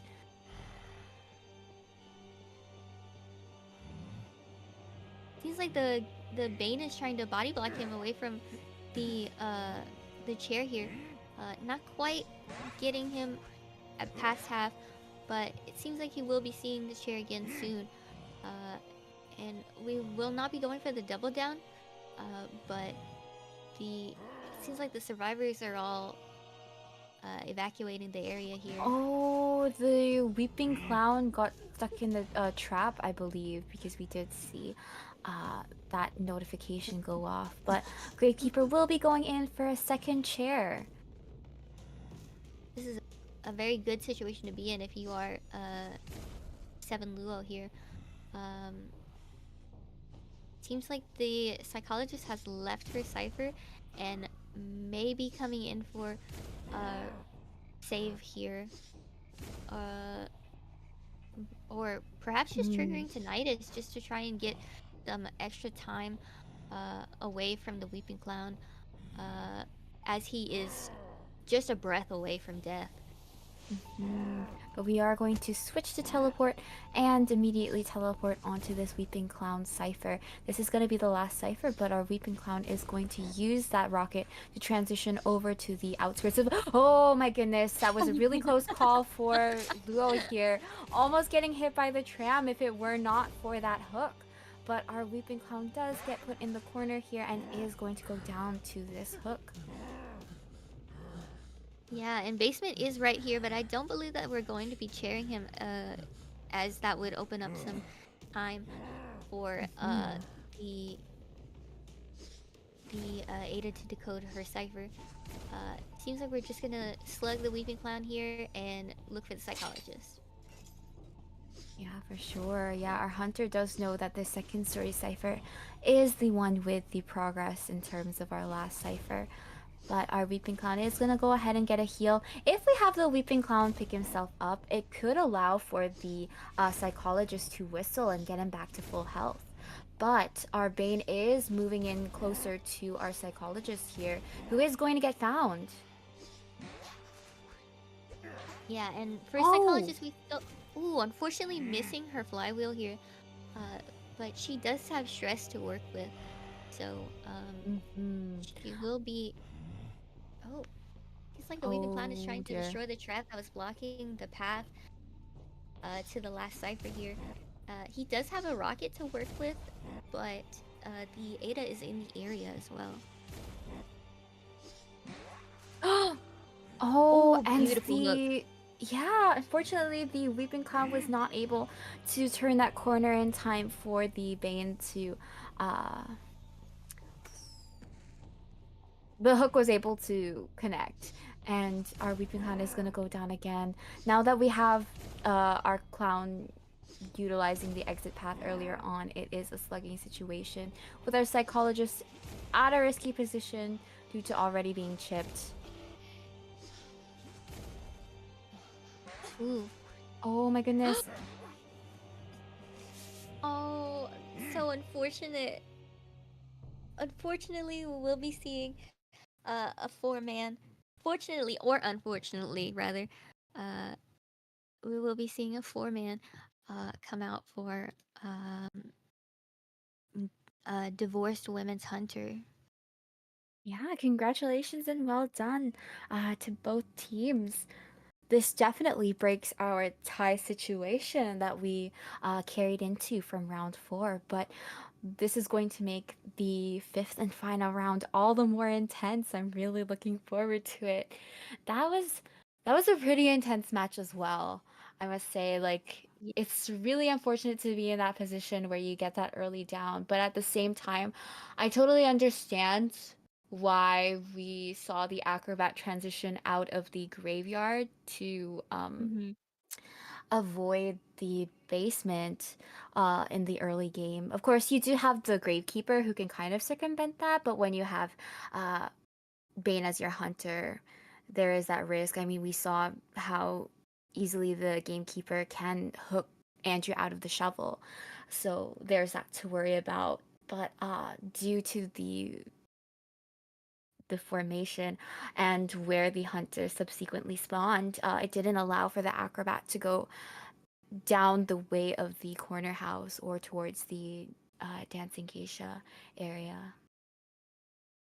Yeah, it was really really a tight spot to work with, given that the acrobat kind of ran into the Andrew, unfortunately. But him having the slowest decoding on the team as well kind of played into the the slow cipher pops, unfortunately.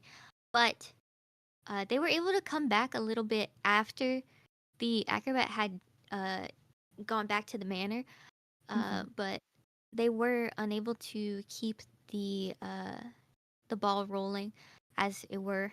So it is really commendable by the the Bane to remain calm even though there was a lot of factors at play there.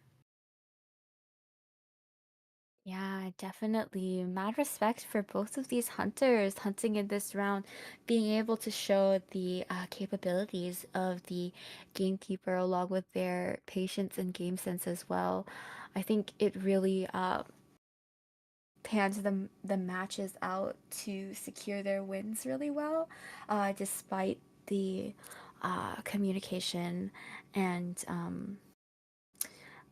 responses from the survivors here. You can tell that they're really pushing for the best result for their end, but also being cautious of the hunters. But of course, on such an open map like Ever Sleeping, and with the reach of the gamekeeper as well, you have a lot of coverage with the areas, and you're really able to make up for the distance that you have on, or that the survivors have on you. Like, thinking back to this match alone, it wasn't very long before the hunter was able to locate the psychologist. It's great to be able to see these hunters just kind of go off of like whether or not they have that tinnitus and keeping track of their targets as well. They know very clearly who they're going to chase, and they know like, okay, this survivor has utilized their exit path, so there is no need to chair. It's possible to slug and so on. Like, very well Hmm. done. Very well done indeed. And overall, it was just really impressive gameplay from both sides.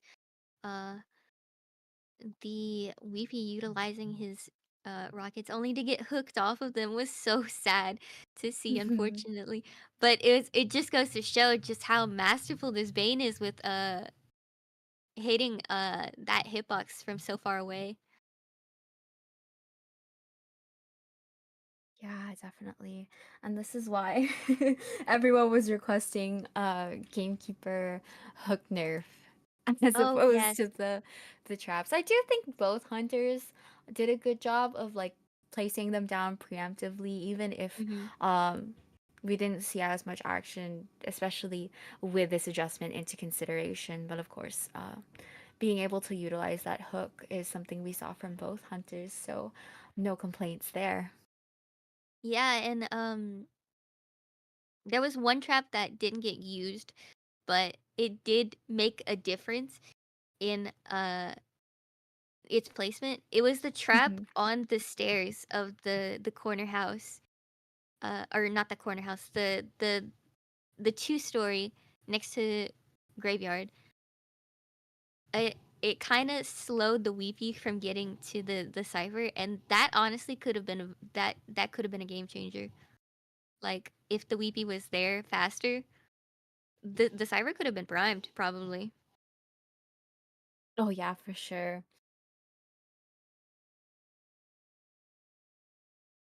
So yeah, it's not about getting stuck in the traps. It's about the message that the Mhm. traps send. Yeah, definitely. Being able to pinpoint where these survivors are, to quickly make up that distance between you and them, it makes all the more difference. And it does look like we are going to be seeing no substitutions made for either teams as we move on to this uh, fifth round. Yeah, I appreciate everyone who's participating, our competitors as well as our staff, and all of our audience members too for holding out for so long and taking the time out of your day to join us here. It's been a really fun tournament, and we appreciate your patience and your dedication as well. And thank you as well for all the kind words. I'm going to speak on behalf of the staff and all the participants here. I do see it in passing, and I just want to send my appreciation right back as we wait on the ban and pick selections. Yeah, this has been such a fun tournament, and I'm a little sad to see it end, but at the same time, it's like, you know, Mhm. it's been a good 3 weeks, four, right? Don't make me do math, Bugs. I believe it's been 4 because the highlights said week 3, so this is probably the fourth week. Um, but yeah, I've had a blast watching everybody play. I've had a blast uh commentating. It's really been an honor. Uh, and just a quick reminder of the global bans here. We will be seeing Antiquarian and Puppeteer banned globally for both teams actually, which is kind of funny. Um, Perfumer, Coordinator, Acrobat, and Priestess for Divorced Women, and for F&E, the remaining global bans are Airplanist, Cheerleader, Mercenary, and Painter.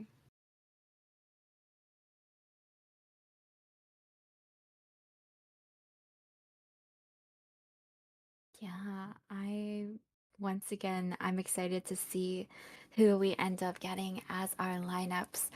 As we narrow down these pool of survivors, it always makes for like really fun team compositions. I mean, I didn't expect a weeping clown, first of all, but it's nice to see characters that you don't often anticipate as opposed to seeing. I feel like there's still quite a bit of weeping clown picks here and there, especially by other regions. Yeah, I feel like I see him a lot more often than I would like to admit. But he's definitely rising the ranks of being meta because of his 3 rockets, which I'm not even gonna lie to you, I don't understand why they let him have 3.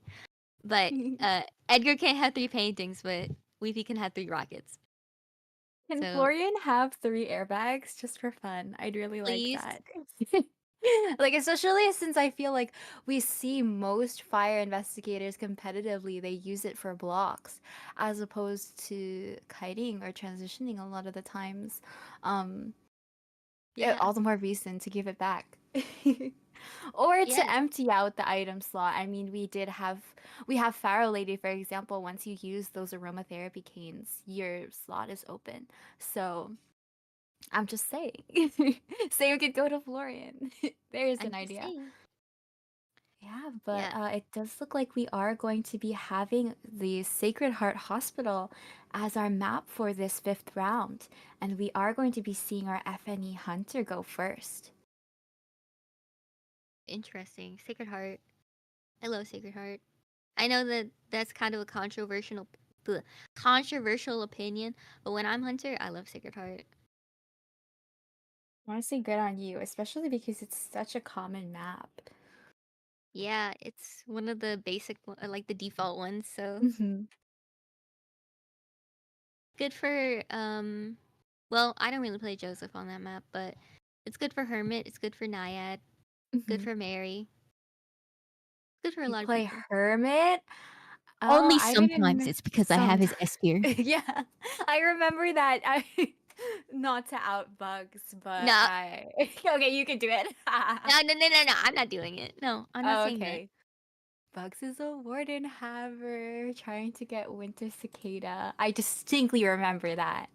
Oh my goodness. It wasn't even Winter Cicada himself. I wanted the icon and I never use it, is the thing. Oh, So it's that's worse, so actually. funny. So That's it's so worse. funny. Joke's on you. My account appreciates in value because of that. There's a Hermit main out there that's dying to have my account. Yeah, so if you one day sell it sell it off, you can advertise that too. Yeah, just be like, I have the Luca portrait as opposed to the actual Hermit. Why would I have? Why would I advertise Warden when I can advertise the portrait? That took me is $60 to get, I think. Oh yeah, I won't lie. I do push for portraits as well nowadays. Like now that I have adult money, I'm like, yes, I want my faves to get the skins as well as the portraits. And I love the new feature of being able to select which one you want out of the two A tiers. That has definitely been very helpful. Yeah, it's a really beautiful thing because no longer are the days of me having to wail 2 times for a portrait. But, thankfully, I think me and Mian will be able to get the Ada and Emil ones just so that we can continue matching. I know, Uh, I'm so excited for you both.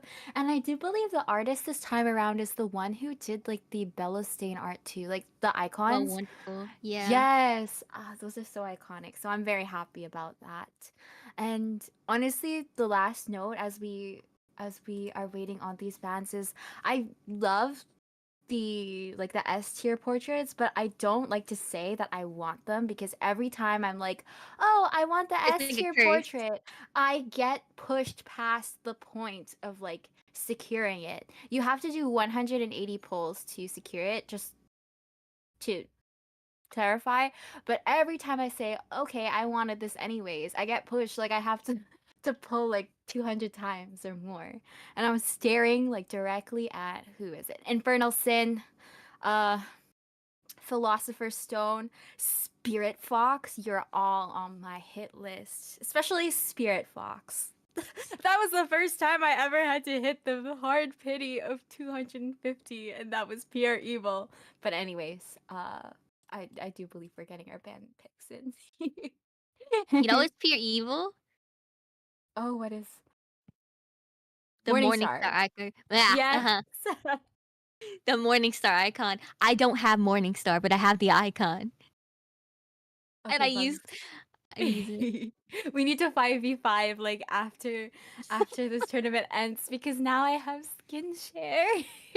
That's right. Oh my goodness. Yes, of course. Averts my eyes. I remember that too. Like me and Bugs are besties, okay? It was specifically during Koa time. I remember we were watching Koa together with like Mian and everyone, and I opened like a random essence and it was Morningstar. And I was like, I wish I could surgically remove him from my account and put him into yours.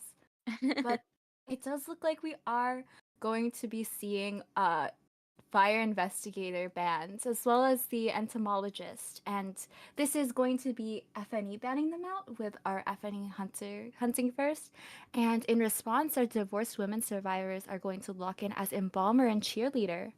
Ooh, Embalmer. Really excited to see how that plays out because I love Embalmer gameplay. He's like a shadow pick for me. If the map is big and Priestess is banned, I'll play Embalmer because he's like basically a mini priestess as long as you've already been to that area before. Hmm.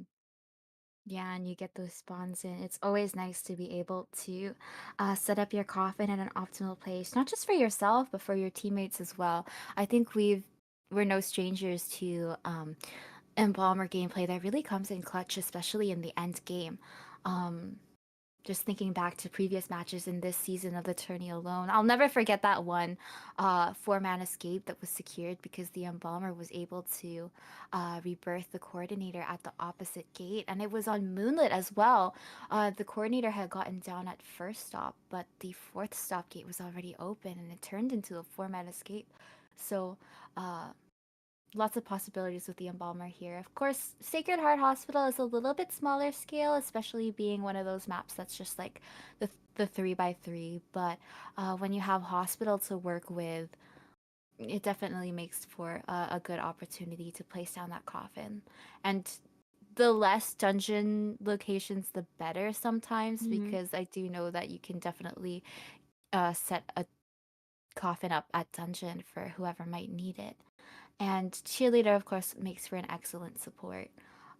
We are going to be having our divorced women survivors ban out the Shadow, the Hermit, and the Gamekeeper. Yeah, it seems like they don't want a repeat of what happened the previous two times. In response to that, FNE will be banning Mercenary. Yeah, and it looks like their rescuer pick for this round is going to be the Wildling. Definitely a solid choice, especially not getting banned out in any way. You tend to see Wildling, especially early on into rounds when you want to counter certain picks, such as the Opera Singer. But in later rounds, it's definitely helpful to have a survivor who can tank these hits with his boar. Uh,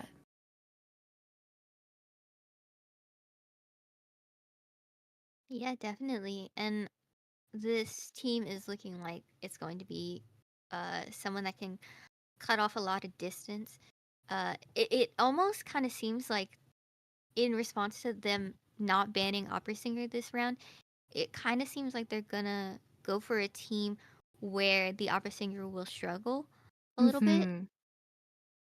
So it seems like they're prepared for the almost inevitable Opera Singer pick. Yeah, for sure. If we don't end up seeing her, I'm gonna be surprised. Pleasantly surprised, but surprised nonetheless. Yeah, I'm gonna be really surprised if they don't pick her.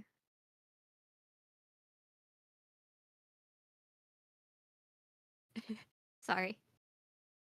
You're all good. Was looking at the chat and I just see Bones like, aren't you a Joseph main? Why do you like Hospital? It's because I don't play him on Hospital. Duh.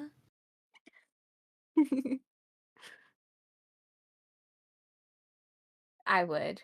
And that's why I don't play Hunter.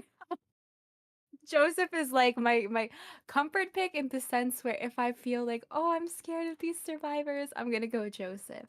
But again, that's why I don't play hunters. I don't know, maybe things will change. If any hunters from this tournament are looking to adopt like an S badge Cobra, I'm looking for a mentor. um so We for our oh fourth and final bans and picks, we are going to be taking Seer off the table, but in turn, we are going to be having the Psychologist as our final lock in. Definitely contributing to the sturdiness of this team. yeah, definitely. Uh,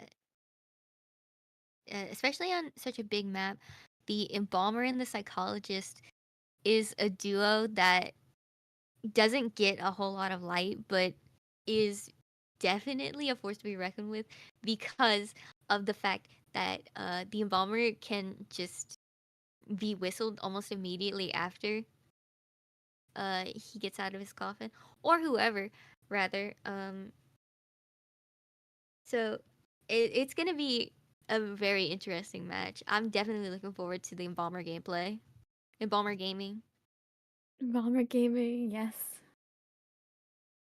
Yeah, and if you have cheerleader on the table too, especially if the embalmer is close by and in a situation where it's like, oh, you're dead on chair. If anyone's dead on chair, really, cheerleader makes for a really great support uh with the in not just inspire, it's like the Encourage. cheering, and when you, yeah, the encourage, and then when you activate excited, you can pick yourself up. So that definitely helps a lot, especially if you like you really need to stack it up. So when you kind of have your cheerleader move in for the support, you can start kind of as soon as Embalmer is getting out of that coffin as well.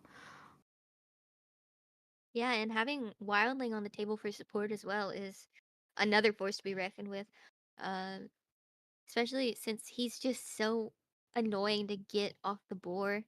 Hmm. So it's gonna be really interesting. I hope that we can see a situation like that come into play. Yeah, for sure. And we've seen some really great Wildling support in this tournament too. I think especially from DW as well. And, with this sort of team composition, Inspire may not necessarily be used for the rest of the team, but it does pose for something that you can use for this cheerleader if you so choose to chase her. Sorry, I peeked at the chat again. Bone says that he'll coach you, but you had to play Lizard. At this point, I'll play anyone. I just don't want to lose anymore. Help me! Help me! I'm kidding. I'm not that. It's a 50-50, okay? But Oh, and speaking of Lizard, our no FNE pick way! will be Lucino.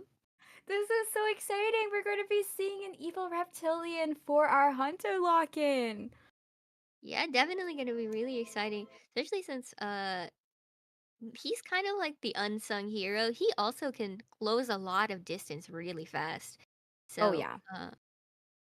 he is kind of Singer, but better in terms of his chase. So this is gonna be this is gonna be exciting. I'm looking forward to this. It is. I feel like the big strength for survivors on a map like Hospital is that there's just so much terrain that you can work with and kite around. But it's something that works against you against hunters like the Evil Reptilian, because once you have access to that lethal crash, getting out of the radius is so much harder when you have like these random boxes and barrels and these walls that you genuinely can't take a turn against. So Mhm. I'm really excited to see how this Lucino is able to cut off these survivors, like really strong areas such as the ruins in between the statue and the shack. I feel like it poses more of a risk because if you end up getting cornered or suffer from that lethal crash, it's like done. There's less to run around from. Yeah, and Lethal Crash is a skill that it's just like flat in the circle. It's not based on LOS or anything like that. It's just if you're in that circle, and it doesn't matter if the Lucino is behind a wall. If you are in that circle, you are going down. Oh yeah. I can't believe it doesn't. I remember I thought that it didn't. Like the lakeside big boat stairs. I remember trying to Mhm. drop down to Oh, avoid the lethal crash and I still got crashed on and I was so pissed. I remember But that clip. yeah, Oh my I remember. gosh. I was so You were upset I playing clipped it. Annie. Yeah, I know. I was so upset. But you know what? I'm not the survivor in this case, and I'm so excited to see this Evil Reptilian gameplay.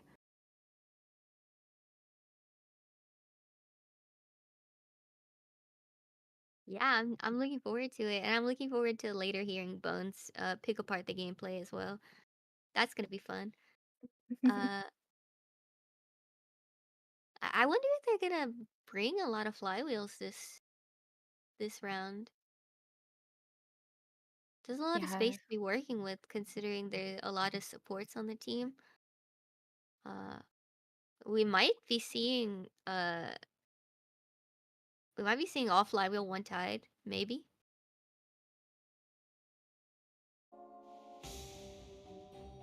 Oh, that noise scared me. Happy Halloween. Happy Halloween!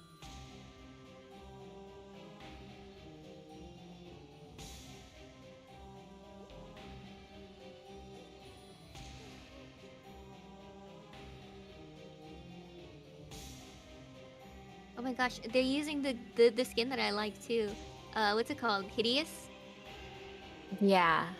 Horrendous, I think. Oh, horrendous. Sorry, my bad. No, it's all good because I think Hidden is the other one because it's Annie. I Yeah, do love the skin. It's like the Wolf Chino skin, as I like to call yeah. it. It's so cool. I love the way that his tail looks. Yeah, for sure. And it does look like we are going to be moving into our area selection. Of course, we will have that embalmer over in our second story.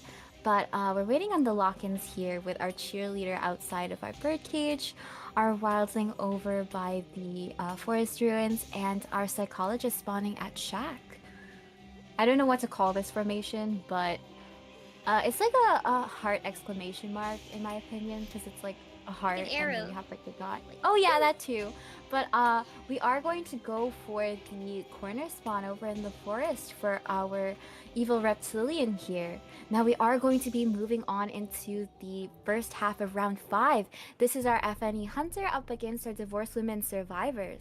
My name is Mima, and I am with Bugs for commentary. Best of luck for both teams.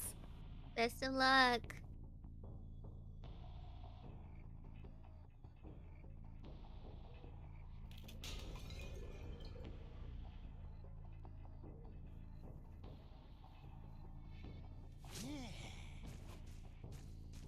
Alright, getting started. Seems like we might be going for the cheerleader first here. We have caught sight of her. Embalmer is in the area too, but it's possible that we are probably going to be chasing the cheerleader here. Oh, and unfortunately, the cheerleader is going to be getting hit at the pallet here. Yeah, those peepers really do well for Lucino to reveal the survivors in the area, but we are going to be seeing cheerleader transition over to the shack, which our reptilian is going to respond by jumping over as well. I feel like the peepers also played a part in the cheerleader getting hit. The drop dropping. speed. Yeah. So that's good on the Lucino too. We do have one motivate to work with here, but it seems like the Lucino is just gonna catch right up, and unfortunately we'll be seeing the cheerleader down at 5 ciphers. Psychologist will be transitioning away here. Couldn't quite catch what her cipher progress was though, but it's probably quite a little bit over half. Wildling is on his way, and the psychologist has transitioned over to a different cipher on 2-story.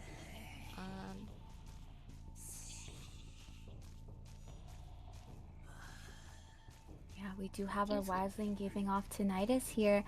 Still in the hospital, however, but we no longer have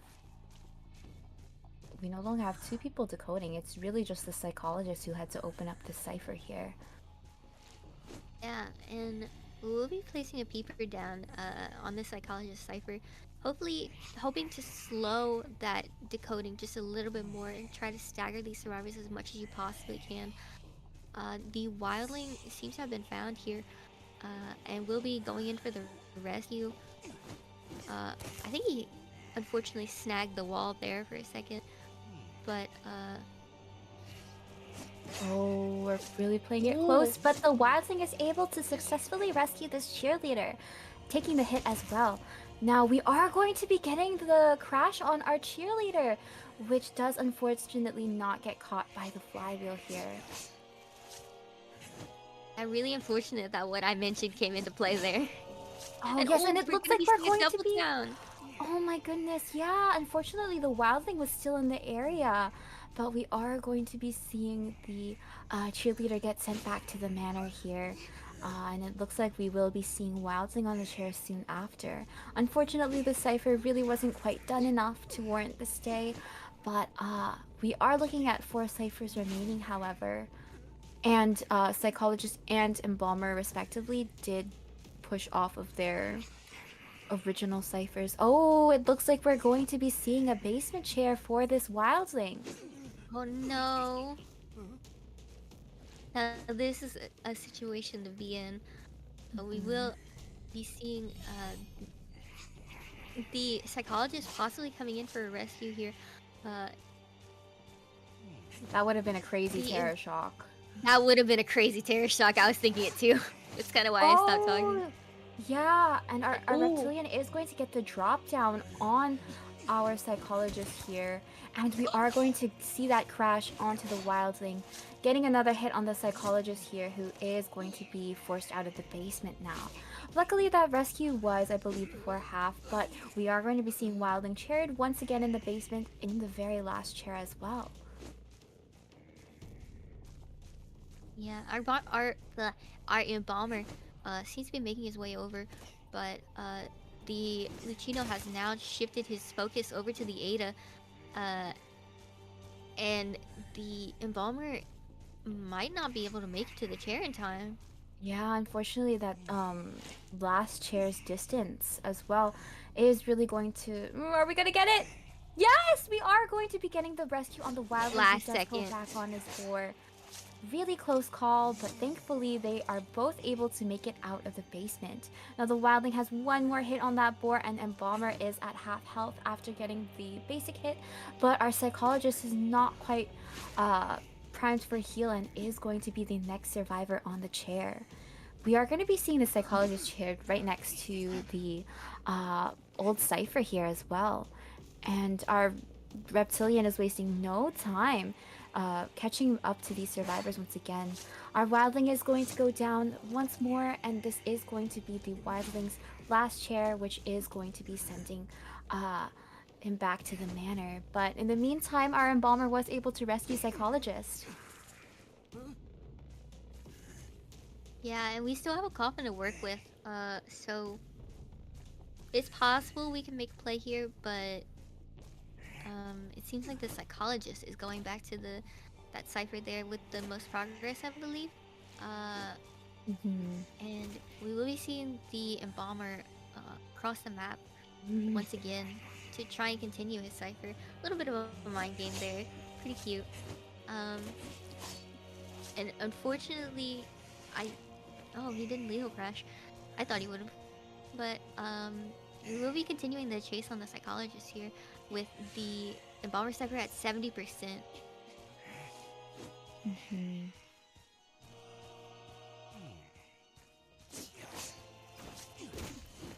Oh, watch out! We are going to be seeing another crash on the psychologist here, who we are going to be slugging. This allows for possibly an opportunity for the psychologist to pick herself up with the exit path. But yeah, knowing the embalmer's old cipher does put Killer Boss on route. Especially after embalmer has popped the cipher since then. But we are going to jump to catch up all the way to embalmer, who was creeping up until now.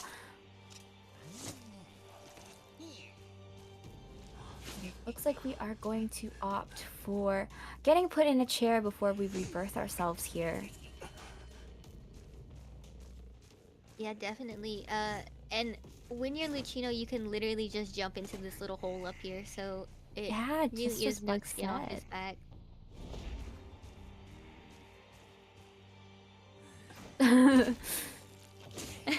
Everyone's so That was cute. patient with the pallets, like we've learned our lesson here. But we are going to see a switch to teleport and immediately right on the psychologist. Yeah, this is our third time seeing this psychologist down, especially after utilizing the exit path. We are going to just leave her to slug.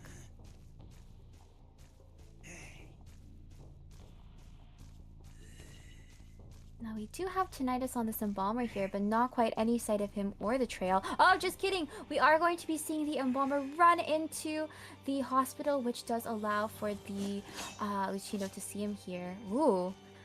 But we are able to get that window vault. I didn't even know you could do that. I was Wow. literally about to say the same thing. Once again, really good discipline on both ends for these pallet drops, but we are going to see the embalmer go down once more and put into second chair, since we did use the coffin for his first down. Yeah, and seems like our psychologist is right where we left her. And we'll be seeing a 4-man elimination here. Yeah, really well played here, and what a way to start off our round 5. GG to both teams. Yeah, oh my goodness. It's a shame the dungeon was so far away as well. So even if you did try and crawl towards it, it's over at the T wall end. Ooh,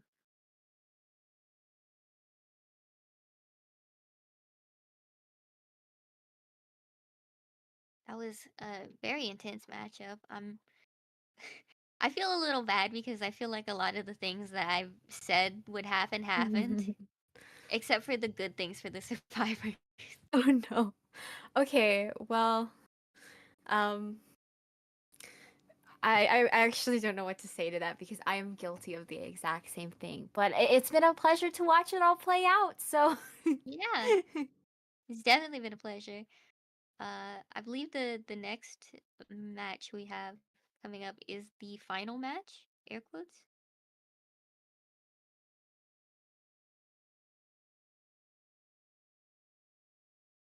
yeah, we are going to be having our staff. Uh, we'll tally up the points here.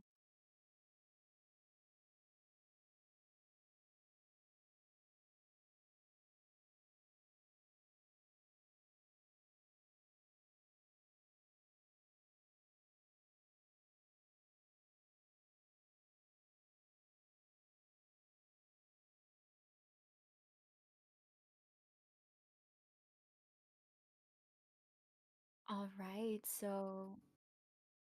Mhm. No worries. Yeah, thank you for your patience, everyone. The staff is really hard at work tallying up all these points to our situations and what the win conditions are for either team or the overtime possibilities and whatnot, since this is a best of five.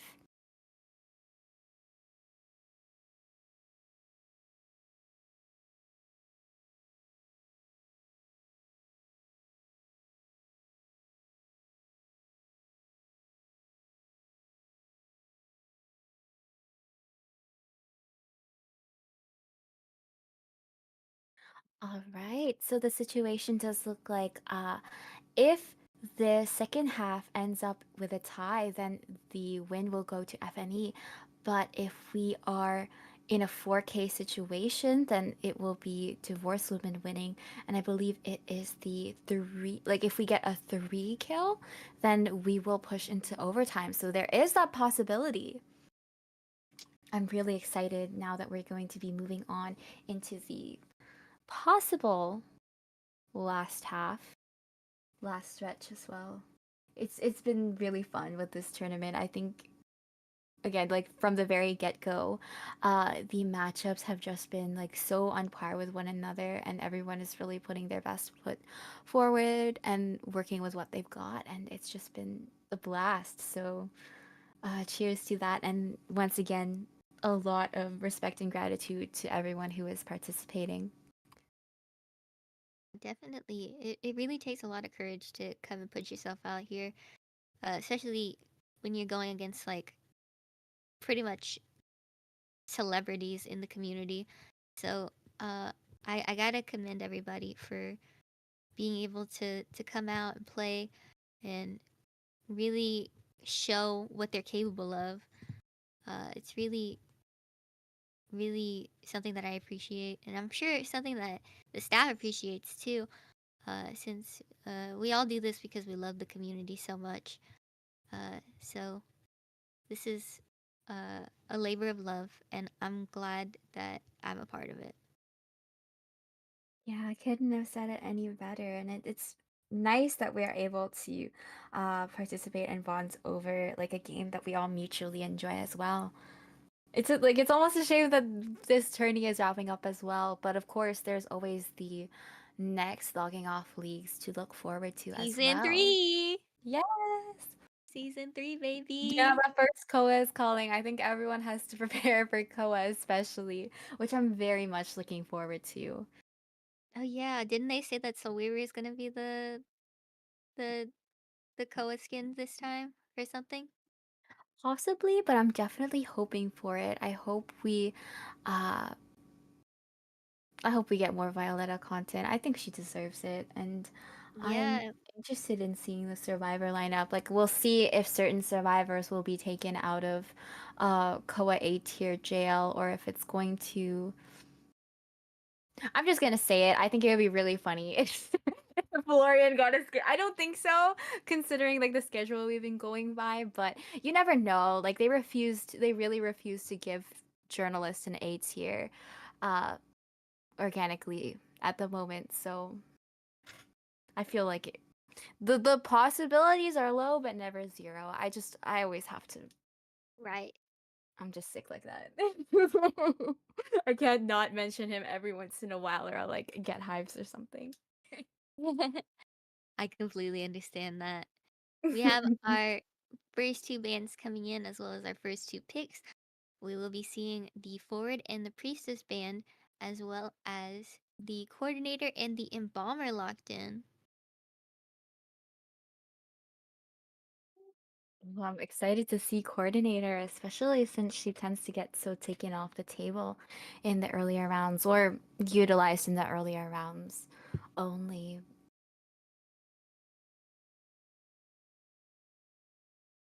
And of course, we saw Embalmer as well. Always a good choice when you want to ensure like the most optimal results as possible due to the possibilities with that coffin. Uh, in the last match, we saw the Embalmer be able to rescue himself after getting on the chair due to just rebirthing, and considering there was no one available except the psychologist who was already downed or incapacitated, uh, definitely was a good call. And we are going to, oh my gosh, we're going to be seeing Gardener locked in. I'm very happy about this choice. Again, another character that you tend to see usually in early rounds and not so much in the latter half, whether or not she ends up being in the global bands. But it's nice to have Gardener, especially as an alternative to Seer, who was banned out as well. Even though you can't protect your teammates quite as remotely as the Seer can with his owl, there's still that recall bubble that you can use to protect yourself. And with certain hunters, such as like the Hermit, we've seen it a lot, even in this tournament alone. She makes for a really great counter to the shared damage that you can receive. Yeah, definitely. She's really strong. Uh, Everything about her kid is really strong, so I'm really glad that she's getting her limelight here. Um, we have the Hunter bands in as well. We will be seeing a ban on Ivy, Gamekeeper, and Clerk. Oh, and our final Survivor ban is also in. We will be seeing the Acrobat unfortunately banned out. Fortunately or unfortunately. You know how I feel about Mike. Yeah, definitely. Uh, I'm curious to see who our designated rescuer is going to be, and it looks like it's going to actually be the first officer here. Definitely a solid choice, and of course, perfect alternative to our mercenary ban here. Or yeah, I think mercenary. Yeah, mercenary is in the bans. Of course, first officer is really good on this map, and you do have quite a number of survivors who can really marinate on the chair here. Coordinator and Gardener have like that 10% added on, and of course, first officer has the longest potential chair time in the game, especially if this Gardener is able to break chairs. Not everyone opts for this strategy, but it can definitely be beneficial if you want to promote uh, your cipher progress as well. I believe that when you break the chair, when Gardener dismantles the chair and the hunter repairs it, if survivor is placed on a repaired chair, it will slow down the chair, the rocket chair blast off time overall. So It's kind of like what we said about the gamekeeper traps. It's not about if you can get them to struggle out. It's about the message.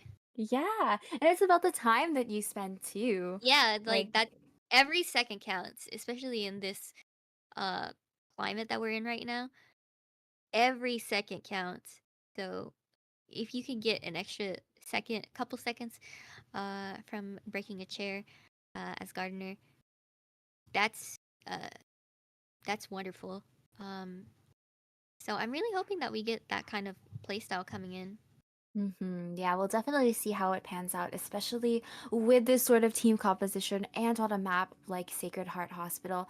You have, with the exception of the Embalmer, a lot of characters who have that item slot that you can switch off with or pass off any items to if you want to go for that sort of strategy. Gardener can definitely um, deliver an item to the coordinator, especially who has that one and done stun gun, right? With the flare gun, with these coordinators, they tend to opt for the more like kiter coordinator route. So if you are going to be utilizing that gun early on, uh, it's good to be able to get a replacement item, especially if someone can pass it off to you, and you don't go down. Even the first officer could during the rescue, but of course that's if you're not using the pocket watch, which is a very hard ask depending on who the hunter will be. And speaking of our hunter, it looks like we're going to be having a hermit as our hunter for this match. Like I said, Hermit kind of excels on this map. Oh yeah. He's the ciphers are so far apart from each other that there's a lot of time in between it, as well as the added time taken to decode the ciphers at all. So when you're playing for time, or not really, we're not really playing for time yet, but this is definitely a really good decision on the hunter's part, and I'm really looking forward to this because there's a lot of factors in play here, and I'm not gonna voice them this time, just in case they happen again. We're not having the monkey's paw curl once again. I think we're down to one finger by now, so it's definitely gonna be a really good matchup, I think. Yeah, and definitely an intense one as that. I know I briefly touched upon the rocket chair time for these survivors, and I think it will definitely be useful in this matchup where you have a hermit who can definitely really wait out that chair time, especially if you are using those polarities and stuns to your advantage to stall out the rescue as much as possible. Yeah.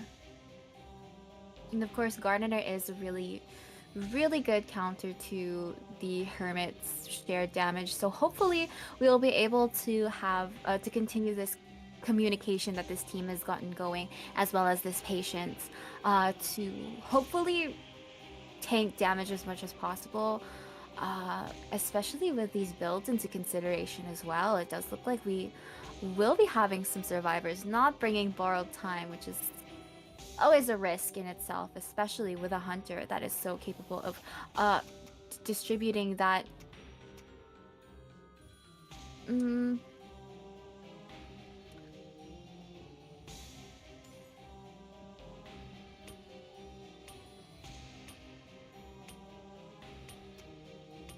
Oh my. Oh, I just realized. Yeah, I think we'll have to. I think we'll have to restart this because I don't like this is the incorrect survivor lineup. I think they made a little bit of a mistake here. Oh, okay. Alright, no worries. We will be restarting this match very shortly. Unfortunately, our survivor was not able to lock in as the correct pick. So it's really just a technical issue. Thank you for your patience, everyone, and your understanding. Yeah, I was like, wait, what's wrong, Mima? And then I looked up and I realized what happened. Luca Balsa jump scare. Actually, fun fact about Luca Balsa, he is responsible for getting me into Identity 5, so let's go jump him. No, I'm kidding. I love Luca Balsa. Really? I literally started playing Identity 5 because I thought Prisoner was cool. I don't even like him like that. Like, okay, but it was Norden, like Fool's Gold specifically, who pulled me back in. I almost left Identity 5 behind, but. Oh. I left it behind for a good while, but you know what? I don't actually know what pulled me back in. I think it's just because you kept playing So I was like, I want to play with Mima. Aw, I want to play with you too. I'm so sorry. The curse is not lifted. It's all right. I mean, like, if I'm being honest, the game is fun. It's just like people don't make it fun sometimes. And that's Mhm. literally just case by case. Like, if you're having a majority of fun a majority of the time, then that's fine. You should just keep playing. Like, but if you feel like you're tilting, or if you feel like things are not going your way, you can just stop. Like, nobody's forcing you to play. So it's that's the mindset that I want everybody to keep in their ranked matches, and I want everybody to have as much fun as they possibly can. And this tournament, I feel like, promotes fun. So that's what I really love about it. Okay, we got the right pick Definitely. this time. Yay! Oh, and it's Oh, Hippocampus as well. I love that skin. campus. Oh my gosh! They switched to Bow to Our Dream. That's my unlucky gardener skin. I was talking about it Oh briefly no. with Bugs earlier, but it's okay. That's just like me. So Yeah, we are going that, to be moving on into our area selection. We're gonna go for the Toll formation, or the T, with our coordinator sticking out, our first officer in the Shack Ruins, our gardener at the outside birdcage, and of course our embalmer in our hospital. yeah, and we will be completing the plus formation here, with the hermit spawning in the statues area. All right, this is going to be the second half of round 5. Oh my goodness, this is going to be our divorced women hunter up against our FNE survivors. My name is Mima, and I am with Bugs for commentary. Best of luck to both teams. Best of luck.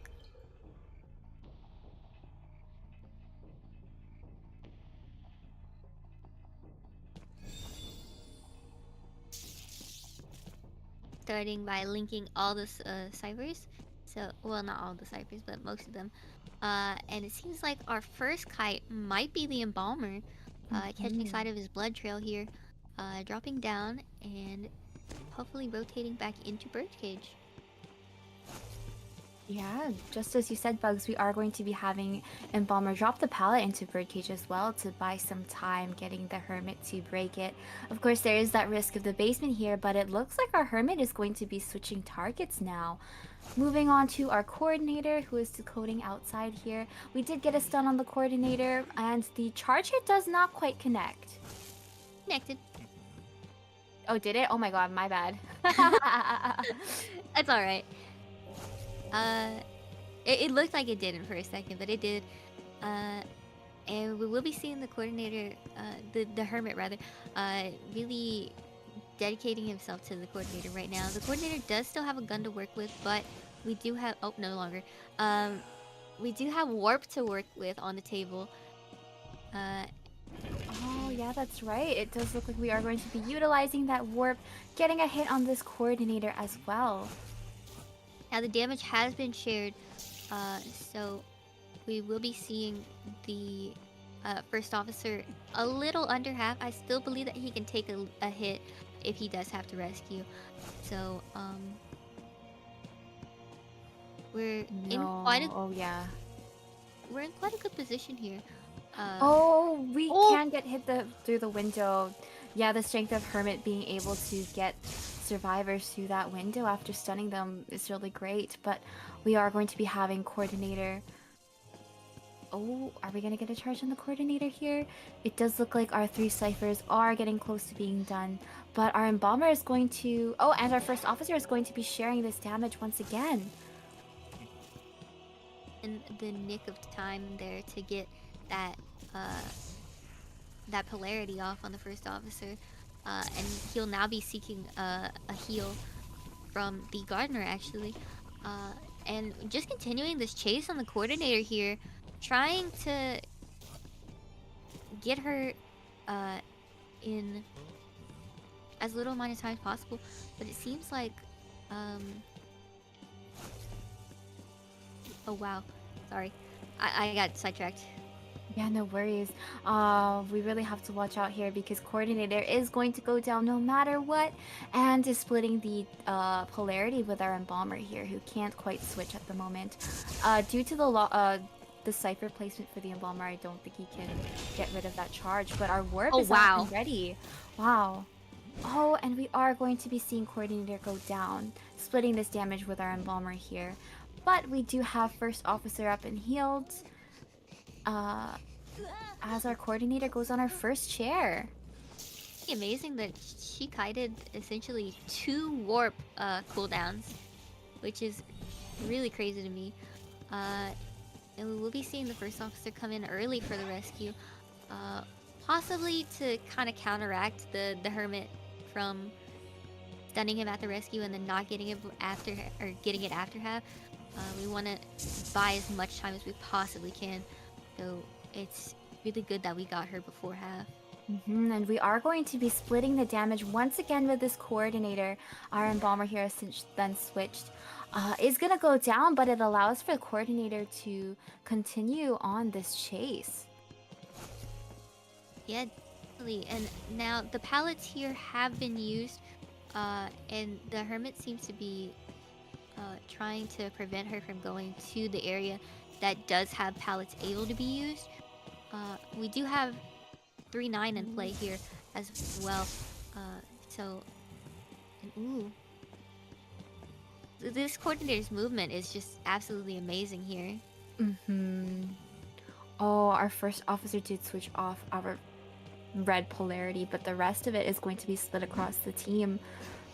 We aren't going to get the pallet stun quite in, but we are going to stun the coordinator, who is going to go down once again. I don't know if you saw that, but the gardener had bubbled at just the right amount of time to take to take the hit there. It was very, very, very masterful work. And it does look like our cipher is going to be primed here, and our first officer on it as well. Ooh, nice flywheel.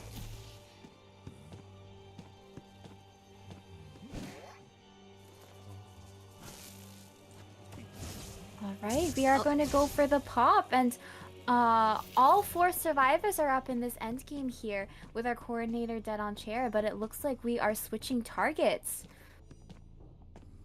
Like we're gonna be going for the gardener here if we can catch sight of her. Now everybody is well, the first officer is red, so I don't believe. Oh, the embalmer is also red. I Yeah, don't we're know. gonna see the bubble. Oh, but we're gonna see a warp. Sorry, what was that, Bugs? Oh, I was just gonna say that I don't know if she can actually split the damage there, but we will be seeing the embalmer switch to blue, and unfortunately he will be going down. The first officer's still in the area. I don't believe he's gonna go for a rescue though. And this embalmer is going to be on second chair after utilizing the coffin, after tanking in that damage. But our gardener's gate is almost open. I almost said gardenator again. I can't. Gardenator. Yes, the gate is open at this point, and our first officer is going to go for the pocket watch. Oh, but has since then left the area. Our embalmer was able to get rescued by our coordinator here, but our first officer is now our new target.